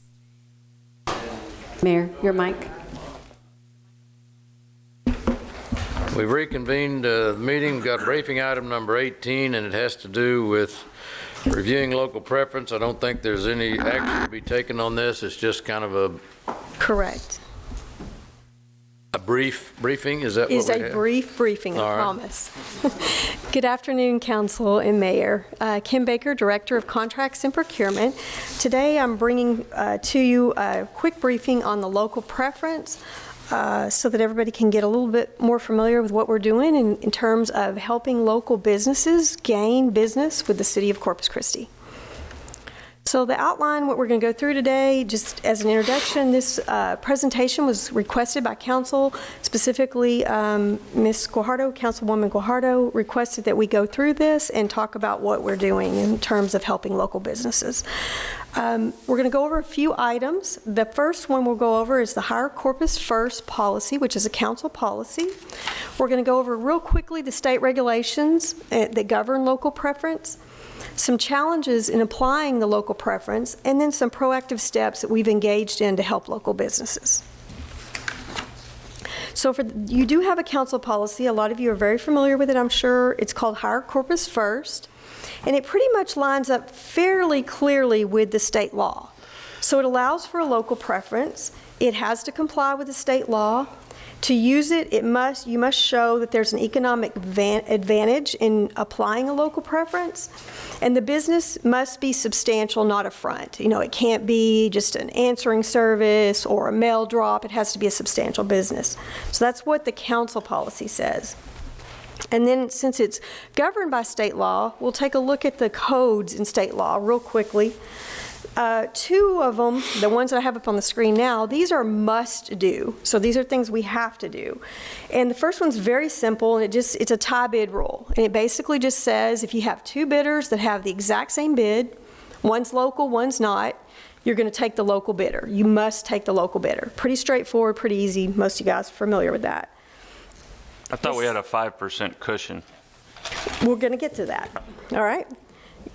So yes, the next one is a little bit more complicated, but it's also a must-do, and it's dealing more with state to state, not local as in Corpus Christi. And what it says is if the lowest bidder is out of state, and you have an in-state bidder, and that out-of-state bidder comes from a state that has a local preference, then we must apply that same local preference against them. So if Alabama has a 5% preference and Alabama's low, and I got a Texas bidder that's number 2, I have to research that local preference, and if it's 5%, I've got to apply that against that Alabama bidder, okay? And that's a must, okay? So sometimes you'll see that happen. Doesn't happen very often, but sometimes you will see that happen. The next ones, the one that Councilman Hunter just mentioned, are the 3% and the 5% rule. And these I like to refer to as the may do. You can do these if you want. They are not mandatory. So the first one, the 3% rule, which is the one on the left in blue, that one is allowed for goods only, okay, widgets. It can't be services, it can't be construction, it's just goods.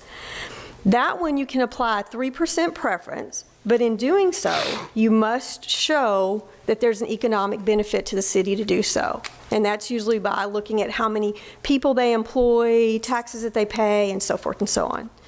There's also a 5% rule in that same part of the government code. And that rule allows us to go, it puts a cap on it. It's still goods only. It caps it out at $500,000 because now you're doing a bigger shift in that preference, right? You're given a 5% preference. It now includes construction, but only up to $100,000. So that won't happen very often in our world. And again, it's a 5% preference, same rules. You have to be able to show an economic advantage to the city to be able to apply that rule. Okay? So the next thing I wanted to talk to you about is just some challenges in applying these rules. You know, regulations, they have good intent, but sometimes they're not as helpful as you think they might be. So one of the challenges in applying them is we cannot use them if the project is federally funded. So if we're using any FEMA dollars, CDBG dollars, which Rudy uses a lot, Rudy Bittencourt, FAA, you know, any of those types of projects that are federally funded, you cannot use a local preference because the feds think everybody's local, right? It also can discourage out-of-town bidders, and if we apply it all the time, and if it discourages out-of-town bidders, it could decrease our competition. It's one of the pitfalls. And it obviously increases the cost because you're agreeing to pay a higher cost when you use a local preference. It also may slow down the award process just slightly because you've got to have time to vet out whatever is claimed in the economic advantage. And it can create protests if the economic advantage is not appropriately proven. Okay? So I don't want to leave you discouraged. I want to let you know that there are a lot of other things we can do beyond just the regulations to help local businesses. And we are heavily engaged in that now because we're a big believer that we should be aiding and assisting local businesses learning how to do business with the city. So here are some of the things that we currently do. We post a look ahead on our website of all of the solicitations that we're working on that are over $50,000 so that the folks that want to participate can see well in advance what we're working on and they can gear up and be ready to participate on those solicitations. We also attend a lot of the vendor outreach opportunities that are here in the community. One we just attended in August, the big event. I know some of you guys were there at that event. And we have actually helped vendors at that event. We had a gentleman recently, Gulf Coast Nut and Bolt, Kevin Orick, who was actually there, who learned how to do business with the city, was able to get a contract with our warehouse. He sells raincoats and gloves and things like that. He calls us every Friday to make sure we're satisfied with his services, to see if there's anything else that we can do, he can do to help us. So good success story there, and so we continue to do that. We also have, at the encouragement of our new city manager, have joined forces with the United Chamber, and we've started a lot of dialogue with them. And they've already put out a little blast for us to show, how do you do business with the city, what opportunities are available. We did a little graphic of our website to show them how to do business with the city and where they can find information. And then we're working on an event to come up hopefully in the next few months. We're calling it, the name right now is the Local Business Engagement Opportunity Event, and we're going to partner with them to bring these local businesses in and again help them learn how to do business with the city and show them what opportunities are available. We're looking at bringing in the departments to participate in that. The other thing we've undertaken is we're starting to do face-to-face meetings with the businesses at their place of business. So we're taking time out of our schedule, get up from our desk, get away from the paperwork, and actually go into the businesses and sit with them and see what are their challenges in doing business with the city, and what type of things do they offer, and what can we do to make it easier for them to participate. So we've started those meetings.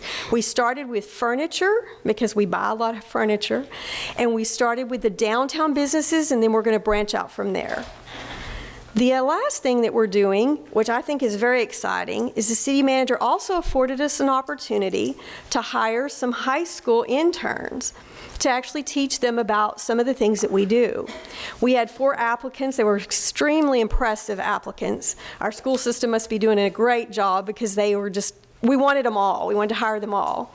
So we found a young lady that's going to come to work for us next week, and one of her projects is going to be to assist the departments in the lower level tiered bidding. They're the quotes that they do under $50,000. So they go out and get 3 quotes from local businesses to do business with us. And sometimes they tell us, I can't find 3 or what have you.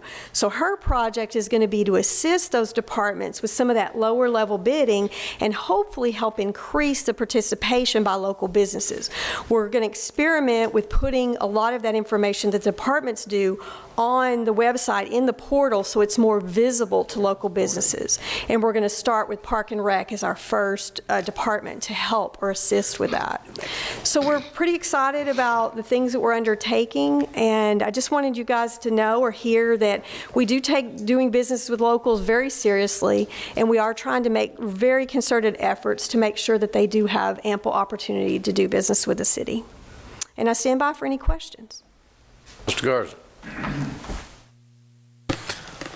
First off, great job. I think joining the United Chamber is a step in the right direction. I think we need to, wherever we can, do business and try to encourage local small businesses to participate in the city's efforts.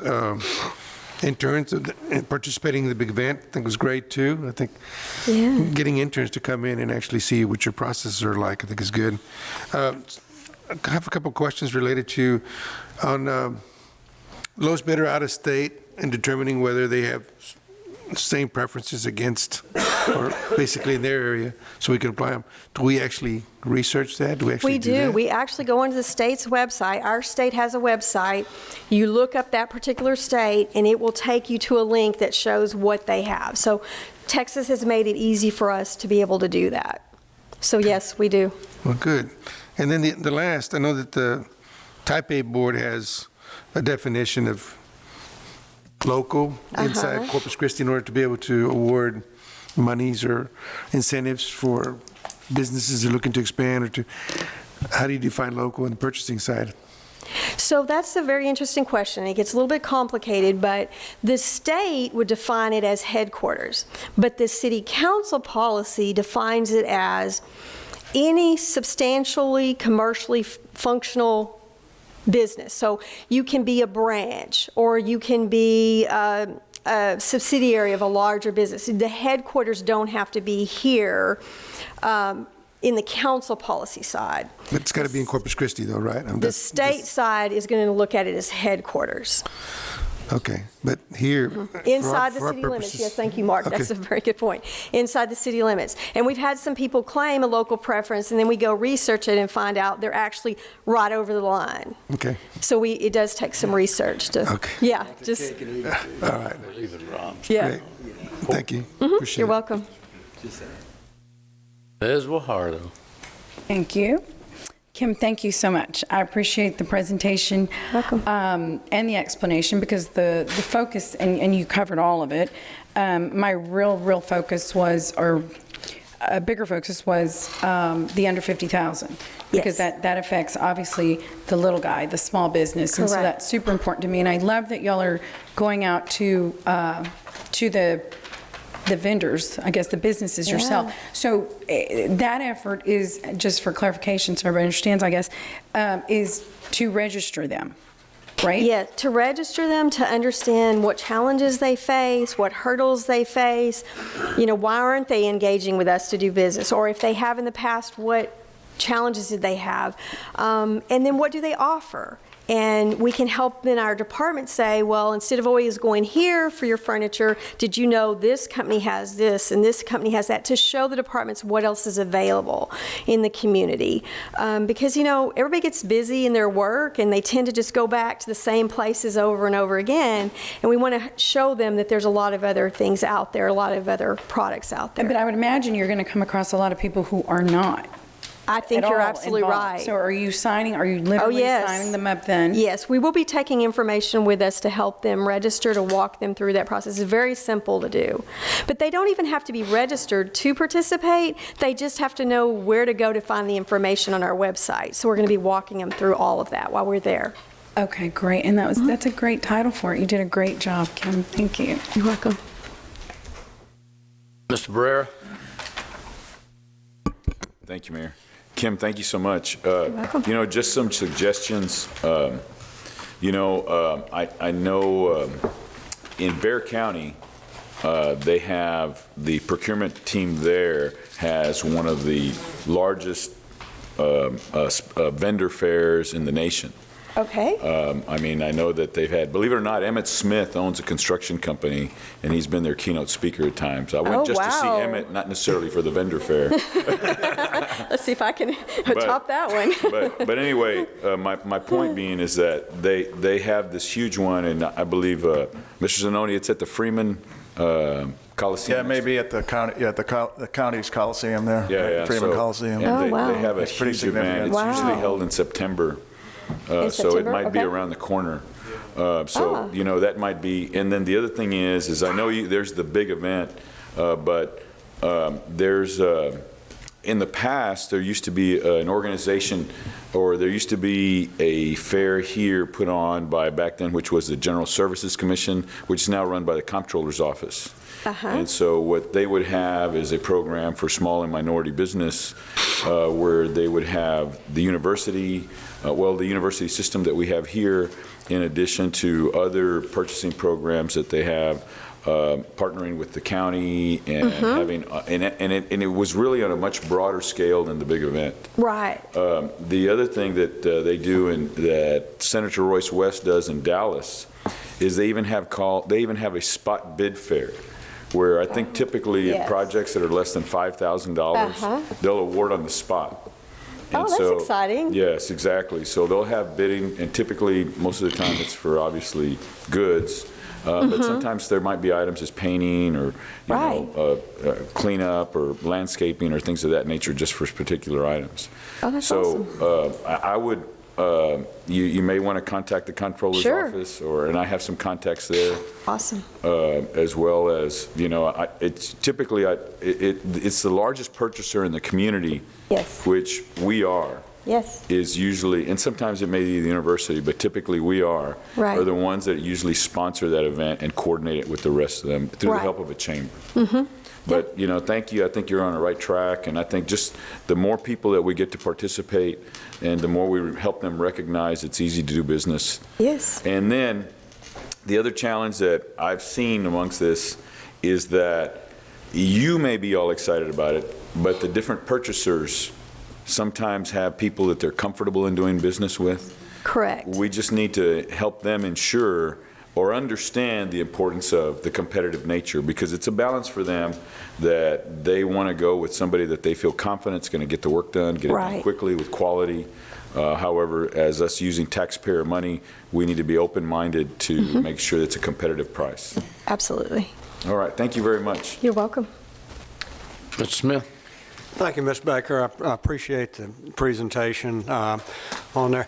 You did mention the professional services contract, so do we have any kind of points or weighting that we're doing for local entities on those type of contracts? We currently do not have any weighting for local preference on the professional service side Okay. in our processes. And professional service items, is it a material part of our spending? I would say yes, it is. Okay. Have you looked at anything along those lines?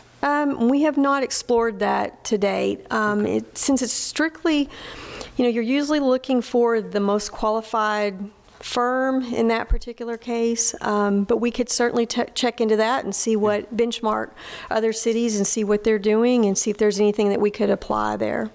And I appreciate the most qualified, but since that is a subjective judgment on there, so thank you for what you've done. You're welcome. Mr. Hernandez? Sorry, I think Mr. Smith actually asked kind of the question where I was going on with services. Maybe not, I guess most of it would be professional services. I noticed that wasn't mentioned here. Specifically, the one that comes to mind is the little clinic we have up here on the 6th floor. We went with a Houston company instead of a local company. Would something like this would have made a difference on that particular agreement? It's hard to say.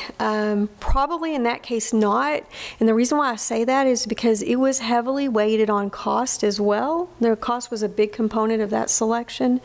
But certainly it could on some solicitations of professional service nature. So, and maybe I'm wrong here, like for example, when we go out for an engineering or professional services, we have to be based on qualifications. Only for architects, engineers, and surveyors. Is that? I wonder if they have a good lobby. I believe they do. I believe they do. So others you can do as an RFP, and we still do qualifications first. We make sure they're absolutely qualified, but you can include price as a component. Yeah. Maybe we talk to somebody's dad on council about their lobby. We'll go there. We fought it in California, so. Oh no! Let's don't talk about the taxes. Well, maybe we can have some sort of component of that outside of the great lobbying efforts of the engineers, architects, and surveyors.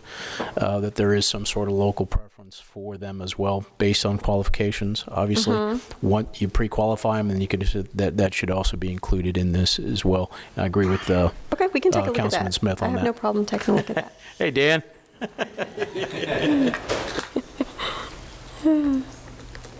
All right. Hey, Mr. Hunter? I just want to say thank you very much. You're welcome. I really appreciate it. This was one of the issues I started on when I first came here. And of course, I've always been biased to the money in motion and keeping it all here in Corpus Christi. Thank you for your efforts. And I really appreciate y'all getting inside the doors of the local businesses. I think that's going to mean a lot. I think that's going to really, really pay off. So thank you. You're welcome. Thank you. Okay, well, thank you. Appreciate it. Our next item, I think that pretty well gets to the agenda other than our identify council future agenda items. Mr. Hernandez? No future agenda items. Just want to say thank you for holding the meeting on my anniversary, 22 years with my wife. So I just want to appreciate that for everyone. Thank you. Well, and by the way, if are my you- wife's watching, happy anniversary. Are you thanking us because we got you out of honeydews today or something? Is that the deal?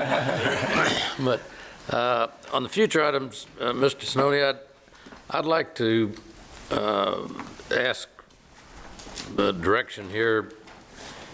I think it would be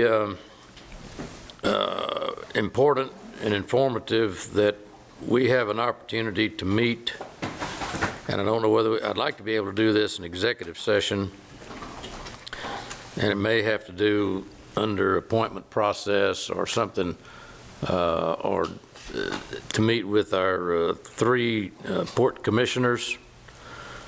I think the council needs to have some insight, and as well as myself, into what is going on over at the port and keep us abreast of, I mean, they're over there representing us in the best interest of the community, we hope. But from what I've seen in the newspaper and on the media the last few days, that I'm beginning to scratch my head a little bit. Can we schedule a meeting such like that for 17th is our next meeting? Second. Yes, we can do that, Mayor. Yeah, we'll reach out, I'll reach out to them. Well, if we could do that, I think we just need to have a real candid discussion that we put a lot of faith in the folks we put over there in the best interest of the community, and meaning the region really has to be one of their utmost thoughts. And before you make, or I make a whole lot of prejudgments, looking from 5,000 feet, it doesn't look real pretty right now. And I think we'd really like to have some information that's available. And I'm not sure what they can say, because every time I've heard them on television or somewhere else, they can't talk because their lawyer tells them they can't talk.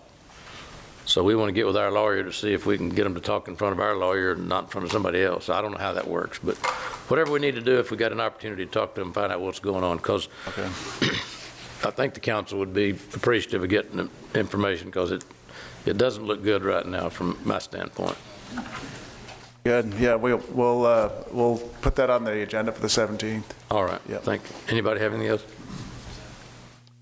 If not, we are adjourned. Thank you for coming in on a Friday.